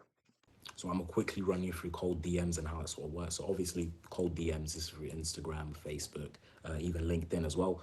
So obviously the lead source, Google Maps, this is pretty straightforward, sort of similar to cold calling and stuff like that as well. Yeah, you just get your leads from Google Maps. You'd go over to their website and whatnot, or even just if you're able to just see on Google Maps there and just sort of scrape the actual Instagram or the Facebook, the LinkedIn, etc., etc. That's what you do. So yeah, lead source, Google Maps. Over here, as you can see, Facebook, Instagram, also add LinkedIn in there if you're doing some LinkedIn outreach. I know some people do that, but yeah, these are two different ways you can actually send them. So obviously in the middle I explained that Facebook and Instagram limitations, but obviously you can send them, you can bulk send messages or DMs through Instagram and Facebook, or you can send them manually. Now bulk send, you will have to use some sort of software, and most of them are paid out there as well, so just keep that in mind. And also with bulk sending, you can get banned pretty easily. I've seen it happen before, stuff like that. And also with just with bulk sending, it's more something that you'd want to do at a scale. So you want to have multiple accounts for. Obviously, if you're doing DM outreach and you only have one account, then it's much better to do it manually. That way, less of a chance of you actually getting banned. The limitations of like Facebook and Instagram. Instagram, I'd say 40 DMs per day, just like new DMs. If you're sending more than that, you're more likely to get banned pretty quickly, especially if it's on a fresh account.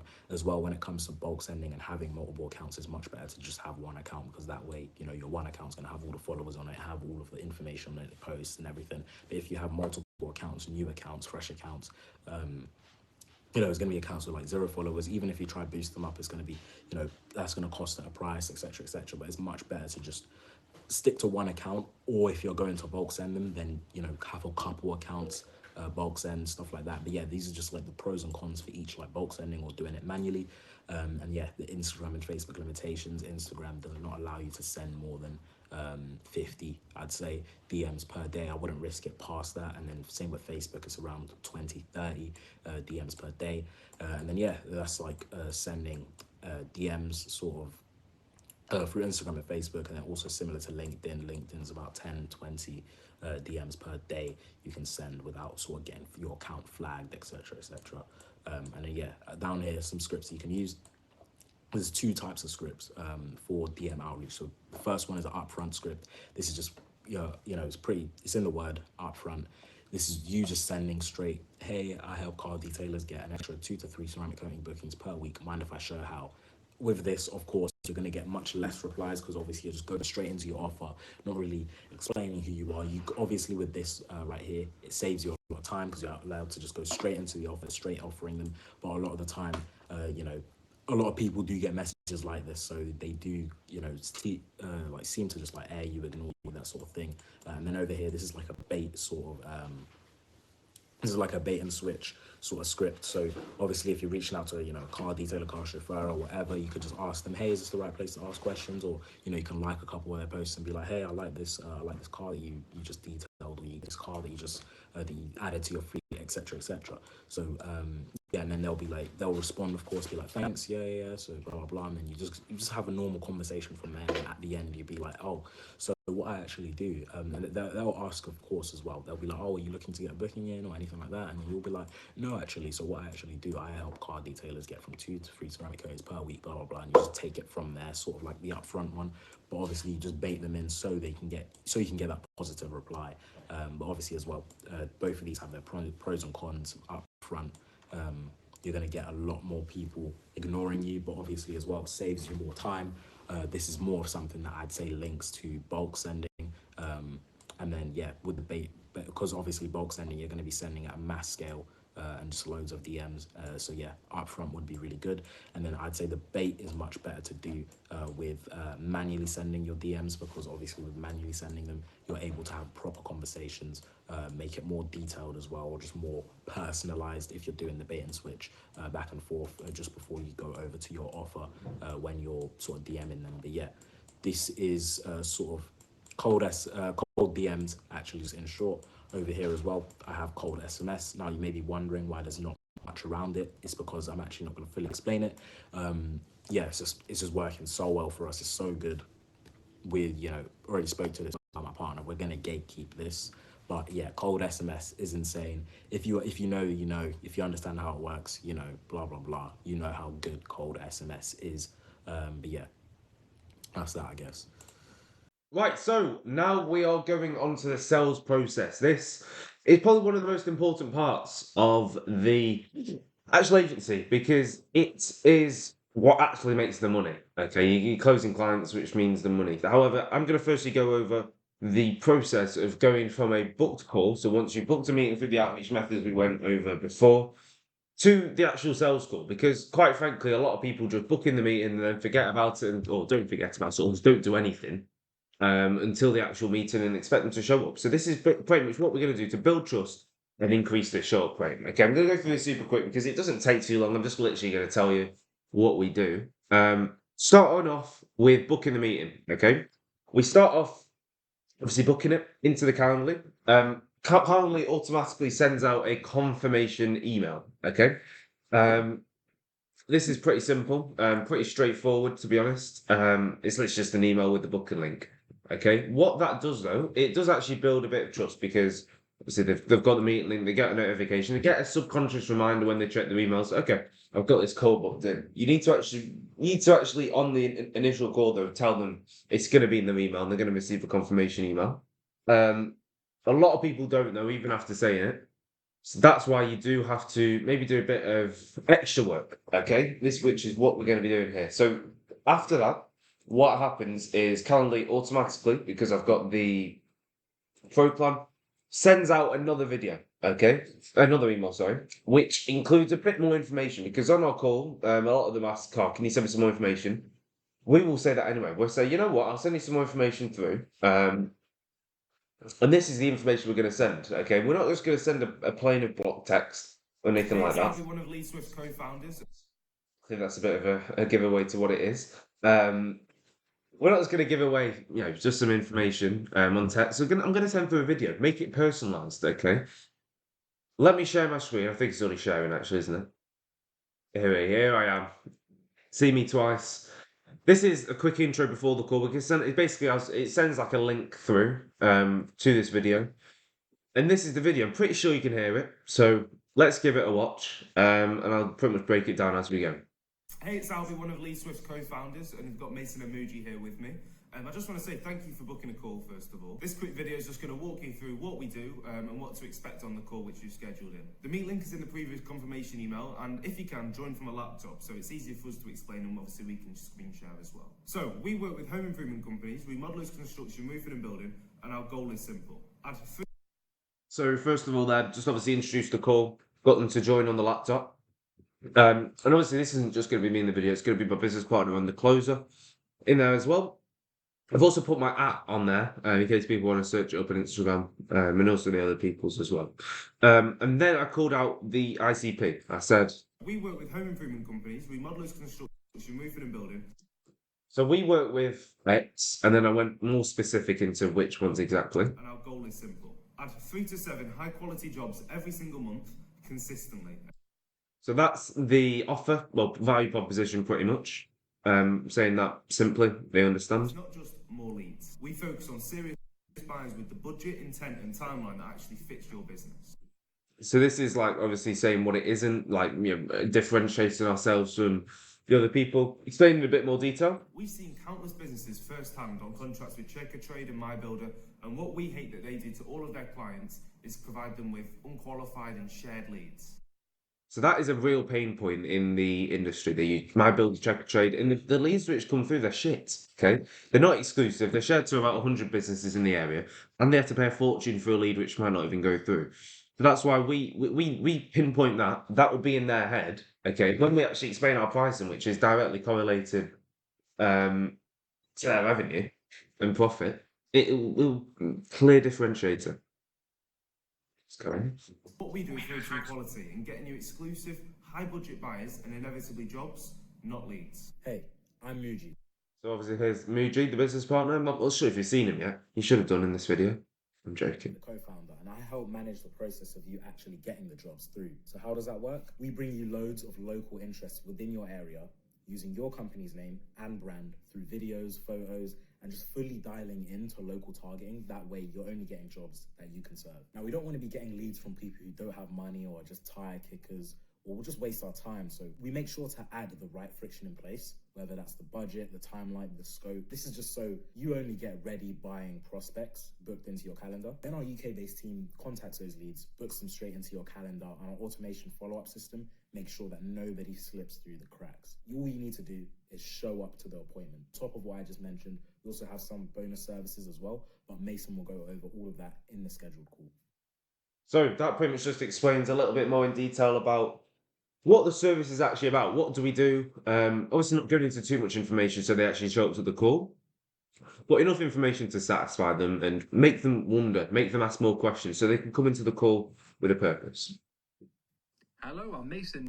This is obviously the head of sales, Mason Stanfield, at Mason Stanfield on Instagram, the Mason Stanfield, sorry. Yeah, there we go. Sales at Lee Swift. I hope you're doing well. I just want to say I'm really looking forward to our call, and I hope you are too. So the way that this video is going to go, I'm just going to explain exactly how the session is going to go. So firstly, it's going to be a discovery-based session. It's not going to be any form of pushy sales pitch or anything like that. It's mainly designed to be a discovery-based session. And what that means is we're just going to see exactly how you're getting jobs at the moment, how you're qualifying them, and how your social media presence is also being designed or being managed at the moment as well. Upon doing that, we're then going to go ahead and obviously ask you some performance-based questions as well. Upon you answering them questions, we're also going to show you the systems as to how we actually do things and how our incentive-based pricing structure works as well, which means if you win, we do as well. Either way, I'm really looking forward to the call. I hope you are too, and I'll see you there. There's me again. So that was pretty much just explaining what's going to be happening on the sales call, because they will see him on the sales call. So it's making them familiar with him. Again, I want to thank you for booking a call in. Can't wait to speak to you. And just to make the most of the call, it'll be handy if you have any questions, just to write them down beforehand, and any numbers about your business specifically. Obviously, just get them prepared so we can just have a quick, seamless call, along with joining on our laptop as well, if that's possible. So from me and all the team at Lee Swift, thank you, and I'll see you on the call. Hey, it's Albie. So yeah, a little outro there by back to me. A little cyclical structure in that. You know, I'll drop it a like the video. Yeah, that's pretty much the pre-call video. Okay, that is what happens on the video. I don't know why the camera's so blurry. Ignore that. Sorry about that. But yeah, that's pretty much what happens. And we send that through. That's the second thing that we actually do on there. And then we send a manual WhatsApp or SMS, pretty much just saying, hey, can you reply yes below to lock in the time? And also if you want us to send through the Google Meet link, they'll obviously reply yes. And then a day before the call, we do a discovery call. Okay, a lot of people do like have two separate Google Meet calls. First discovery, second sales or demo call. We don't do that because, you know, if we're booking in a meeting, they want to know information about our business. They don't want to just tell us information. Do you know what I mean? So what we're going to do, we're going to call them a day before just to ask them a few questions before the actual call. What this does, to be honest, we're not doing this, to be honest, just to get information about them. Okay, that's not the biggest reason. We've got a discovery phase in the actual sales process anyway. I'm going to go over in a minute. But the actual part of it, the actual reason behind me doing it is just to increase show-up rate. Okay, they're going to be on the phone for us for at least 5 minutes. So that will there build a bit of trust between us and obviously the prospect. And also create psychological investment. If they've invested 5 minutes of their time into just giving away information about themselves, they're going to want to psychologically attend this call so they can make that seem worthwhile. Okay, so they actually get something back out of it, whether that's information or spend more money with us. I don't know. And then we send a confirmation WhatsApp on the morning of the call, or text, whatever we did it initially. And then on the same day of the call, maybe half an hour before, we'll give them a confirmation call just to make sure that they show up. So a few more steps in between just to make sure they show up, because show up rate is actually difficult. Okay, if you don't do any of that, I guarantee you'll have like probably 5 to 10% show up rate. It's going to be hard unless like you book it for the same day every time. That's another thing. Try not to book meetings more than 2 to 3 days out, because if you book them like 2 weeks in advance, they're just going to forget about it.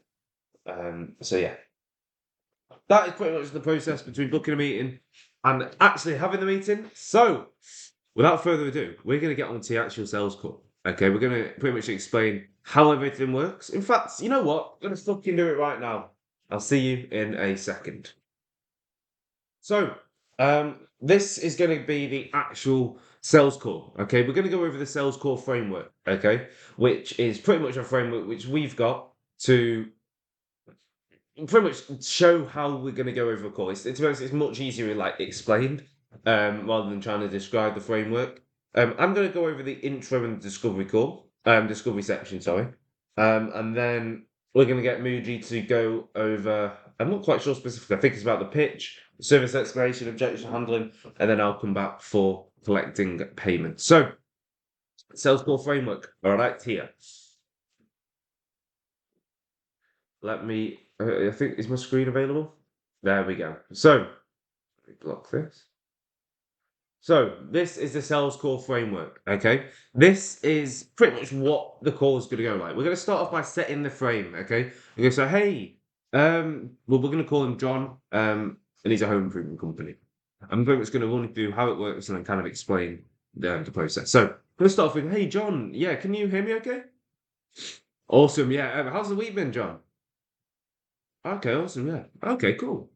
Okay, great. Well, look, the main goal of this call is to run you through pretty much how we're going to fill your calendar with financially qualified jobs. And at bare minimum, I want you to walk away with a game plan on how you could do everything in-house. And at best, obviously, if everything makes sense, I'll show you how we can handle everything A to Z so you can get people buying your high ticket services without chasing down the phone, anything like that. Does that sound good? Great. Let's dive in. We're good for 20, 25 minutes, right? Awesome. So this pretty much just sets the frame of the call. Sets you as the authority figure, not him. Okay. Obviously breaks the ice a little bit, summarizing what we're going to do on the call, and you've pretty much confirmed that you're good for 20, 25 minutes. If they say no, okay, at this point, or they're not free at all, they say, oh, no, mate, I'm probably about 10, you'll have to say, okay, look, let's reschedule this. Okay, we're going to we'll allow you to reschedule it one more time. We did say it was going to be about this long, the original call. Are you sure you definitely can't do it around 25 minutes? If they say no, mate, we have to reschedule it, but make sure that it's like strict. Okay, you can only reschedule one more time. It's pretty much just sets you as the authority, and sets the frame for the call. Okay, off to a good start. So then we're going to go into the discovery phase. So firstly, we're going to find the pain and problem. Okay, the pain point is the biggest selling point. Okay, if you can solve their pain, they're willing to pay for it. Okay, or their problem. So starting off right now, what's the biggest problem or challenge when it comes to scaling your business, or what isn't working to the level you feel it truly should be? Okay, they'll say, for example, lead generation. You'll ask, obviously, how long has this been a problem for?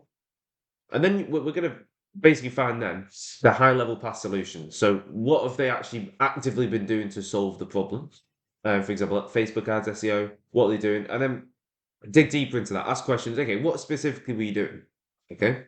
We're going to go very, very high level on this. We're not actually going to dig that deep right now. Okay. We're just going to get them to open up firstly on that so we can think about it. And then we're going to come back to this. Okay. But so obviously once they've said, okay, Facebook ads. Okay, cool. Okay, I'm pretty clear on that. What are you guys doing in average monthly revenue looking at the last 3 months? Now we're going to find the monetary current state, okay? We want to understand where they are currently in terms of finances. And to be honest, the best way to do it is literally just to say it bold. Okay, we're not going to beat around the bush and say, so what are you guys doing in sales? And how many are you selling per month? Last month? What about the month before? Just say, what's your average revenue looking at the last 3 months? And by the way, we say the last 3 months is because we tend to find that if you say, what's your average monthly revenue? They're just going to say the best month that they've had all year. Okay, if you say in the last 3 months, that's, maybe they've had the best month in the last 3 months. That's promising because it looks like they might grow more. But looking at the last 3 months, it seems like, it's more of a realistic thing. Okay, if you say, what's your average monthly revenue? You're going to say the highest amount in it. But if you say specifically this month, you're going to have to say the real amount, if that kind of makes sense. So once you have obviously asked that, we're going to pretty much just ask more questions. Is that normal for you? Okay, see if that's obviously they're telling the truth. What's your average profit? So we're going to get their profit margins then. This is going to help us just to understand where they're at in terms of thinking. You must get the revenue and profit. Don't move on until you do that, okay? Because that's super, super important to see if they can actually fucking afford your services. If they're doing like £100 profit a month, that's a fuck off at that point. Next, we're going to go back to the problem, okay? So going back to, obviously, your problem, what have you tried in the past to solve it? So we're going to ask them again, what have they done in the past? And we're going to dig deeper on it now. So you say they haven't tried anything. We're going to get the double tie down to see what they've been pitched, okay? Because maybe they've been on a sales call before, okay? And now we want to understand why they've not moved forward on that past sales call. Because they've been on a sales call, they've got this problem, why have they not moved forward? So then we can do that differently, okay? We can see what they've done wrong, okay? Or maybe what that they've done wrong in the sales call, or maybe what they were offering, okay? And we'll show how we're different to them, okay? We'll have to be different to the competitors, okay? If they haven't really tried anything, we'll skip past this. They're generally just new to it and they've just got a problem. If they've unpaid ads before, we're going to pretty much ask more questions about it, so we can pretty much fill the gaps to see what they did. So for example, see what they did, and see what they didn't do, so we can pitch on what they didn't do, basically. If the agency seems pretty good, so say for example they're with an agency right now, we'll obviously pretty much just be honest with them and say, why are you on this call? Okay, if you've got an agency running with you, why are you looking elsewhere? Okay, and now we're going to use assumptive questioning. Okay, so for example, let's say they've used Facebook ads appointment set system before. We need to basically realize why that solution was shit. Okay, we're going to use assumptive questioning. Okay, this pretty much gives the impression that it's obvious that they should be doing the thing, which would immediately solve their problem. So if we ask, like, so for example, let's say I assume you're, so if for example, you're having a conversation with someone, okay, they say, I'm really overweight, I'm not happy with it. Okay, you say, okay, so I assume you're going to the gym 5 times a week, you're eating regularly. Okay, realistically, that just sounds like, and they're obviously not doing that. Okay, they'll be like, oh shit, no, I'm not actually doing that. I've never done that. Okay, that kind of digs deep because they're thinking, oh shit, I probably should be doing that. Then that seems like at least the basic thing to do. How am I not even doing that? That's shit. Okay, that will make them realize that what they're doing right now is shit. Okay, and that's why they're in this position. So that's what we're going to do. So, for example, let's say their problem is they're getting broke clients. Okay. So I assume that the past agency was calling you leads, booking them in. What kind of qualifying questions were they asking, before booking them onto your calendar? Budget commitment levels when they're looking to start, stuff like that. So obviously we're assuming at the start and then we're following up with a question which isn't even relevant because they're not even booking them in. Okay, they're just giving you the leads. So 2 things you want to get from this before you move forward is what they've tried and why it didn't work, or what they've been pitched and why they didn't move forward. Next, we're going to start off by preventing the I'm going to do it myself objection, because a lot of the time this has happened. A lot of people just, when they're on the sales call, they say, oh, we'll stop me from doing it myself. You're going to say, well, what's it been like keeping you from figuring out on your own? Like, why not? I don't know. Do the marketing yourself, take things in-house and just get a little that way. You're pretty much going to ask them why you're not doing it now, and why are you on this call. Get them to verbalize that. Don't just tell them you're not doing this. You need them to say it, because then they take accountability for it. Next, we need to find the desire. Okay, find their goals. Okay, if the prospect on the call is more numbers driven, sophisticated, you can definitely tell. Okay, because they'll be analytical and data driven by it. You'll be able to tell that. You need to ask them this question. Okay, just so I can stay organized on my end, looking 3, 6, 12 months ahead. What is the ultimate revenue goal you guys want to hit? Just so I can reverse engineer the numbers on my end, see if we can even help you hit it. Okay, they'll probably tell you numbers because they've probably got those numbers because they're sophisticated. If they're not sophisticated, they're like, yeah, mate, what's going on? Yes, pal. Yeah, you're gonna pretty much ask kind of like the same question, but you're gonna get more of a personal goal for them. Okay, in a bit of a jokey way. So you're going to ask, say, for example, we solve the issue with client acquisition. What's the goal then? I mean, what's stopping you from hitting 5, 10K a month profit, removing yourself from the equation and moving to fucking Thailand, sipping cocktails all day? Okay, you're making a bit of a joke, and that's going to lower their guard, and they're going to pretty much say what their goal is personally. Oh, mate, I just want to retire, get off the tools. I want to help my kids out. I want to spend more time with my wife. And you're going to touch back on that when you're pitching, and obviously when you're saying the price. Do a brief recap, and label them as well. Label them as an action taker. Okay, you pretty much just say, you seem like a quick action taker, which is good because you obviously need that to be successful. They're going to think subconsciously, oh, I'm an action taker. I'm going to have to take action then, because I need that to be successful. So if I'm not an action taker, I'm just going to not be successful. I'm not going to solve my problem. So down the line, you can pretty much, if they say, oh, I'm not too sure about this, mate, you say, oh, at the start, you said that you agreed that you're an action taker. You take quick action when you know that there's return on investment, which there definitely is here. And then we're going to transition into the pitch. Look, John, I think we've covered a lot of ground here. And then you can insert any thoughts which you've got. Based on what you've told me, John, I think we can definitely help. I mean, that said, where do you think we can go from here? I guess I could walk you through what we do, the numbers, next steps, obviously how to get to your goal, if you'd like. But I mean, it's your call. Wherever we want to go. So now we're getting them to take accountability of where they want the call to go. You pretty much ask them a leading question, but they're going to say, yeah, let's get into the script, because it's going to get them to be like kind of begging. You're deep, begging on their knees to hear what we're doing. And then that is the pitch, which Muji's going to go over. So that's the discovery. Dig deep into their problems. The main point is we're going to find the pain point, dig into their problems, find out for us what they've done in the past and why it's not worked. And pretty much just see if we can actually help them. If we can help them, go into the pitch and we'll pitch them on the service. So yeah, actually, how do we do the pitch? Muji, let them know. Cool, boys. So right away, we're just going to get over to the sales process of the actual explaining your service, and also on top of that, objection handling at the end. So yeah, this is sort of sales framework right here, sales call framework. So obviously at the beginning, you set the frame. This is the sort of the discovery phase right here. The first stage of the sales call should be discovery. Most of the call should be discovery, actually. And then obviously after that, once you've found the desire, found sort of their pain points, where they're at, etc., where they want to be, that's when you transition over to the pitch right here. So yeah, from here you just be like, hey, based on what you said, we can walk you through the numbers, what we do step by step, blah blah blah, etc., to achieve the outcome that they actually want.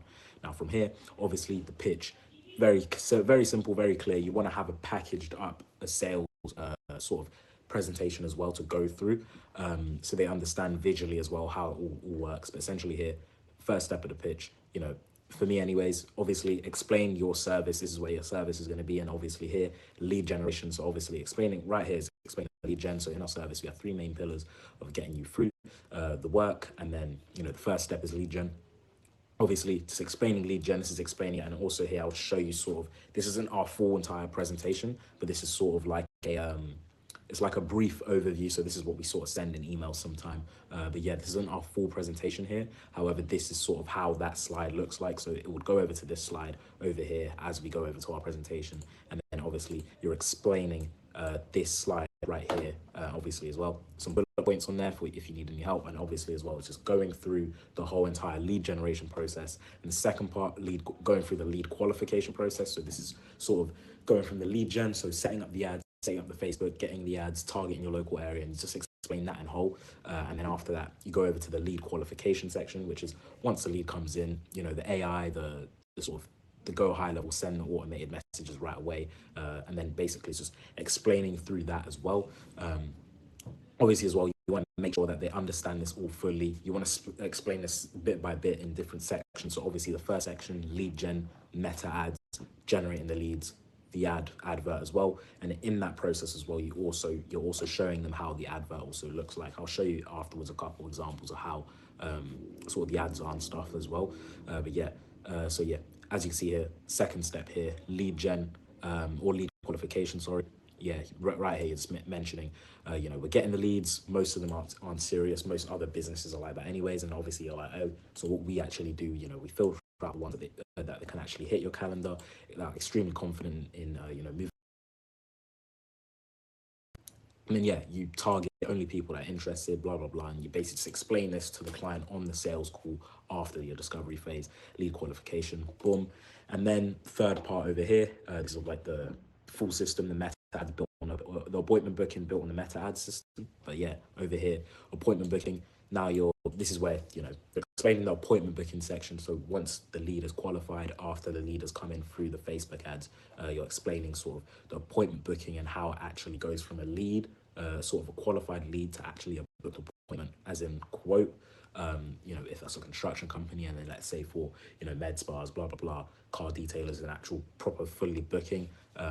As you can see here, yeah, you're just explaining this in detail, and explaining that most other businesses, or most people in general just don't buy on the first message, which is why you go through the whole qualification process, and you explain how this links to the process that you mentioned before, and obviously the one you mentioned before that. And then yeah, you mentioned over here, most people don't buy on the first message. They need a follow-up. On average, 25% are more likely to actually book on the 7th touch point than they are on the 3rd. So yeah, obviously you're just mentioning here, the first touch point is the lead generation, going through the ads. Second touch point is most likely, the actually seeing or filling in their information. Even third touch point, actually getting that message. 4th, 5th, 6th, back and forth conversation through the lead qualifications phase with the SMS and the AI, just messaging it back and forth, sorry.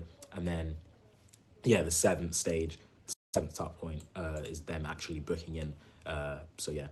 And that's what you see here. If you're only calling once or contacting them once or twice from the actual, initial contact of the seeing the ads or seeing the sort of leads and whatnot coming through, then they're losing money, and you explain to them why they're losing money. You basically hit their pain points as you're explaining as well. So obviously in the discovery phase, you're going through all of their pain points, where they're going to, where they want to be, where they are at the current moment. And then obviously as you're going through the presentation, explaining all your services that you offer, you sort of link it to their pain points and why they're not doing as well as they want to be or why they're not at the place they want to be.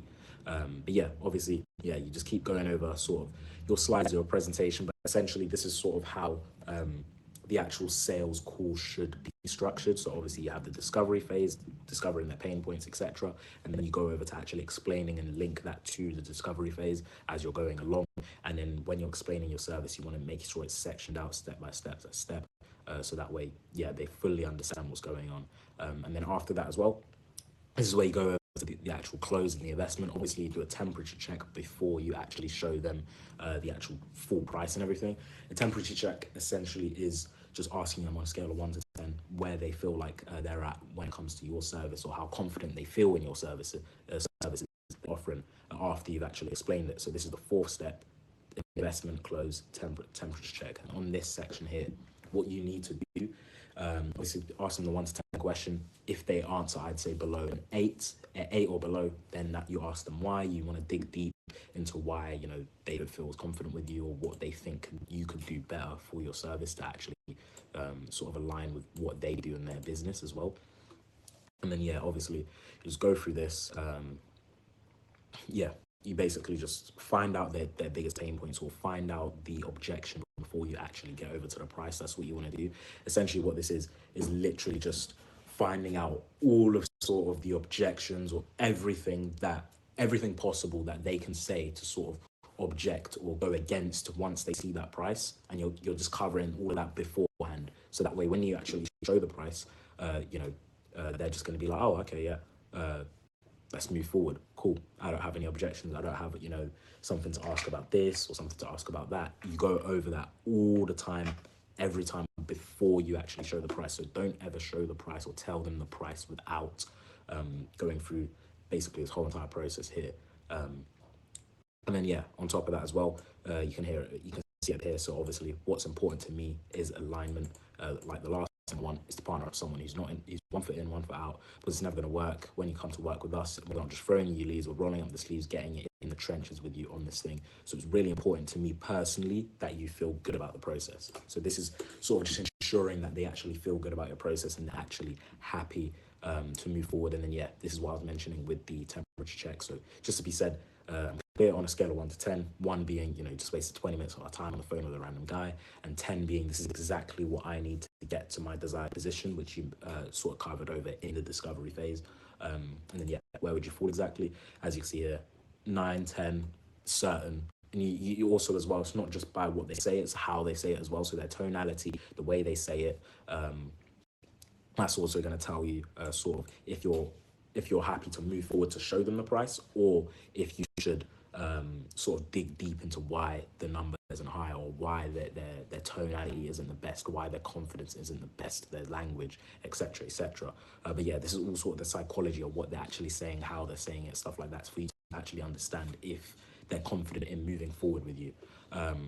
Yeah, as you can see, if it's an 8 or below, you'd be like, oh, you know, why is that number? Why is it that number? You know, what do you think we can do to, you know, make our service better? Is it just like past experiences? What is it exactly that's making you put our number so low for, you know, when our service is so good, etc., etc. And then obviously as well, when they're telling you, they're like, oh, maybe I've worked with people in the past, or obviously this is where the objection handling comes in place.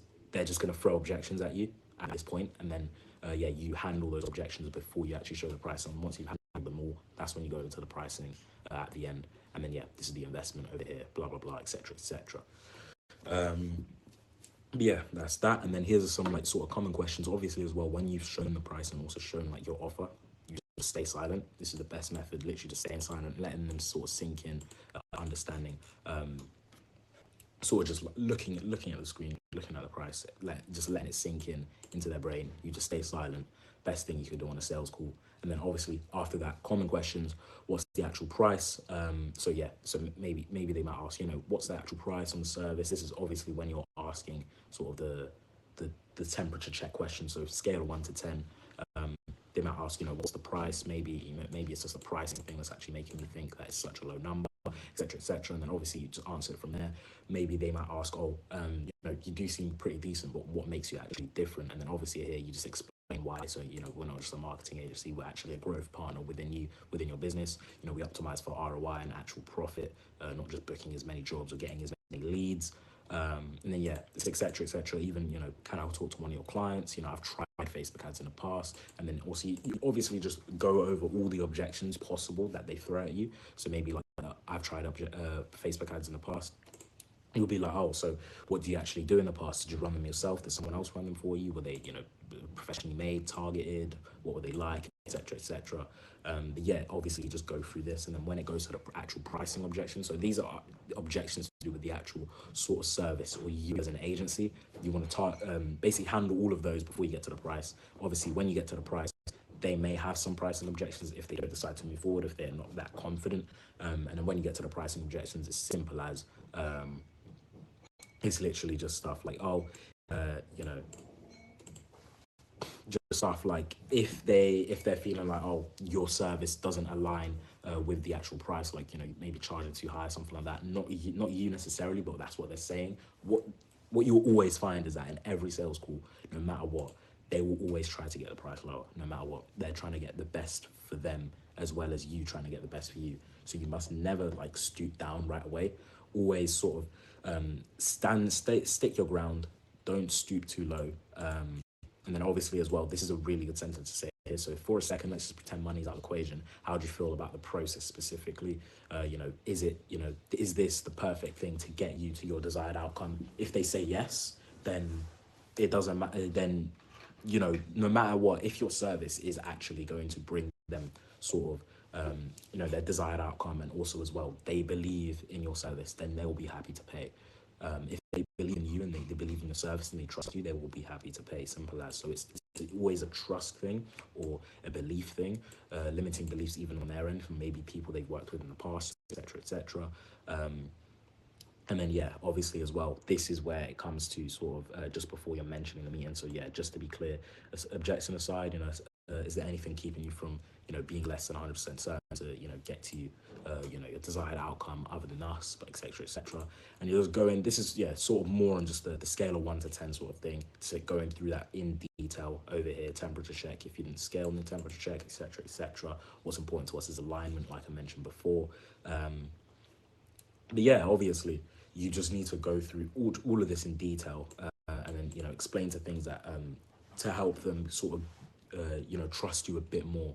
So stuff like, you know, this isn't a course or something where we just give you a bunch of videos. We're gonna run, you know, getting the, you know, roll up our sleeves, get in the trenches with you, you know, we're fighting this fight with you and actually working within your business, etc etc. This sort of gives them more reason to trust you. So then later on, when you actually do show the price, they will move forward. But yeah, and then obviously as well, these are just more on the outcome, stuff like that. Objection here. And then yeah, just moving forwards to the actual sale, you literally just go show them the price, stuff like that. And then obviously they might have some objections here and there, or they might want to negotiate with you, stuff like that. And then if it's literally just the price only, if you go over everything, you stick to your original pricing, they're still like, oh yeah, I don't have the money, or, you know, I don't want to move forward. If they say they don't have the money right away, obviously you mention as well, you go through like the whole entire objection. Okay, if, you know, if this is the perfect thing to help you move forward, would you not want to pay? And then, you know, you're going to make money, you're going to make your money back anyways, you're going to make a profit, etc etc. Maybe you want to put, you know, half down, half later. Maybe it is literally just a price thing. You go over every objection with them, you handle every single objection essentially. Then it can literally just be a sort of a price issue. Maybe your prices is too high for that specific person or specific prospect, and in that case, you literally just, you do a payment plan and reduce the fee. Maybe do a half now, a half later. And then yeah, if they're also as well in a position where they need to sort of they need to speak to a partner or speak to a more higher person in the actual company, you know, proper decision maker, stuff like that, then what you can do is BAM. So this stands for book a meeting from a meeting. What you do here, you take a deposit, always take a deposit no matter what. Tell them it's refundable. So obviously it's going to be a refundable deposit, and also if they move forward with you, you just take that deposit from away from the original price. So yeah, this is just a deposit to make sure you lock in with them. And also you can mention things like, oh, if you pay the deposit right now, then we also have like another call scheduled with someone near your area. If you take the deposit now and we lock in with you, and we have that follow-up call later on where you actually pay the full amount, then we will cancel all our calls with all the people, all the other local businesses in your area as well. This is sort of just to push them even more to sort of go forward with you. You've done this, loads of times in the past. It works all the time, literally. You've just mentioned, we have a couple of calls with other people in your area. And like we mentioned, we're only trying to work with one business in your area. So if you, put the down payment right now, if you put the, payment plan, etc., if you put the deposit down right now and we just have a follow-up call for then, they near always move forward with you. Yeah, obviously from that, here's just a post-sale script after you've actually, gotten your payment, gotten sort of the agreement, and you close the client essentially. From here, you just say, we're super excited to have you on the program, super excited to have you, as one of our clients, etc., etc. From here, you sort of just go over to the actual onboarding. So what you want to do is you want to book an onboarding call. And yeah, the onboarding call should be, 10, 15, 20 minutes, not too long. And then, yeah, this is just to make sure that you're able to actually achieve or, receive everything on the onboarding call. So on the onboarding call, what you want to do is you want to also have an onboarding form you send over to them. And basically that is just going to give you sort of details that you actually need to run the ads and do the actual service and fulfill the service. So stuff like the radius on where they serve, stuff like, videos and photos of what they need, stuff like maybe specifics, maybe they only target specific sort of subsidiary of the actual sort of niche that they're in, etc., etc. Just all the details you need. That's what you're going to be getting on the discovery call. The onboarding call and the onboarding form that you send them over to them. But yeah, obviously the agreement from here is pretty self-explanatory. You get the sort of contract in place and everything as well. And yeah, you get them to sign the contract there and then. But yeah, that's sort of basically this whole entire process here. Oh, actually collecting the payment. Okay, I'm not sure if Muji went over the temperature check. Either way, I'm going to go over it briefly now. You must do this before showing the price. Basically, what we're going to do, we're going to ask them what they feel on the process, specifically excluding the price. On a scale of 1 to 10. Okay, if they say anything like 8 or 9, we can move on, say the price. If it's below, we're going to have to objection handle that and get alignment, basically, on why they think that number is what they chose. Okay? And then we're going to get into the pitch. Okay, that is actually our offer. So obviously we've gone over that in the past. So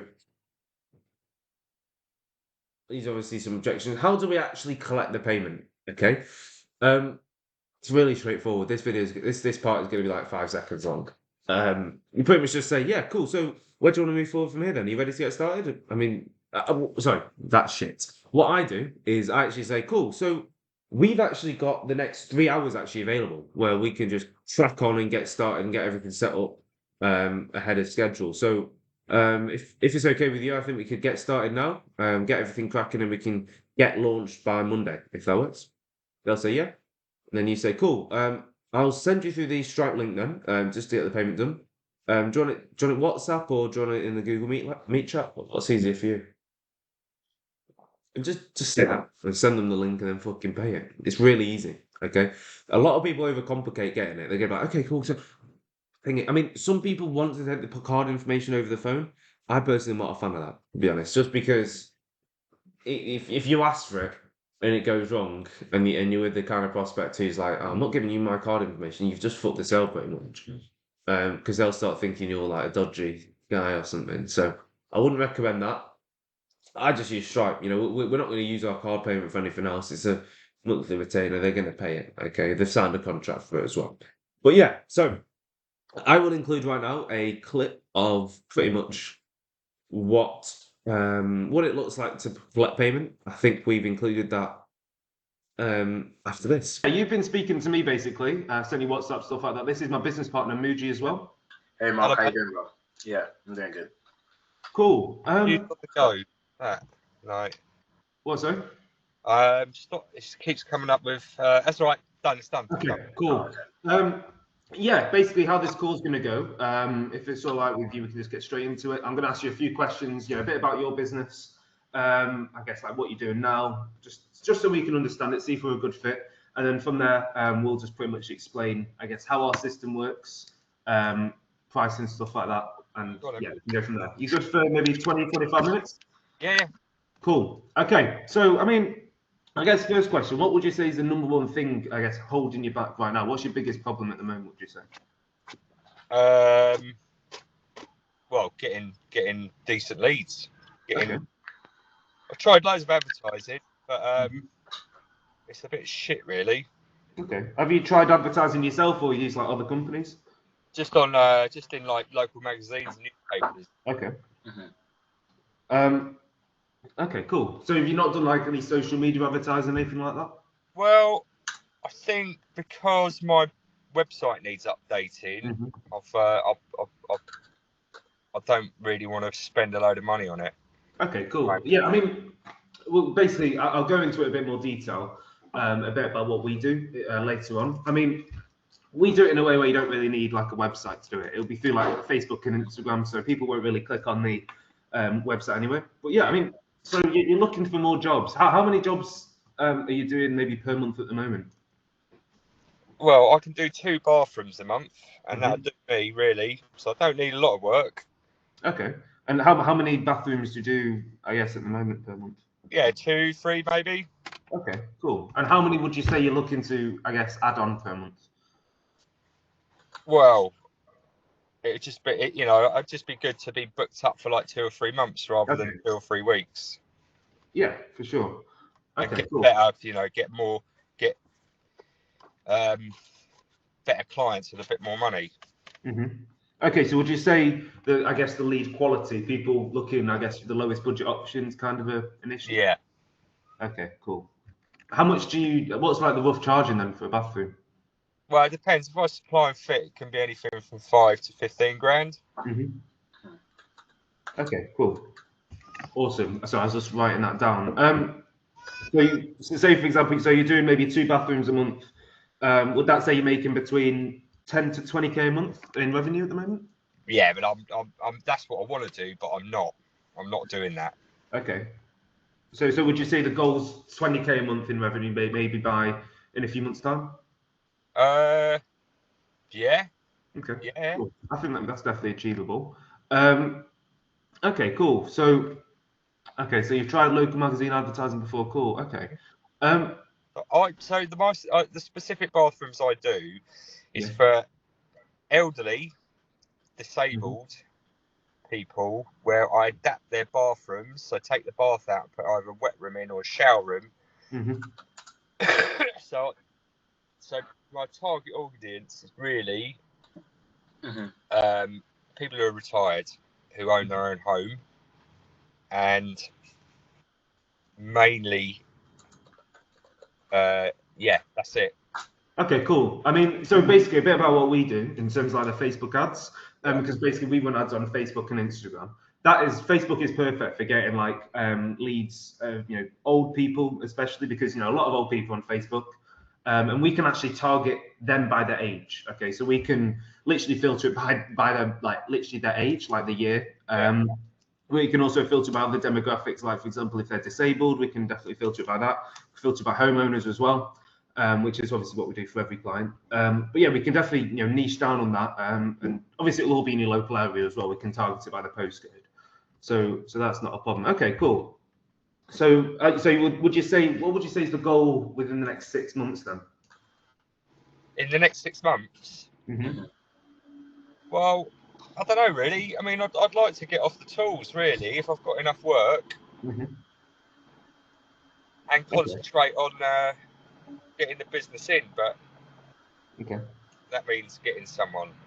But that can come. That's not a problem.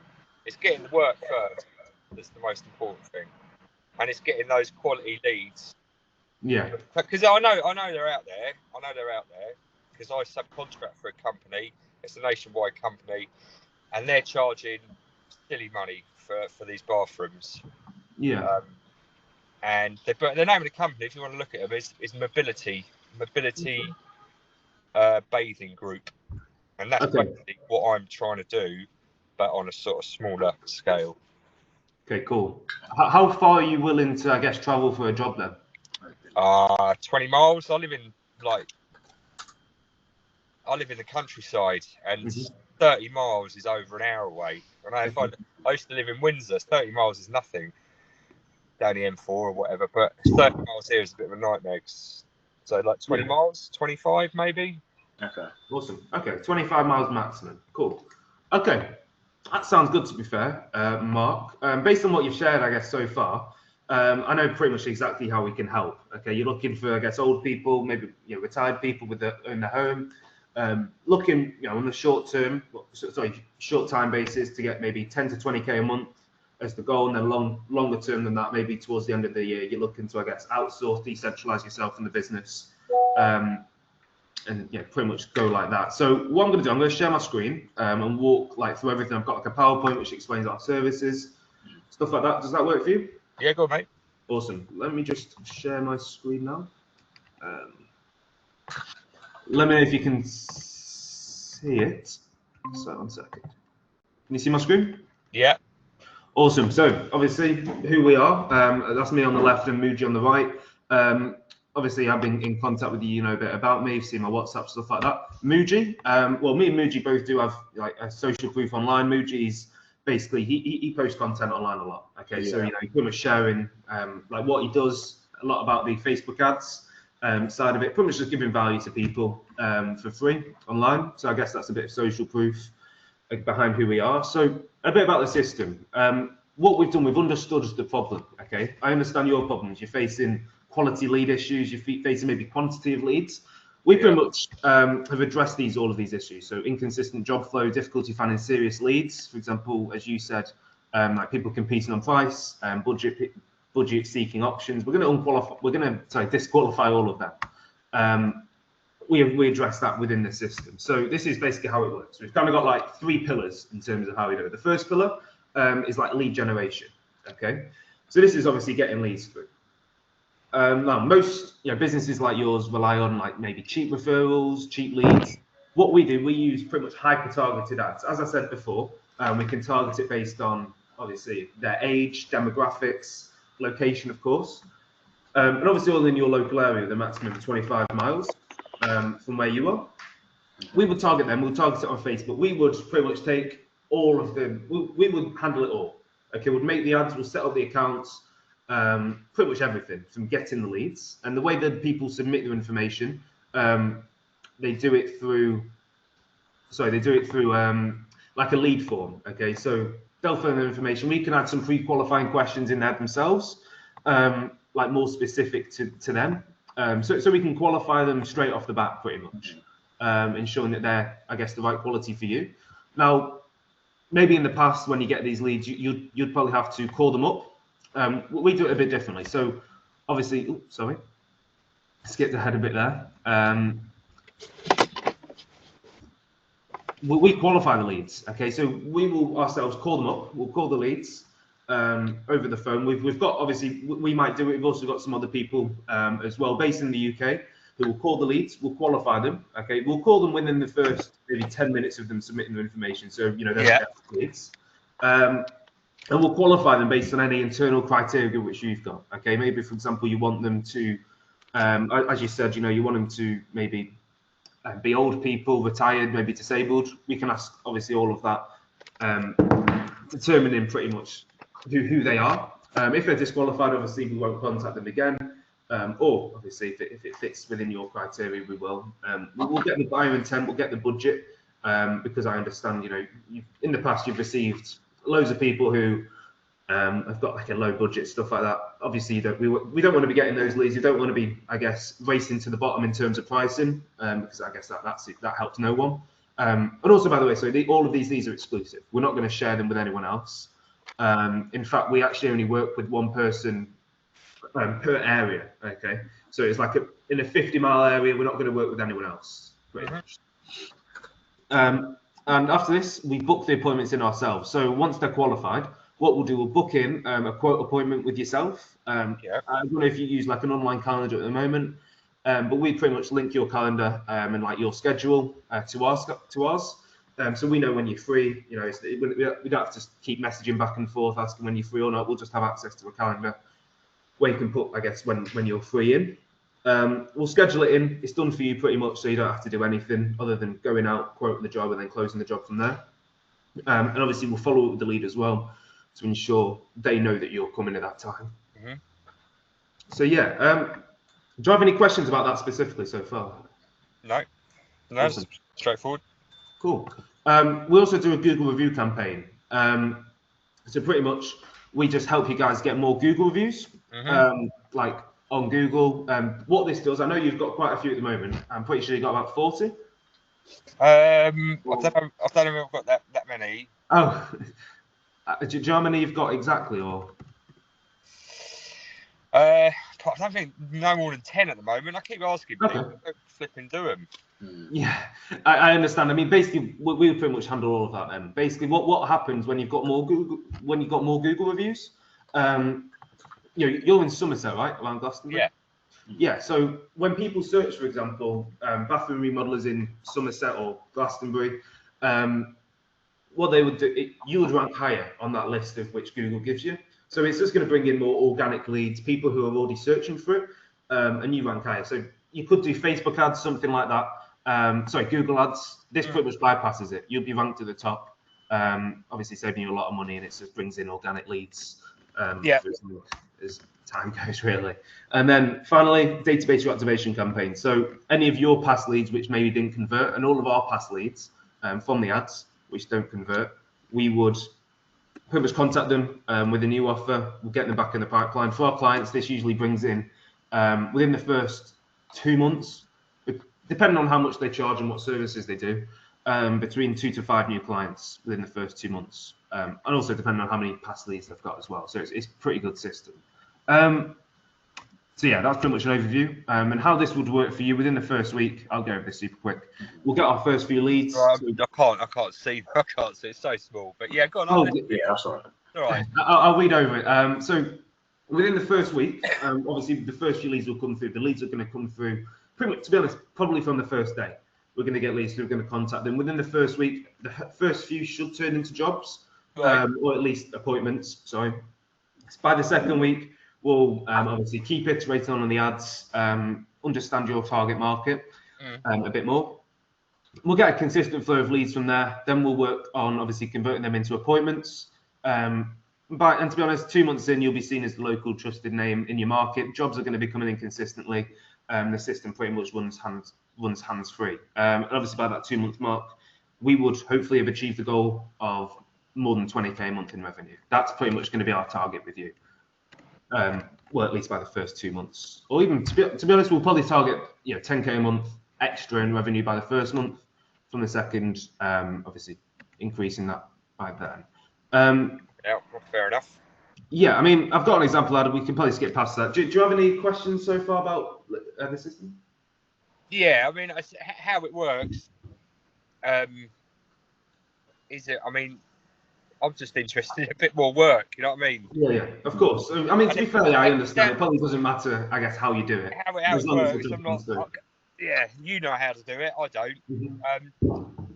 But how much it costs? What's the deal? What's the bottom line?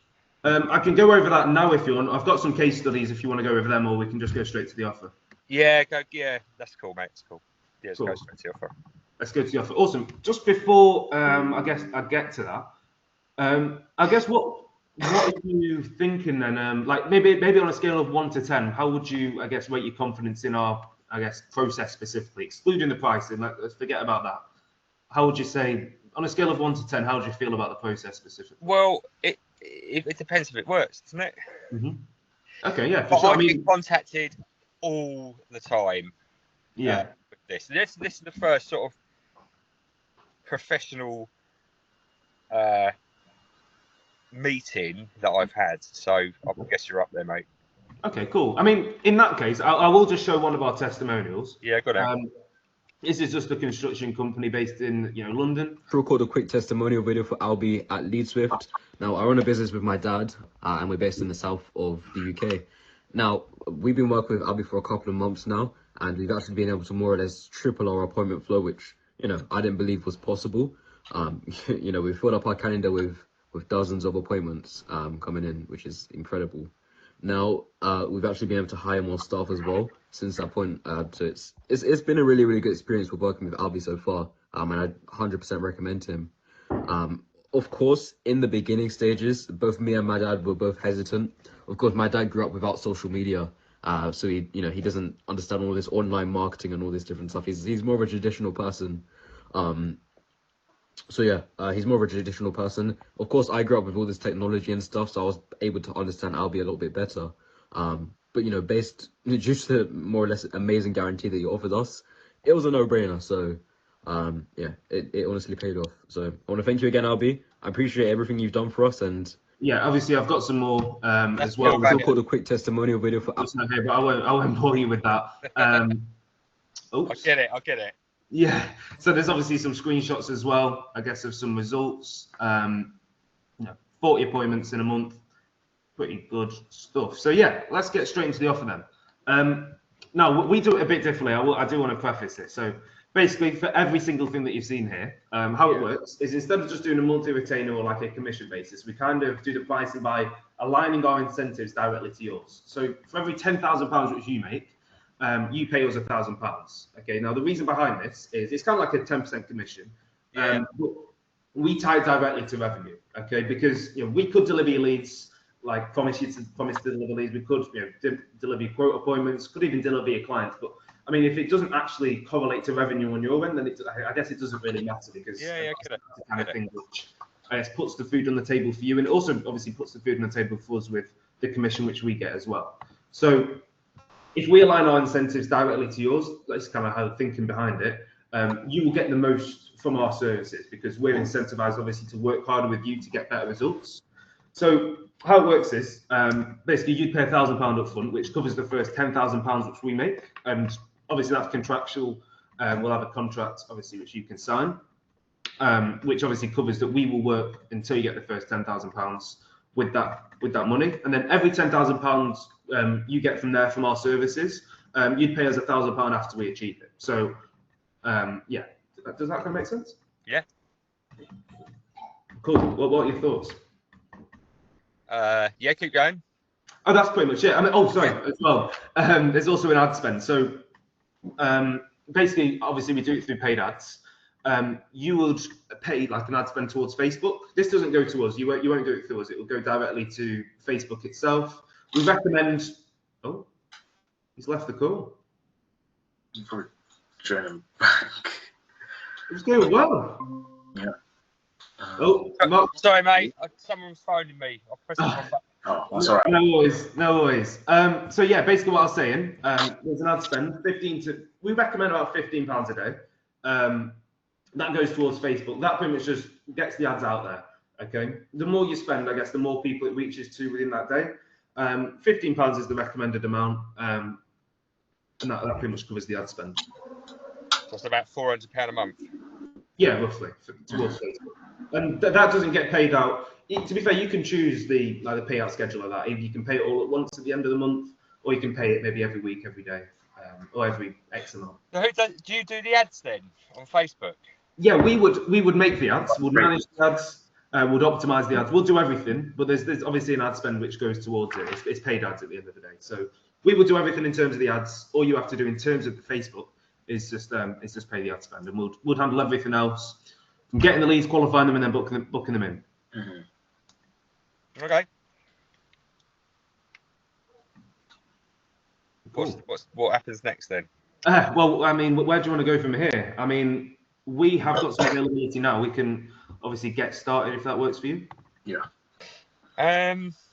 Yeah. All right. Okay, cool. So how it would work? You'd pay the first £1,000 now. That would cover the first 10K which we make.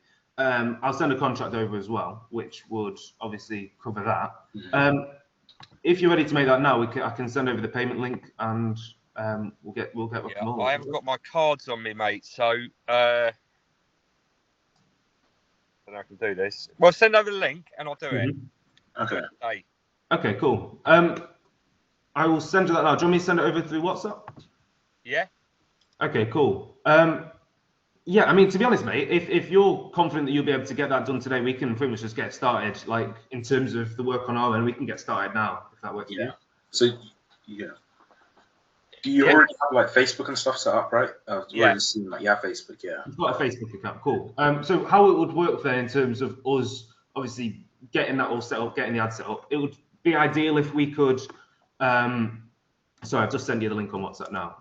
It would be ideal if we could use that account to run the ads on, because do you already have posts on there? What's that, mate? Do you already have posts on your Facebook? Posts? Yeah, like have you made posts in the past? Or Yeah. like, yeah, okay, cool. So if we can just do it on there, that will just obviously increase like the brand reputation. And it also, if it's like an existing account, it would do much better on the ads. The Facebook account's already warmed up in a sense. So if we could obviously like get access to that account, I'll send you through like a tutorial on either if you want to give us admin access directly, or if it's easier for you, you can just send over the login information. And we can I've do it. no idea what my password is. Okay, I mean, in that case, we could probably just make a new account if that works. Or you logged into the account already? Can I just go into the account and change the password? Yeah, for sure. I can send you that. All right, I'll sort the money out and I'll sort the password out, and then Awesome. I guess that's it, isn't it? Yeah, and then we'll get started from there. What I'll do then, obviously me and Muji works, a bit more on the back end. So I'll make a WhatsApp group chat with us three in. I can name it something funny like, I don't know, Mark's Marketing or something like that. And yeah, we can get started from there. Does that sound all good? Sounds all good, mate. It's all good. Awesome. Yeah. All right. Awesome. Good. Okay. Sounds good, Mark. The only thing is, so I'll be the only one doing that specific things in my area, right? Yeah. I'll include that in the contract as well, that we won't work with anyone else within a 50-mile radius of you, pretty much. And do you understand? Did I put across what I do properly? Yeah, it was. If you have a look at my Google ads and my Facebook page, you'll see this type of work that I do, and it's quite specific. I'm not interested in family bathrooms. I'm not really interested in it. It's these bathrooms that I do, these adaptations. There's no tiling. And it's different to like a normal bathroom. Yeah, because I've just been reading through your website as well, getting an understanding as well. Yeah. Sorry, and I'll also sorry, go ahead, Mark. I was going to say it's quite specific. It's not I just do bathrooms. It's quite specific. I mean, look, I've taken notes pretty much from the discovery stage, so I've got all that sorted. What I'll do as well, once you make the payment, I'll send you like a Google Forms, which will literally ask you loads of questions about your business, about who you're looking to target, like before we get set up and everything. So we've got a perfect understanding. All right, then, mate. All right. Well, awesome. Wait, let me just have a look. Hang on a minute. No problem.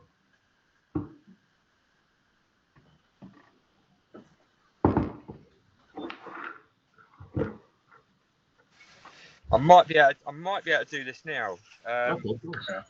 Yeah, I think if maybe like are you on an iPhone? Yeah. Yeah, you might be able to like your card information might be saved. Yeah. So I've got the card on me to see what the year is, and unless I go. Hang on a minute. If I go into hang on a minute. It might be on your banking app. Like you'll be able to see it. Yeah. Give me 1 minute. I'm just gonna get some water.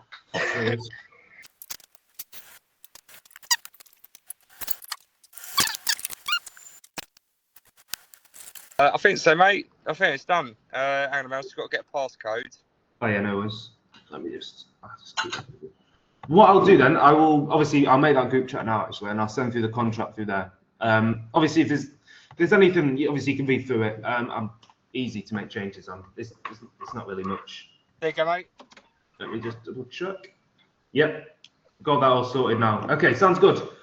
Let me just add you to that group chat then now, so we can get started. And I'll send you through the Google Forms as well. How busy are you today? Well, I'm not at home today. Okay, that's fine. Well, what's up? That's fine. I mean, it's whenever you're free, really. We can just obviously fill in that Google Forms. It is a bit long. It's probably about like 20 questions. Right. It's just so we can get obviously a full picture on your business. I think it's only best for both of us. Let me just add you to that group chat now. We'll call it LSX watermark if that works. Yeah. What's the Sounds group good. chat? Yeah. Have you? Oh, I need to invite you to the group. It doesn't let me add you directly. Have you got the that link? Oh, 1 second. Sorry again. Hold on. invite expired. 1 second. Let me just add members. Be a link. Not too sure what's going on now.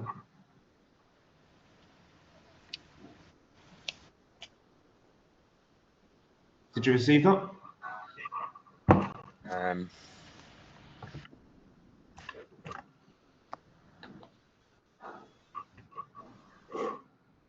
What is it? Chat WhatsApp, that one?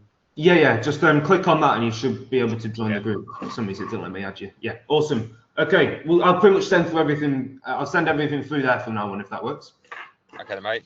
Sounds good. Expect the contract to come through in like the next half an hour. And obviously, once you get that signed, we can get started. All right, mate. Well, I'll be interested to see this ad. How quickly can you do the ads then? What day is it now? It's Tuesday.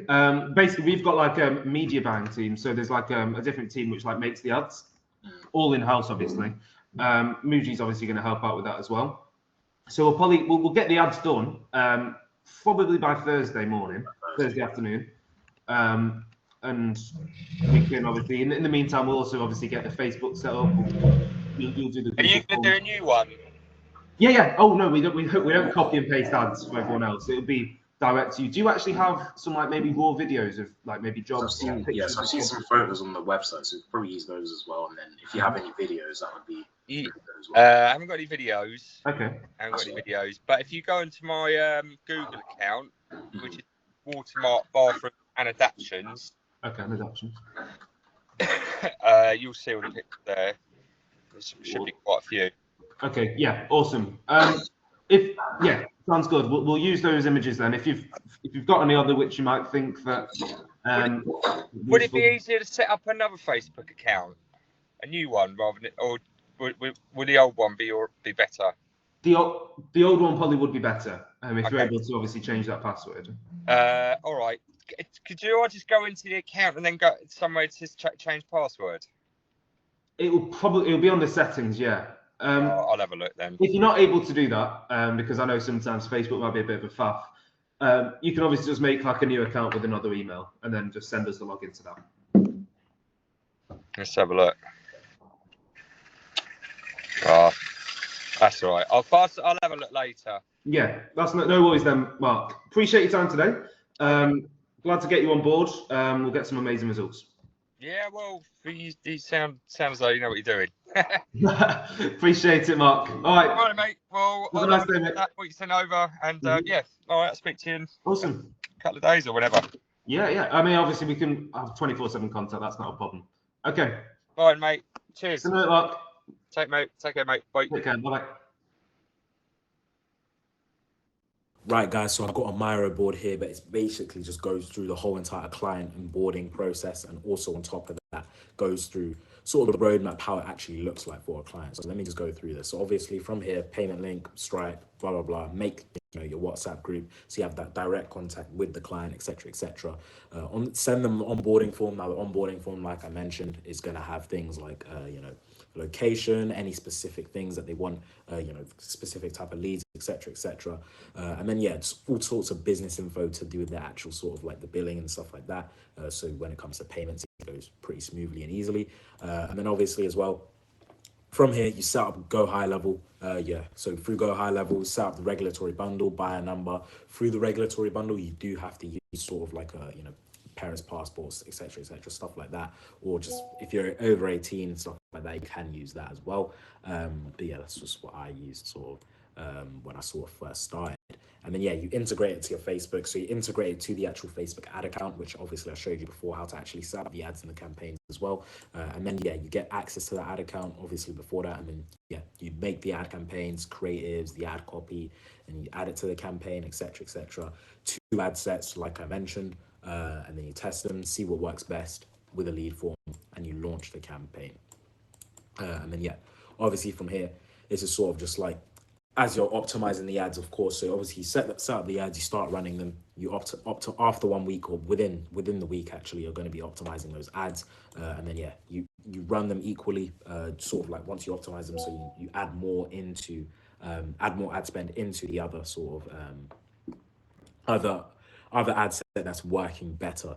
And then as you see here, if one ad set is performing better, then you put all the money into that one. Then yeah, obviously week 2, week 3 onwards, you have your other services that you might be offering on top. So what we do is a database reactivation campaign and a Google review campaign on top of our general meta ads, Facebook sort of meta ads appointment booking service. And then yeah, obviously is that's also set up and integrated with Go High Level, and then yeah, just using past leaders, etc. And then obviously within usually 4 weeks, a month, 5 weeks max, that's when we get the 10K, at least the first 10K made for their business, and we usually request a case study from there. But that's sort of how I'd say it looks like a client, a full-on proper client journey. Yeah, sort of just a client journey and the client delivery for that. So yeah, obviously setting up the ads after you've actually logged them in, etc. Campaigns, linking everything to Go High Level, integrating it, all the systems, the SMS system as well, once you've actually got leads coming through.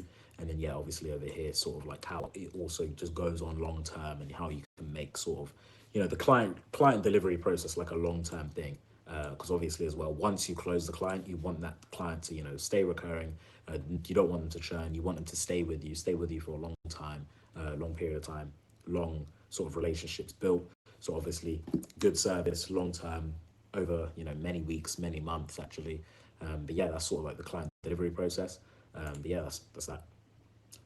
Obviously, with your agency later down the line, you will want to start hiring some people. Now, I think one of the most important things to actually hire, or one of the most important people to hire first, is appointment setters for your agency. Because obviously as well, you do want to get to a point where you're just taking sales calls back to back to back, and you're not doing too much of the outreach. Obviously, you're still doing outreach, but once you've actually mastered outreach, cold calls, SMS, whatever sort of outreach you're doing, once you've sort of mastered it, which is really easy to do, mastering outreach, your outreach method, your go-to outreach method, yeah, that's when you want to start hiring, get some setters on board, get some people onto your team, as well as sort of you, so that way you're not the only person booking meetings, but you also have other people within your agency booking meetings. Now, there's many different ways to actually get sort of setters onto your team. So you could, find them through Facebook groups, Discords, just self-improvement communities, whatnot, personal brand, all sorts of places where you can actually go find sort of setters. Because obviously there's people out there,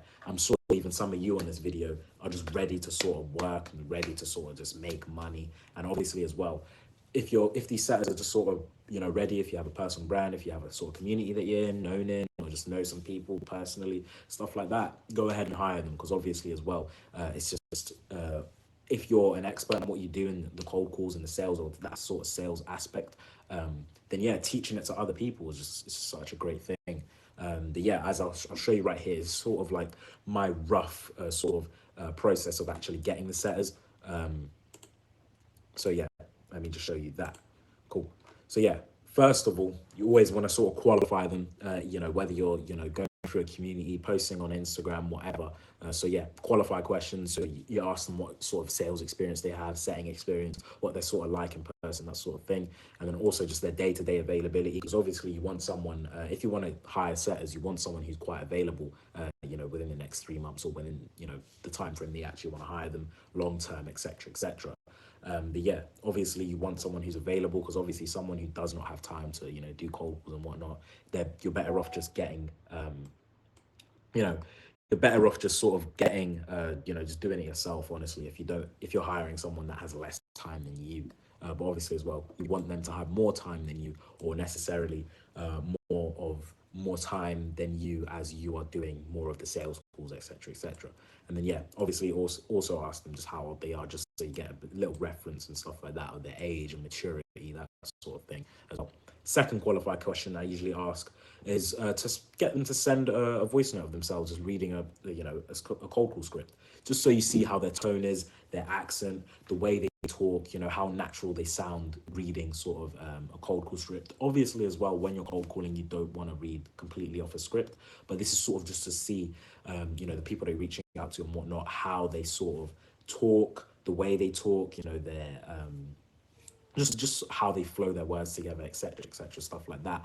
Obviously right after that as well, this is where I book my, I send them a calendar link to book a quick, literally 10-15 minute call with me. Usually on that call, what I do, further qualification on the call, as you see on there, and explain the actual service that I'm offering in my business and what we do essentially with the agency. But yeah, usually the further qualification on the call is usually just things like, you know, what they've done just like within their life, you know, what did they study, just like little things here and there can sort of tell you a lot about a person, especially like if you're going to hire someone, you want to know everything about them. So yeah, this is sort of just like a little interview process, just going through sort of understanding who they are, you know, where they come from, stuff like that, their background, why they actually want the job, etc., etc. And then yeah, this is sort of when me and my business partner Albie sort of just like review over the call, see if they're a good fit, you know, see if they're, you know, their motivation and their work ethics on it, because obviously as well, you don't want someone to just drop out after a couple weeks, stuff like that. I've sort of, you know, fell into that trap before where you just get a load of setters in, but obviously some of them aren't very motivated, aren't very experienced and stuff like that. But obviously at the moment, I have a solid setter team. They know what they're doing. They, you know, they're consistent with it. Yeah, they're great. Shout out to my team, everything like that. But obviously, yeah, you want to make sure you're finding, you know, the right sort of work ethic type of people, and people who are definitely motivated, but obviously as well just have the right work ethic.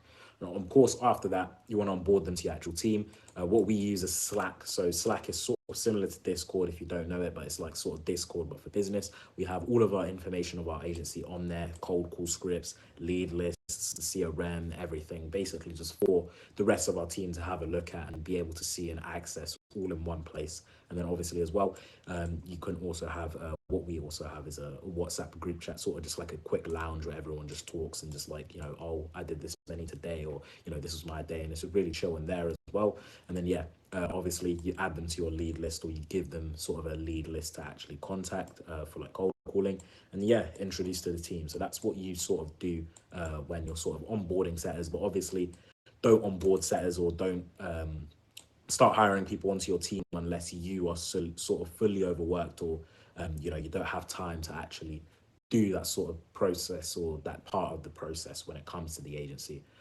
Yeah, because mainly you want to be doing the sales calls. But obviously if you're booked out on you, if you're doing outreach on your own and you're booked out for sales calls, then that's when you hire.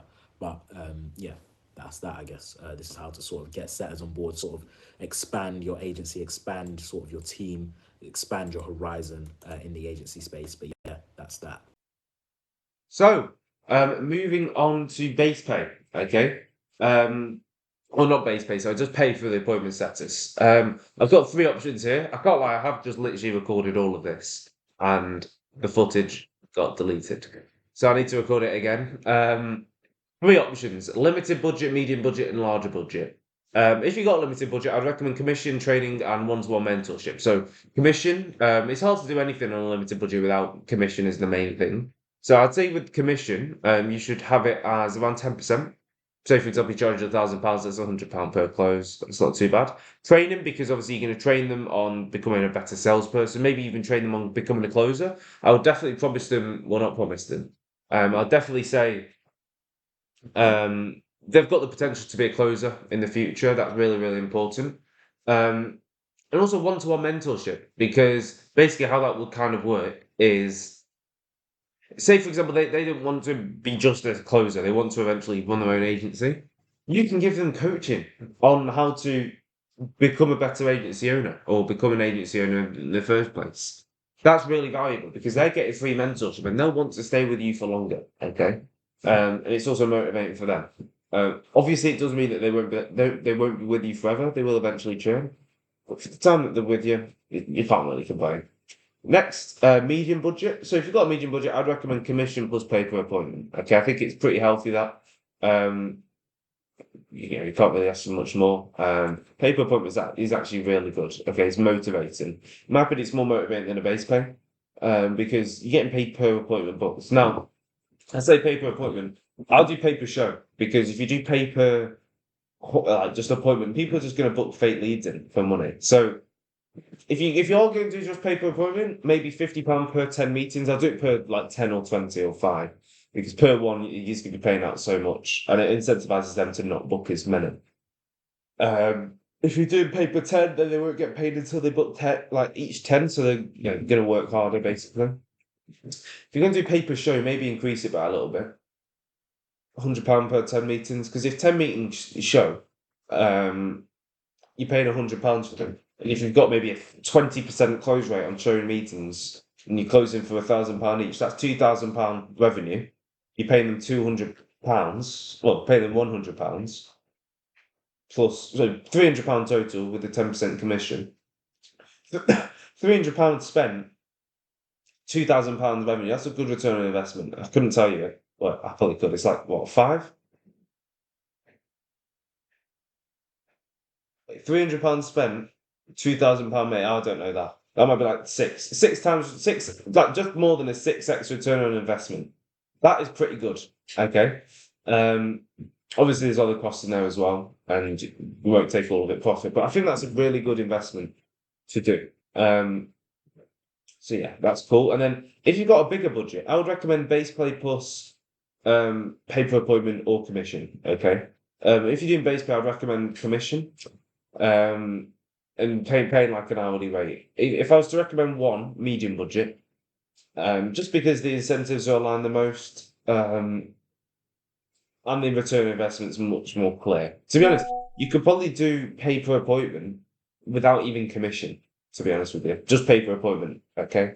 I mean, obviously a commission is helpful, maybe a less commission, maybe 5% commission, just because having a commission incentive incentivizes them to book qualified meetings which close, rather than just qualified people who are just going to show up and you've promised them on, for example, fucking 2% close rate. Like, I mean, 1% fucking commission. Like, it doesn't matter.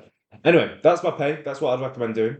Moving on to retention. How are we actually going to keep them? Because that's a really, really, really big problem. It's probably the main problem you will have with setters, is keeping it. Okay, because setters have a big churn rate. Firstly, you need to set expectations. Okay, before you can't just come in. You can't just say to them, "Oh, mate, look, okay, you're going to book 150 meetings a month if you use this script. It's going to be sick. You're going to get paid this much." Because then when they get into it, they're not going to do that. Okay, and then they're going to leave after 2 weeks because they're behind on what they thought that was going to happen. So you need to set targets realistically. Don't set it like really below, like saying, "Oh, mate, it's going to be shit." Okay, you're probably going to buy rope.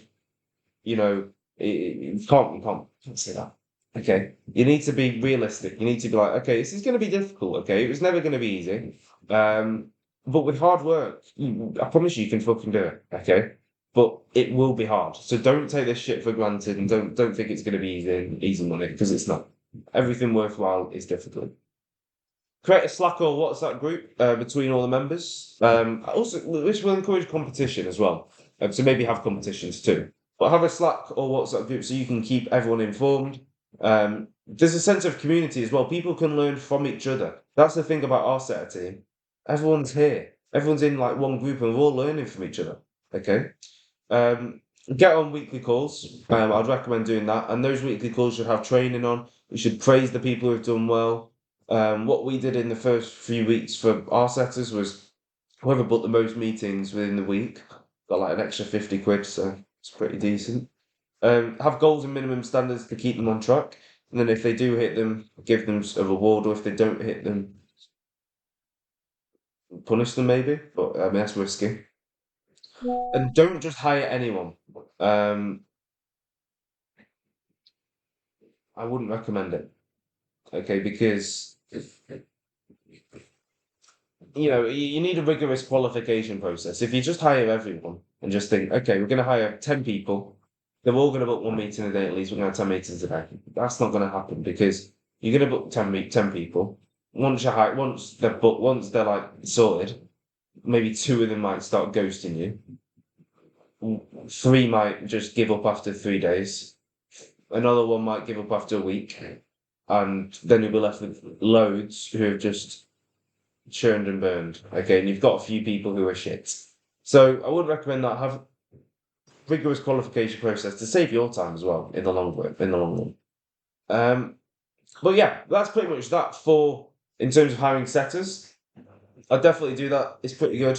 Don't do it too soon though. You need to be a very, very, very good at whatever outreach method you're scaling. Probably cold calls. Just because, so you can train them right. Okay, if you're shit yourself and you're training them on what you know, your limited knowledge. You're just going to train them to be shit. Okay? So you need to always train them to be amazing. Scale current automated outreach. That is another method to scale outbound. Why? Or how, sorry? For example, scaling SMS. It's very, very simple. I'm not going to go into much detail. Just buy more fucking phone numbers for SMS. If you're scaling Instagram DMs, buy more fucking Instagram accounts, warm them up, send more DMs. Okay? Easy as that. So you can even hire setters to set on these accounts, stuff like that. But yeah, easy as that. That's that for hiring scaling outbound. Now I'm going to go on to how to scale sales, which I wouldn't recommend watching if you're like under 10k a month. I wouldn't recommend doing that. Keep sales in house. So to hire closers, this is basically to scale sales. Only do this when you literally don't have any more time in the day to take sales calls. Okay, sales should be the last thing you outsource. Okay, so I'm not going to go through it relatively fast because realistically, not a lot of you guys will be needing this, and if you do, it's relatively straightforward anyway. You just need to really qualify them. You need to get on calls with them. So I'd recommend to hire through your network, okay? Because you need to have trust with the closers, make sure that they're actually doing the right thing. You also need to know that they're reliable and actually very good at sales, okay? Because if they're not, then you're basically getting them on your calls, and they might be shit. So hire them through there, and recommended pay. I would recommend about 20% commission. Okay, don't have a base pay. You need to keep it incentivized. For closers, incentives are very, very important. So 20% commission, I'd 100% recommend. That's really it, to be honest. Just really qualify them. Don't just hire a closer just for the sake of it, because you need to make sure you hire him the right person. Our closer at the moment is fucking amazing. Okay, he's actually integrated into the business really, really well, and that's what you should have. He should kind of be like another business partner to you, or your business partner. Obviously, not too much in depth, because then it'd be what, a 50% commission. But have him doing a lot of not a lot of stuff, but empower him. Okay, allow him to make decisions.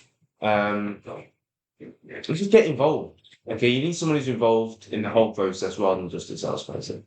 But that's that for kind of scaling outbound and sales. It's really, really important to get this right, really. Okay, so yes, that's that, and we're going to move on to service delivery, which, in my opinion, is the most important part.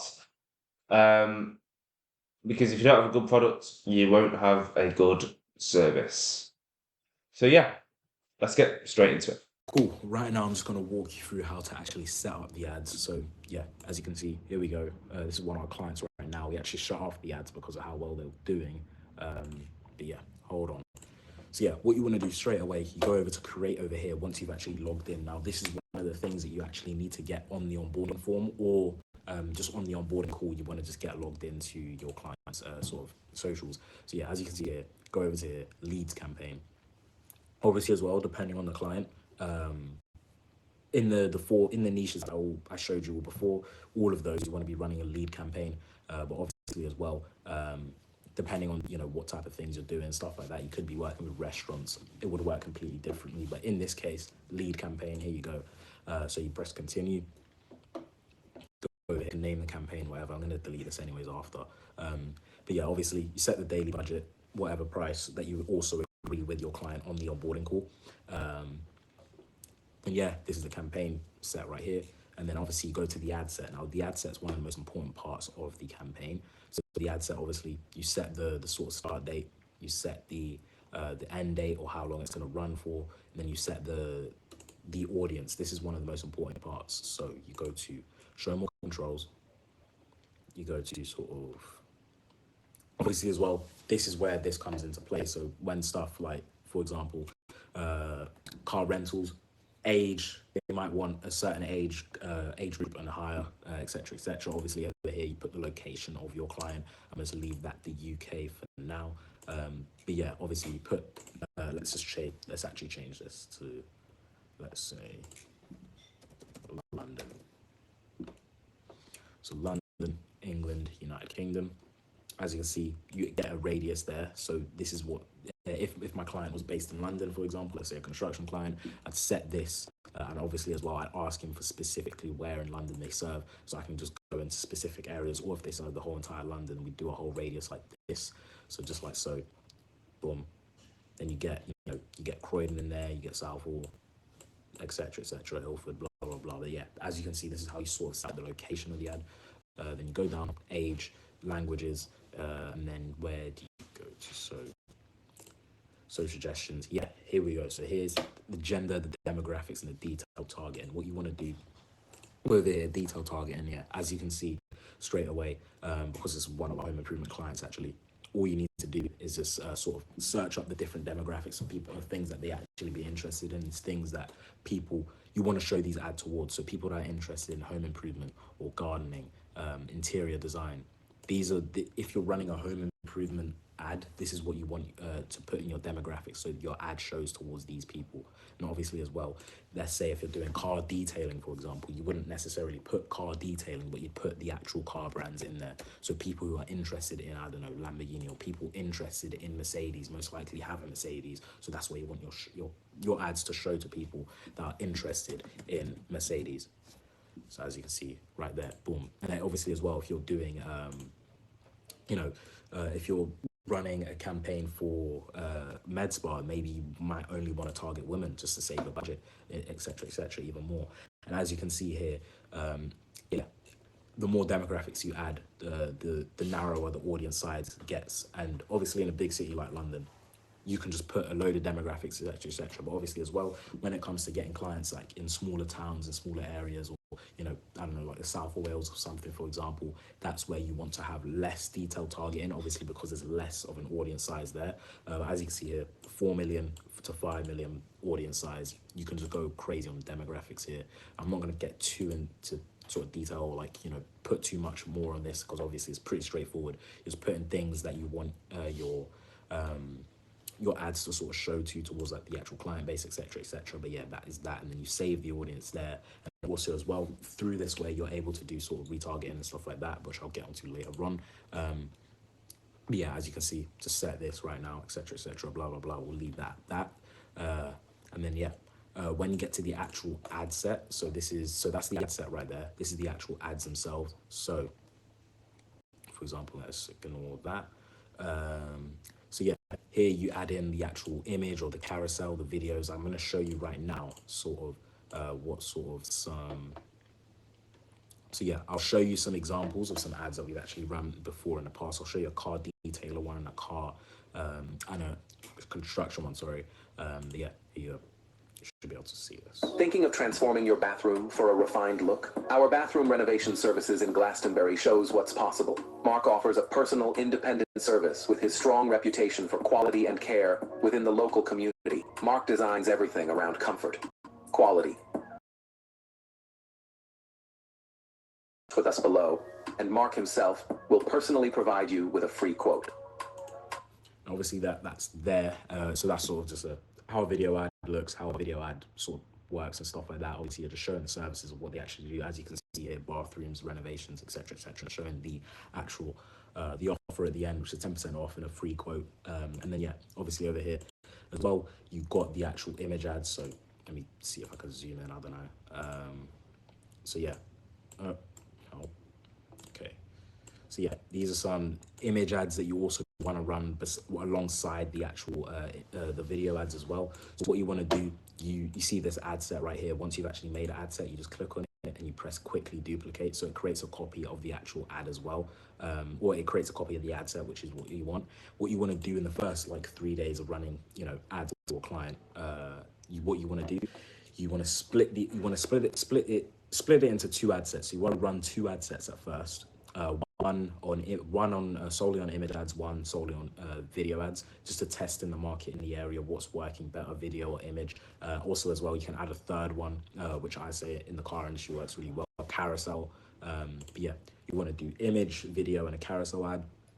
So I'd say you either do 2 or 3. So 2 or 3 ad sets, you split the actual budget. So let's say you're running $15 a day, £15 a day, let's say, then you just split it into each ad set of £5 a day each. And then obviously just put in, you know, the video ad, the photo ad, etc., etc.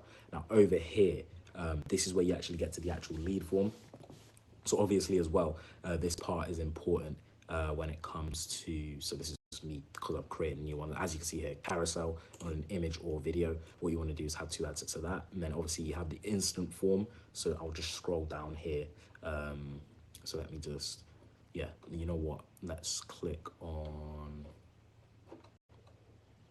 yeah, let's click on this. Can I? Oh no, I can't. So yeah, let's say this one, for example, right? This is a car chauffeur client, one of our car chauffeur clients, for example, here. So this is like an old one, actually. Yeah, you know what, just run that. So yeah, as you can see here, this is what the lead form sort of looks like. There should be more options here, but let's just say this, for example, this is one of our old lead forms that we're running. Obviously, when the person sees the ad, they will see, you know, they'll pop up with this, swipe up, they'll see wedding, airport transfer, special event, etc. They basically fill in this information. Obviously, when it comes to car chauffeur clients, you're able to sort of just get that straight information right away. This is also what I've explained earlier in the beginning as well, where you can have the multiple budget and the pricing in the actual lead form itself. So that way you actually get sort of details on the lead and stuff before you actually sort of contact them, which is really good. This works really well in sort of car rentals, car chauffeuring, car detailing as well, really strong in that niche. But as you can see here, yeah, so 295 for 1 to 2 hour short Rolls Royce chauffeur trip, 3 to 500 for a return trip, 500 plus special day, 800 plus, you know, multiple cars or extend high, etc., etc. And then obviously just have more questions here. So like the date of the event, how many hours they'd like to book. This is for car chauffeur, an example right here. And then are you planning to travel within London or surrounding areas? And just filling in their contact information, boom, boom, bow. And obviously as well, if it is for, so let's do this. So yeah, as you can see here, because this is a construction company, is much less in the lead form. So it's literally just, are you the home decision maker? And then fill in their contact information. And because the reason why we do this, because in the actual process of contacting those leads, that's where we do more of the qualification. So the qualification isn't done on the lead form, but it's more done in the actual messaging back and forth of the leads. Depending on the niche as well, this sort of matters. So obviously something like construction, you'd much rather have a conversation with the leads to actually go back and forth with them. But when it comes to something like car chauffeuring, where you're able to just book like that, or med spas, you can literally just have a load of questions in the sort of lead form and then just book them in right away after you've contacted them the first time. Cool. So right here, I'm just going to quickly explain to you how the actual sort of onboarding of a client goes, and from there as well, how to actually how the appointment setting system sort of works as well. So let me just scroll down for you here. So this is in one of our clients that we actually just onboarded recently. So yeah, just go down to settings. This is obviously once you've made the sub account on Go High Level. This is all through Go High Level here. So yeah, that's that. And then yeah, so you scroll down. First thing you do, go to integrations. And then yeah, obviously you'll have your Facebook account linked to, you know, you'll have your Facebook account linked to theirs, or you can just manually log into their Facebook account as well. As you can see here, you go over here. Essentially, it would show something like connect button. Obviously, as you can see here, it's already been connected. But yeah, this is here. You select this to connect it. You select which you know, page. So over here, if you first go on that, you see selects the actual ad account, the page is the Instagram, it links the Instagram and Facebook to the CRM, which is Go High Level. And once you've done that as well, phone numbers, this is something you want to set up as well. So over here, you go to phone numbers. As you can see, there's a phone number there. So yeah, I've already set one up here. So let's just set up this for our client right now. Regulatory bundles, this is where you want to go to actually get a phone number. So you go to create, and then what you want to do, you want to create the address bundle first, which is just you filling in sort of information about your, you know, the company, stuff like that, the company you're working with, blah, blah, blah, etc., billing address, all of that sort of stuff. And then once you've sorted that out as well, you want to put in your own address line, etc., etc. Once you've done that, you go, once you've set up the address bundle first, so you always do the address bundle first. Once you've set that up, you go over to the regulatory bundle, and through the regulatory bundle, you go over to mobile, and then yeah, obviously select the country to be United Kingdom, UK. But yeah, as you can see, go to individual, go to mobile, and then, so go to mobile, go next. And then from here, you fill in your personal details that you also have some sort of verification for. So I don't know, maybe a letter just come through with like your address and stuff like that in it, blah, blah, blah. Basically just personal information. You go over here, you press submit on that, and then you submit basically a photo of, you know, your passport or some sort of ID that, you know, basically just documents to prove that you are you're a real person, you're from the UK. Usually you want to set up like a UK, you want to put in, so that if you're obviously setting this up for the UK, you want to put in a UK passport, etc, blah, blah, blah. But essentially, yeah, that's how you set this up. So yeah, once you set that up, sort of, I'll just delete that one that I created right there. But yeah, obviously, once you set that up, once you set up both the address bundle and the regulatory bundle, it will show up as approved over here on the status on the right. And then yeah, that's when you just go over to phone numbers. As you can see, there's already a phone number here, but once you have that sort of set up in the regulatory bundle section, the address bundle and the regulatory bundle, you just press over to add number. You press add phone number. Over here, obviously pick UK or wherever your client is based. You want to set up a phone number there. Obviously, as you can see here, these are some like, you know, 0800 numbers. This is sort of setting up like actual business toll-free number. What you want to do, you want to scroll down to the actual mobile one. So this is the 07s. These are more personal numbers, and yeah, just more inclined to actually get replies, stuff like that. But yeah, obviously set up one of these, put that in, you proceed to buy, etc, $1. And obviously as well, it costs for per text and per sort of call if you're also calling through here on Go High Level. But yeah, it's a very, very small cost. And then yeah, obviously stacks up every month, but very small cost as you're bringing in clients, because obviously you're going to be bringing in your client, you're going to be bringing them more customers, and from there as well, you will be bringing in, you know, just money towards yourself to be able to pay for this anyways. But yeah, obviously through here, you can also set up things like WhatsApp, etc, but the main things you just want to set up is linking Facebook and Instagram together. Then you go over to phone numbers. You want to set up a phone number. And once you've done that, you go back. So yeah, what we want to do here is you want to go to opportunities. Let's let this load. But yeah, through this bit that I'm just going to show you right now, it's just loading right now, but essentially, yeah.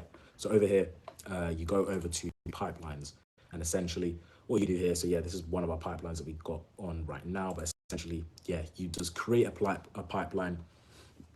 You'll have different stages of a lead. So obviously, when a lead first comes through, you want them to be, you know, labeled as a new lead, and also contact as well. Usually anyways, you could probably just do contact right off the bat, because with the system, you will be contacting the leads as soon as they come through.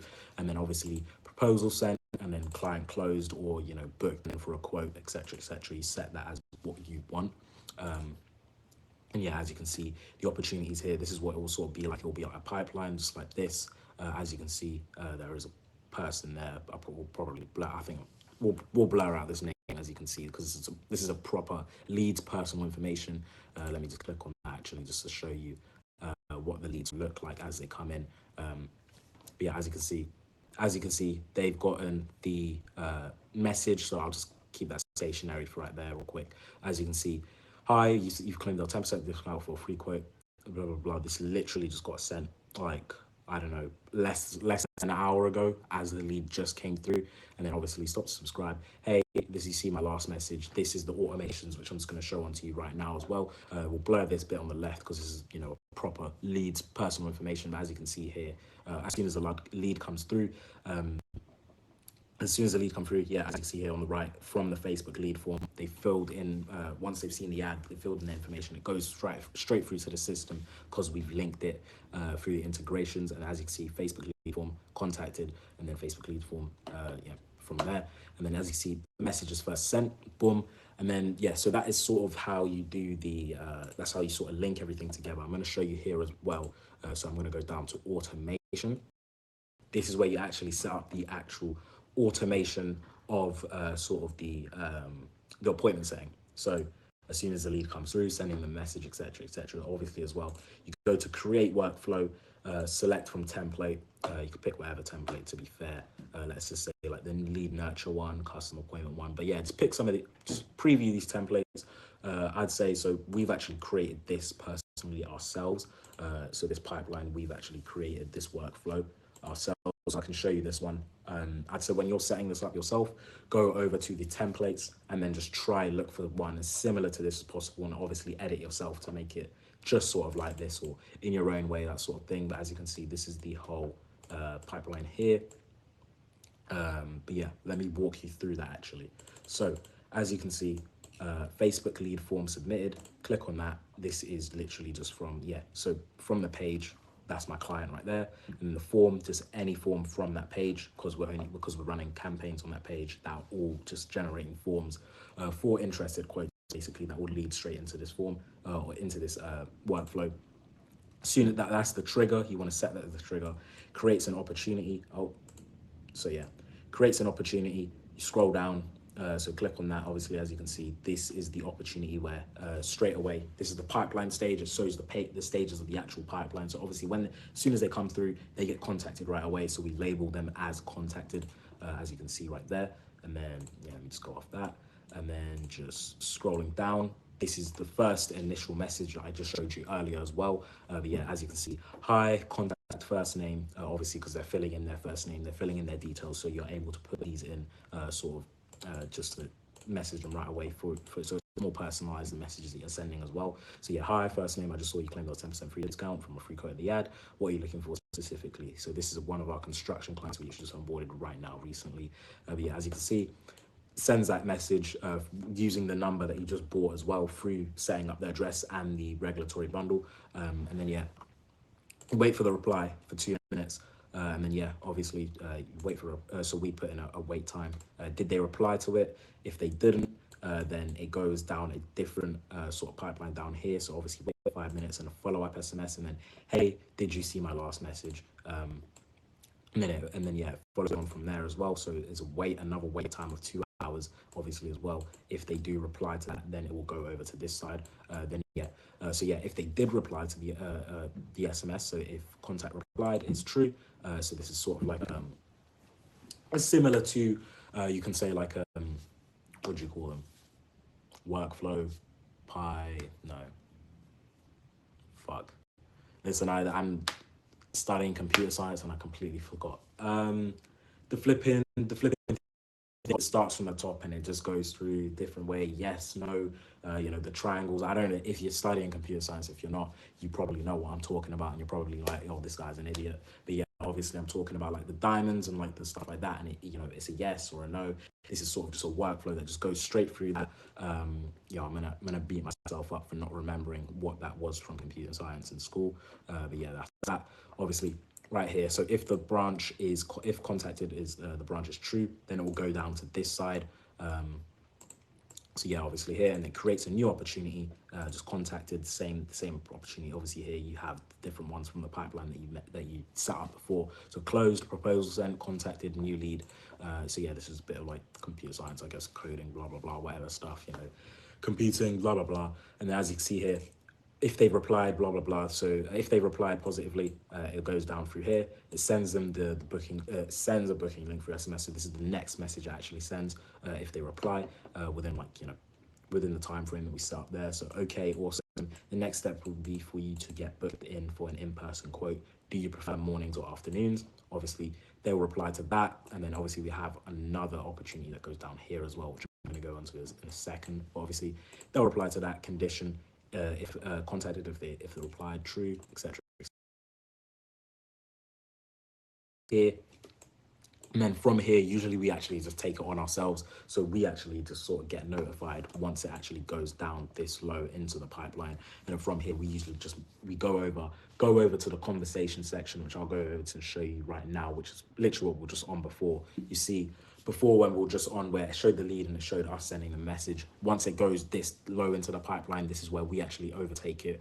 And then we just message them back and forth like, hey, are you available this time? And then obviously cross-check it with the actual cross-check it with the actual client from this point.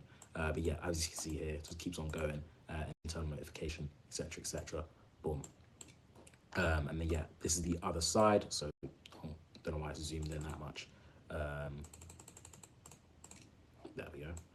So yeah, as you can see here, what will happen after 2 hours? They get another SMS, or if they do reply, it goes back up there. So if they didn't reply at first, waits 5 minutes, then it waits another 2 hours, and then if they don't, then it sends another message. Then if they don't reply, then it will go back up here, and then it will just go. It links over to this part of the workflow, or it links over to this part of the workflow, and then from here, SMS. We only got a few, and then this is sort of if they're not responding basically near at all, it will just keep messaging them through the pipeline essentially, to just sort of through the workflow pipeline, just essentially just get them more interested and get the lead to actually move forward, to engage and stuff like that in the conversation. Because once you have them engaged in the conversation, it's really easy to close the lead from there into an actual customer for your client. But yeah, obviously, as you can see here, we only have a few more spots left with a discount. By the way, what you're looking to get usually here, if they haven't replied or already, then they will reply. And as you can see here, it just goes down condition, etc. If Blanche replied, true. If contact replied, is true, etc. And then it goes back up to the top, and it just continues the conversation from the left side of the workflow. But yeah, that is that. And as you can see, from there, you can just see here, this is sort of how it looks like. This is our personal one that we created ourselves. Yeah, as you can see, literally 10th of October, we basically copy and pasted this from our other construction client and put it and pasted it into this on the 10th of October, which is when we onboarded this new client. But yeah, as you can see here, that's how you sort of set up and how sort of the whole entire appointment booking sort of system works through Go High Level. Obviously as well, this is literally a fresh client, so there's not, I can go over to one of the other ad accounts actually, but there's not anything sort of started, I guess, on here. So literally, we started running ads literally yesterday. So yeah, as you can see here, this is literally, we haven't even been running ads for 24 hours yet. We've already gotten a lead, and last activity with that lead was literally less than an hour ago. So yeah, as you can see, quite active with the sort of getting leads, etc.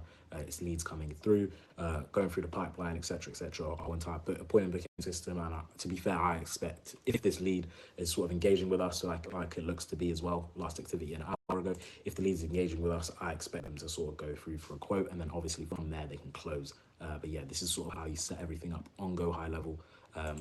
So yeah, from the settings to integrating, sort of, you know, from linking the Facebook ad account over to your ad account, the business profile, the actual getting the numbers, and also on top of that, sort of the pipelines and actual automations that you want to set up with the number that you just got in. But yeah, this is how you sort of set up everything, the appointment booking system through Go High Level. But yeah, that's that. How do you actually track the client's results? Well, it might be a bit more difficult than what you think, because not everything is that easy, okay? So we actually have a client results tracker, which, as I said throughout, if you want access to, feel free to... Oh, my thing's not there.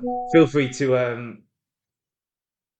pretty much do everything that I said before in terms of, for example, what was I saying? Send us a DM on Instagram if you need to thingy. If you want these sheets, all of the tracker sheets, including this sales process. So let me get into it now. I'm going to share my screen and we're going to go into the tracker sheet. So this is a template for the client results tracker. This is really, really important. Okay, it might look a bit complicated. I'm going to break it down. So basically, this is going to be per month. Okay, for example, October 2025. Starting on the 13th, which is actually tomorrow. Interesting. So basically, how it works is you fill in the ad spend per day. You fill this basically in at the end of, well, the day for the day before, if that kind of makes sense. So say it's Monday, you fill it in on Tuesday for Monday. You fill in the daily ad spend, impressions, clicks, link clicks, and it calculates all of it. Okay, it just allows you to understand the metrics, see what's going on the macro and the macro term. And then every appointment which you book in, you pop it in here, you got the outcome, sorted. Really, really simple that. And it's good just for keeping track of everything, because if you don't have this, you'll be really it'll be messy, etc. And it helps with client relations, which I'm going to move on to now. I would have bi-weekly check-in calls with your clients, okay? Have constant communication, okay? At least for the first few weeks about ad performance and changes that you're making, and also just accept the feedback that they give you, okay? If they give you shit feedback, don't say, no, that's not true. Accept it, okay? Because they probably are right. They're the customer. And at the end of the day, you need to make the customers happy. So accept the feedback and actually make changes on it, okay? Going on to feedback, if they actually leave, okay, you now need to go on to offboarding, okay? And if they leave, don't just say, okay, bye, okay? If the client leaves, you must have an offboarding form for them to complete, as well as a meeting that they must attend, okay? Add this into the initial contract, so they must do this, okay? Because this will help you long term. On this call, you're going to pretty much, on the form, you're going to pretty much ask them why they're leaving, what's gone good, what's gone wrong, what would you change? So you can actually make the relevant changes to stop this from happening again in the future, because we don't want this to happen again. Okay, it will reduce your churn rate. Okay, and that's probably one of the most important things about the whole appointment setting system and service delivery. Okay, the product is the most important thing. So if you're going to get iteration on any part of your system, it has to be this, because that's what's going to make you move the needle forward. So yeah, that is pretty much the end of the sales. Sorry, not the service delivery section. Well, Muji's now going to go over KPIs and goals. And then I think that's it. So, thank you for watching this little bit. I think that's me as well from this video. So, I appreciate you watching up until this point. If you've got to here, comment down the number 9, okay?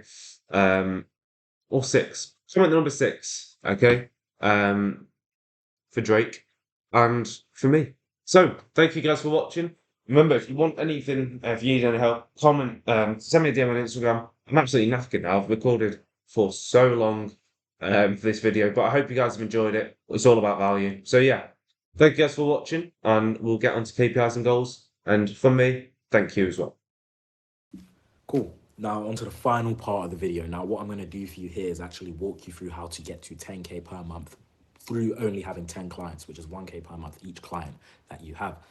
So yeah, this is pretty straightforward. Just going to walk you over through some KPIs. We're going to do some bit of calculations as well. But yeah, obviously the main goal, 10K per month, which is equal to 10 clients. Cool.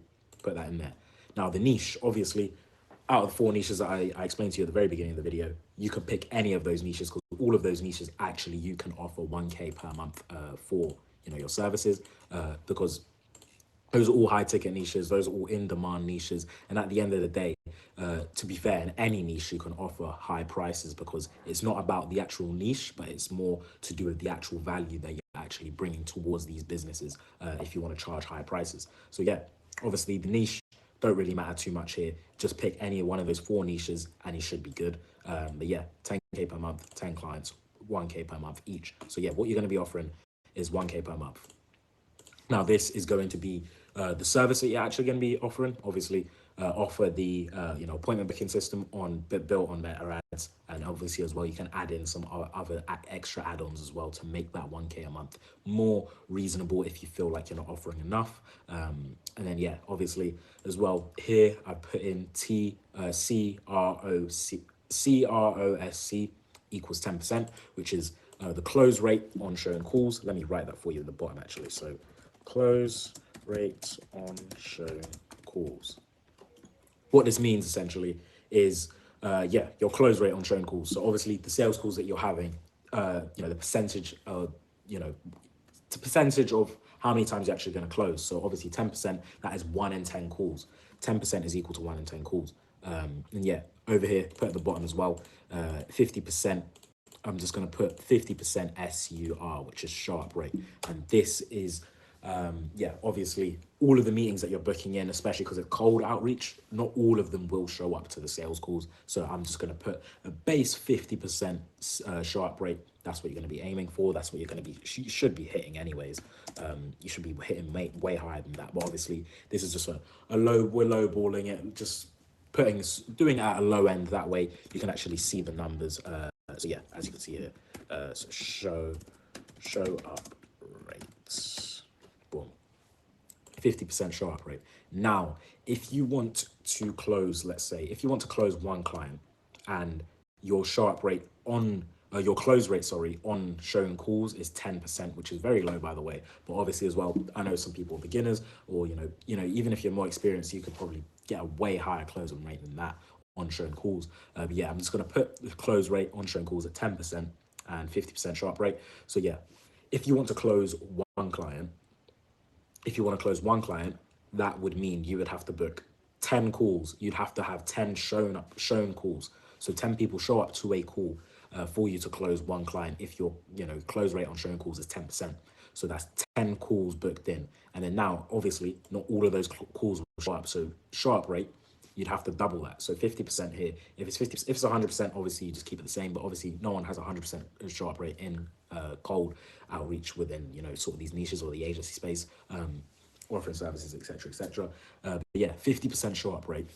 That means you need to double the amount of meetings you're booking if you want to close one client. So here you'd have, so obviously as well, 1K a month, 10 calls to close someone on 1K a month. So 10%, 10 calls to close someone on 1K a month, 50% show up rate, which means you'd have to do 20. You'd have to book 20 calls to close someone on 1K per month. Now, cool. Now we're going to get over to cold calls. Now, let's say you are doing, so obviously you're cold calling Monday to Friday. Let's just put that in. Let's put that in right now, actually. So Monday to Friday. Now, you ideally want to be cold calling Monday to Friday, usually between, I'd say, from 9 a.m. to about 7 p.m. at the latest. So 9 a.m. to 7 p.m. Monday to Friday. Ideally you don't want to cold call on the weekends, because weekends is where most businesses they won't answer to you. They won't be in a good mood, especially for calling someone on a Sunday. Like, come on, mate, you can't be cold calling someone at 7 p.m. on a Sunday. They could be watching a football or something like that. Like, you're just gonna piss them off, stuff like that. It's much better to just cold call Monday to Friday. Now, let's say you have 2 hours per day. 2 hours per day to cold call. Now, what 2 hours? Let's say you have 2 hours per day to cold call. 2 hours per day to cold call. That would say, I would say you'd definitely be able to get 100 dials done within that amount of time. Now, out of 100 dials, obviously, not all of those people will pick up. Depending on the time, depending on the time frame, etc., etc. Not all of those people will pick up. But I'd say you'd have a pickup rate at, let's say 30%. Let's say if you have a 30% pickup rate. So 30% pickup rate. Boom.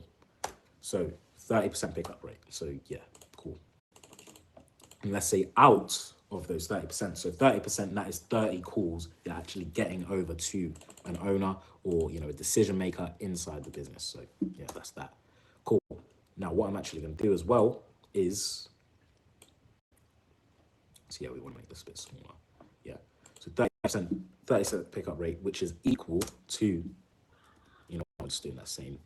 So equal to 30 calls that you actually get on the phone with someone with, right? So obviously, if you're on the phone, 30 calls, if you're on the phone with someone 30 times a day, ideally, even if you're a beginning in the space, let's say you have a 10% booking rate. So 10% booking rate. 10% booking rate. That means if you are able to do 100 dials in a day, 30% of those people pick up, you have a 10% booking rate. That means you will book 3 meetings per day. Cool. Well, you know what? We're going to change this to 40% pickup rate. Or you know what, we'll keep it 30% pickup rate, you know what? And instead what we're going to do, the actual booking rate, 10% booking rate is quite low. What I'm going to do, I'm going to put at least a 15% booking rate. So 15% booking rate. So 30 calls. We have a calculator here actually. So 30 So just some quick maths in my head. So 10%, obviously. So that means you'll get around 4.5 meetings a day. Now, obviously, as well, you will not be booking 4.5 meetings a day. But if you stretch that out within a week, so obviously a cold calling Monday to Friday, so let's do 4.5 times 5. What is that for me? 4.5 times 5. 22 meetings, 22.5 meetings. Obviously, round down here. So that means from Monday to Friday, if you stick to 2 hours per day, 100 dials, you have roughly around a 30% pickup rate, which means you get onto 30 calls and you have a 15% booking rate. You should be able to book 20, at least, let's put it at a low, 20 meetings booked per week. Boom. 20 meetings booked per week. Now you're already seeing where it's actually adding up here. So, like I said, if you want to close one client, that means you need 10 calls, shown calls needed to close. Boom. Now over here, you need 20 calls to close. Boom. So as you can see here, if you want to close someone on 1K a month, you need 10 shown calls needed for those people to close. If you have a 10% close rate on shown calls. Now if you want the whole show up rate in general, then that would mean 20 calls. You need 20 calls booked into your calendar every single week for you to close one. Boom. So that's 1K a month. 1K a month. So technically, if you are to stay consistent with the amount of dials and cold calls that you're doing per day, and you're able to stay consistent with, keeping your show up rate roughly 50% and your close rate on shown calls 10%, which is I'd say is a good beginner show up rate. My show up rate at the moment is around, we have like 20-30% show up rate on shown calls, even higher than that, I'm pretty sure actually. It's like 30-40%. But obviously, if you're starting out, 10% show up rate on shown calls, 20 booked calls per week. So 20, if you're booking 20 calls per week, as you can see here, your booking rate needs to be around 15%. And I think the actual number will be around 12-13%. But obviously, just say 15% booking rate, 20 meetings booked per week. Boom. That's how much outreach you need. And now how many calls you actually need. So that's 100 calls. So yeah, that's per day. So yeah, you'll book around 4 meetings per day, obviously as well. Yeah, so 4 meetings per day. Obviously, you want to be booking 20 meetings per week. Now, to book 20 meetings per week, there's 5 days in a week. So you need to be booking 4 meetings per day. So obviously, the booking rate does not exactly align with that. But obviously, you just need to be booking a minimum of 4 meetings per day if you want to hit 20 meetings per week, because there's 5 days in a week and you're cold calling Monday to Friday. Now, to actually get 4 divided by 30. So let's just do that real quick, actually. 4 divided by 30, or was it 30 divided by 4? Okay, I'm an idiot. 30 divided by 4. Cool. 7.5. So as you can see here, or is that wrong? Anyways, you need to book 4 meetings per day. 4 meetings per day. Now, out of 4, yeah, it would be around 12%. I'm not sure the exact number, but it would be around 12%. Yeah, so it'll be literally 12.5% actually. Just did that in my head. So yeah, you need a 12.5% booking rate out of 100 dials, or out of 30 calls actually, pick them up. So pick 30% pickup rate, which is roughly usually what it's around, even higher than that usually. But yeah, 30 calls, you need to get on 30 calls, 12.5% booking rate, and then that needs to equal to 4 meetings per day. And obviously, if you do that Monday to Friday, you stay consistent with that 2 hours per day. That's 20 meetings booked per week. Now, like I mentioned, if you book, like I mentioned over here, if you book 20 meetings per week, if you're booking 20 meetings per week, you should be able to get 1K in per week. Now, obviously with that, if If you do the maths now, so let's go over here. So obviously, if you are to stay consistent with these KPIs, so as you can see here, 20 meetings booked per week, 4 meetings booked per day, 100 dials every single day, and obviously stick to these sales call KPIs as well, then you should theoretically be going up, adding 1K per month. Adding 1K per month every single week. Now that means to get to, so let's duplicate this actually. To get over, if you want to hit that goal of 10K per month, as you can see here, 10K per month, you need to be hitting 1K per month every single week added on. And now how long does that take to get to 10K per month? That to take you 10 weeks. Boom. Simple as. So if you stick to this, right, I know it's a bit messy, but obviously 10K per month, 10 clients. If you close 1 client every week and you stay consistent with your show up rate, getting your show up rate quite high. So this is obviously reminding them before the call, et cetera, having your reminder systems in place. If you have around a 50% show up rate, you have a 10% close rate on shown calls.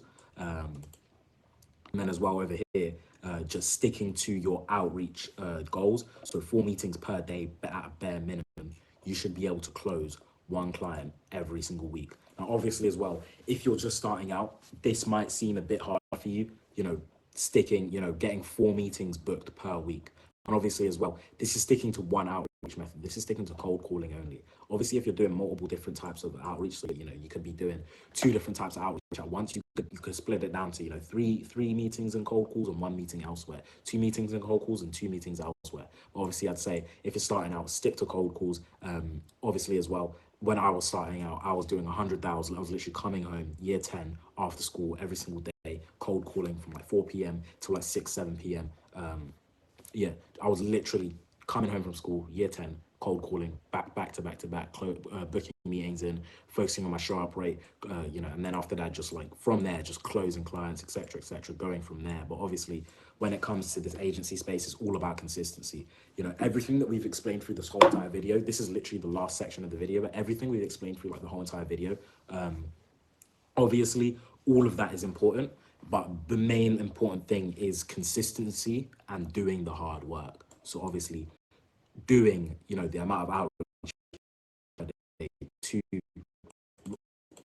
not even 2 hours per day, 3,000 actually. 2 hours per day outreach, that's what you need to be doing. When it comes to the close rates and stuff like that, show up rates, you even showing up to those calls, you needing to also have the availability to take those calls as well. So obviously on top of having the 2 to 3 hours of cold calling per day, if you're in school, if you're doing something else, you need to be having 2 to 3 hours to outreach per day. And then on top of that, you need to be having time to also do the sales calls every day as well. So obviously as well, when it comes to having 20 calls booked in per week, each of those calls are roughly going to be between 30 minutes and even an hour sales calls. So you need to be having the time to actually take the sales calls, take the outreach as well, being able to do the outreach, being able to do the sales calls. You need to be having the time for all of that, and you need to stay consistent with it every single day. And if you were to stay consistent with it, stick to these KPIs. So hitting 20 meetings booked per week, hitting 10,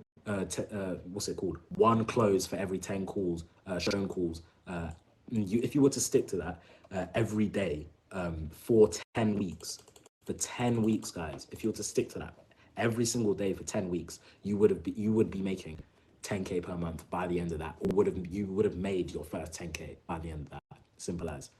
As you can see here, it's sort of just a quick sort of KPIs I've literally just made for you from scratch, calculator using everything as well. Ignore the calculation just to be fair, but obviously as well, stick here, 2 to 3 hours of cold calling per day, every single day, non-negotiable, 30% pickup rate, that should be around what it is, 12.5% booking rate, so 4 meetings booked per day. From there as well, 40 to 20 meetings booked per week. And then that means if you're able to stick to that and you're able to stick to this, then you should be getting an extra 1K in monthly recurring revenue every single week. On top of that, if you're sticking to the actual service and you're actually bringing them good results, because obviously as well, it's not just about closing the clients, but it's about actually doing the service and, actually, doing everything you promised them in the contract and everything like that. So that way, it's not just a 1K one-time payment. It's also going to be recurring and coming in every single month on a rolling contract. But yeah, you want to stay consistent with all of these KPIs to do with outreach, to do with the sales calls, and of course as well, another important thing that people forget is the actual service. So what you're actually offering to them, the service you're doing, etc., etc. The social media, the ads, the appointment booking, all of that. You need to be on point with that if you want them to stay, because obviously as well, it's 10K per month you want to hit it, not just 10K. And when it comes to 10K per month, you do not want your clients to churn. And what causes your clients to churn is you taking that money and then not fulfilling your promise, which is obviously bringing them in more clients, bringing them in more customers, bringing them in more profit and revenue into their business. But yeah, this is just literally this whole entire video. We've just gone through the whole entire process. Hope you enjoyed it. Hope you stayed this long as well. If you stayed this long, shout out to you. I don't know how long this video is actually going to be, but obviously, as you can see here, these are the sort of KPIs and also just the goals you want to be hitting. So if you want to hit this goal, of course, if you want to hit this goal of 10K per month, or you want to make your first 10K in 10 weeks, this is what you need to stick to. And the thing that so much people come across in the agency space, or just in general, like people wondering, oh, why can't I hit 10K per month? Why can't I hit this? Why can't I hit that? It's because people aren't consistent. That's all it is, really. Like if you were to stay consistent for 10 weeks, and 10 weeks, that's what, 2.5 months. Let's just obviously it's 10 weeks, of course, as well, but that's 2.5 months. That means within 3 months, if you were to lock in, within 3 months, you will be making decent money, bro. You will be making bread. If you locked in for 3 months straight, like proper locked in, literally this is what, 3 hours per day. And then after that, let's say that's 10 calls. Let's say that's an extra hour or hour and a half of sales calls per day. That's 5 hours per day, bro. If you spend 5 hours per, and obviously as well, you need your service and the actual marketing and stuff like that you're actually procuring and like your sort of offering and stuff like that as well. So let's just say that's a total of 5 or 6 hours per day. If you were to lock in for 3 months straight, 5 hours, 6 hours per day, trust me, you'll be making bread. You'll be in a completely different position 2-3 months before when you first started. It's just simple as. But yeah, I hope you guys enjoyed this video. Oof. Took a long time making this. Yeah, I'm about to go make some food. A bit hungry right now, but yeah, I hope you guys enjoyed the video. Hope you enjoyed the video. Obviously as well, it's not just a video for you to just necessarily watch, but take notes. Make sure you have taken notes. Even rewatch it back. Shoot us DMs and if you need any stuff like that. If you need like last minute questions, or if you have questions, etc., etc. As well, just yeah. So yeah, just lock in, I guess, and I'm just gonna make this full screen real quick or bigger. But yeah, just hope you enjoyed the video. Hope if you've actually watched this long and watched through the whole entire thing, respect to you, shout out to you. Make sure you've actually taken notes, and the most important thing is take action. Not a lot of people take action at all. That's something that I'm so proud of myself for doing at such a young age, literally just taking action, doing 100 cold calls per day, after school, blah, blah, blah, etc., etc. Even when, there's other people my age and, just people older than me even as well, just not really doing much, but obviously as well, if you are to take action, you will be making bread, as simple as. And as well, just think long term. Also motivation, have that motivation, have also the discipline to cut yourself out, because obviously as well, like I said, if you want to be hitting 10K per month with your agency, you need to, 1, you need to lock in, 2, you need to stay consistent, and 3, you just got to cut out all distractions for 3 months straight. If you cut out all distractions for 3 months straight, you spend 5 to 6 hours per day on this. Like me, I was skipping school, bro. Bro, my attendance was terrible in year 11, bro. I was barely in. Seriously, I was barely in school because I was so just locked in on this. If you just locked in and just cut out all distractions, cut out everything, in 3 months' time, you will be in a better position than you are now. You will be so proud of yourself as well. And yeah, just the really know what else much I can really say, to be honest. But yeah, just like take action. That's the most important thing. And also as well, if you sort of want one-to-one coaching, one-to-one training, hit me up. I have I'm doing it properly. I'm just gonna start onboarding some more people and stuff like that onto sort of mental program. At the moment, been doing it privately just for close people, close friends, just been mentoring them. But I think now is sort of the time where I'm at a point where the agency's been doing well. I've already got people within the team. We're hiring people, etc., etc. We've got a whole team on board, full on. It's not just me and my business partner anymore working as freelancers. It's an actual company now, CEO, etc., etc. It's now the time where, I wanna help people out. I wanna bring people on board. I want people to succeed, not just me. So if you are serious about locking in properly, scaling your agency, etc., etc., shoot me a DM on Instagram. We'll talk about it. But yeah, hope to see more videos like this soon. I will be posting more YouTube videos, and this is also going to be a collaboration video with my business partner Albie. But yeah, we will be posting more YouTube videos more frequently. But yeah, hope you enjoyed this one, and make sure you take action. Goodbye.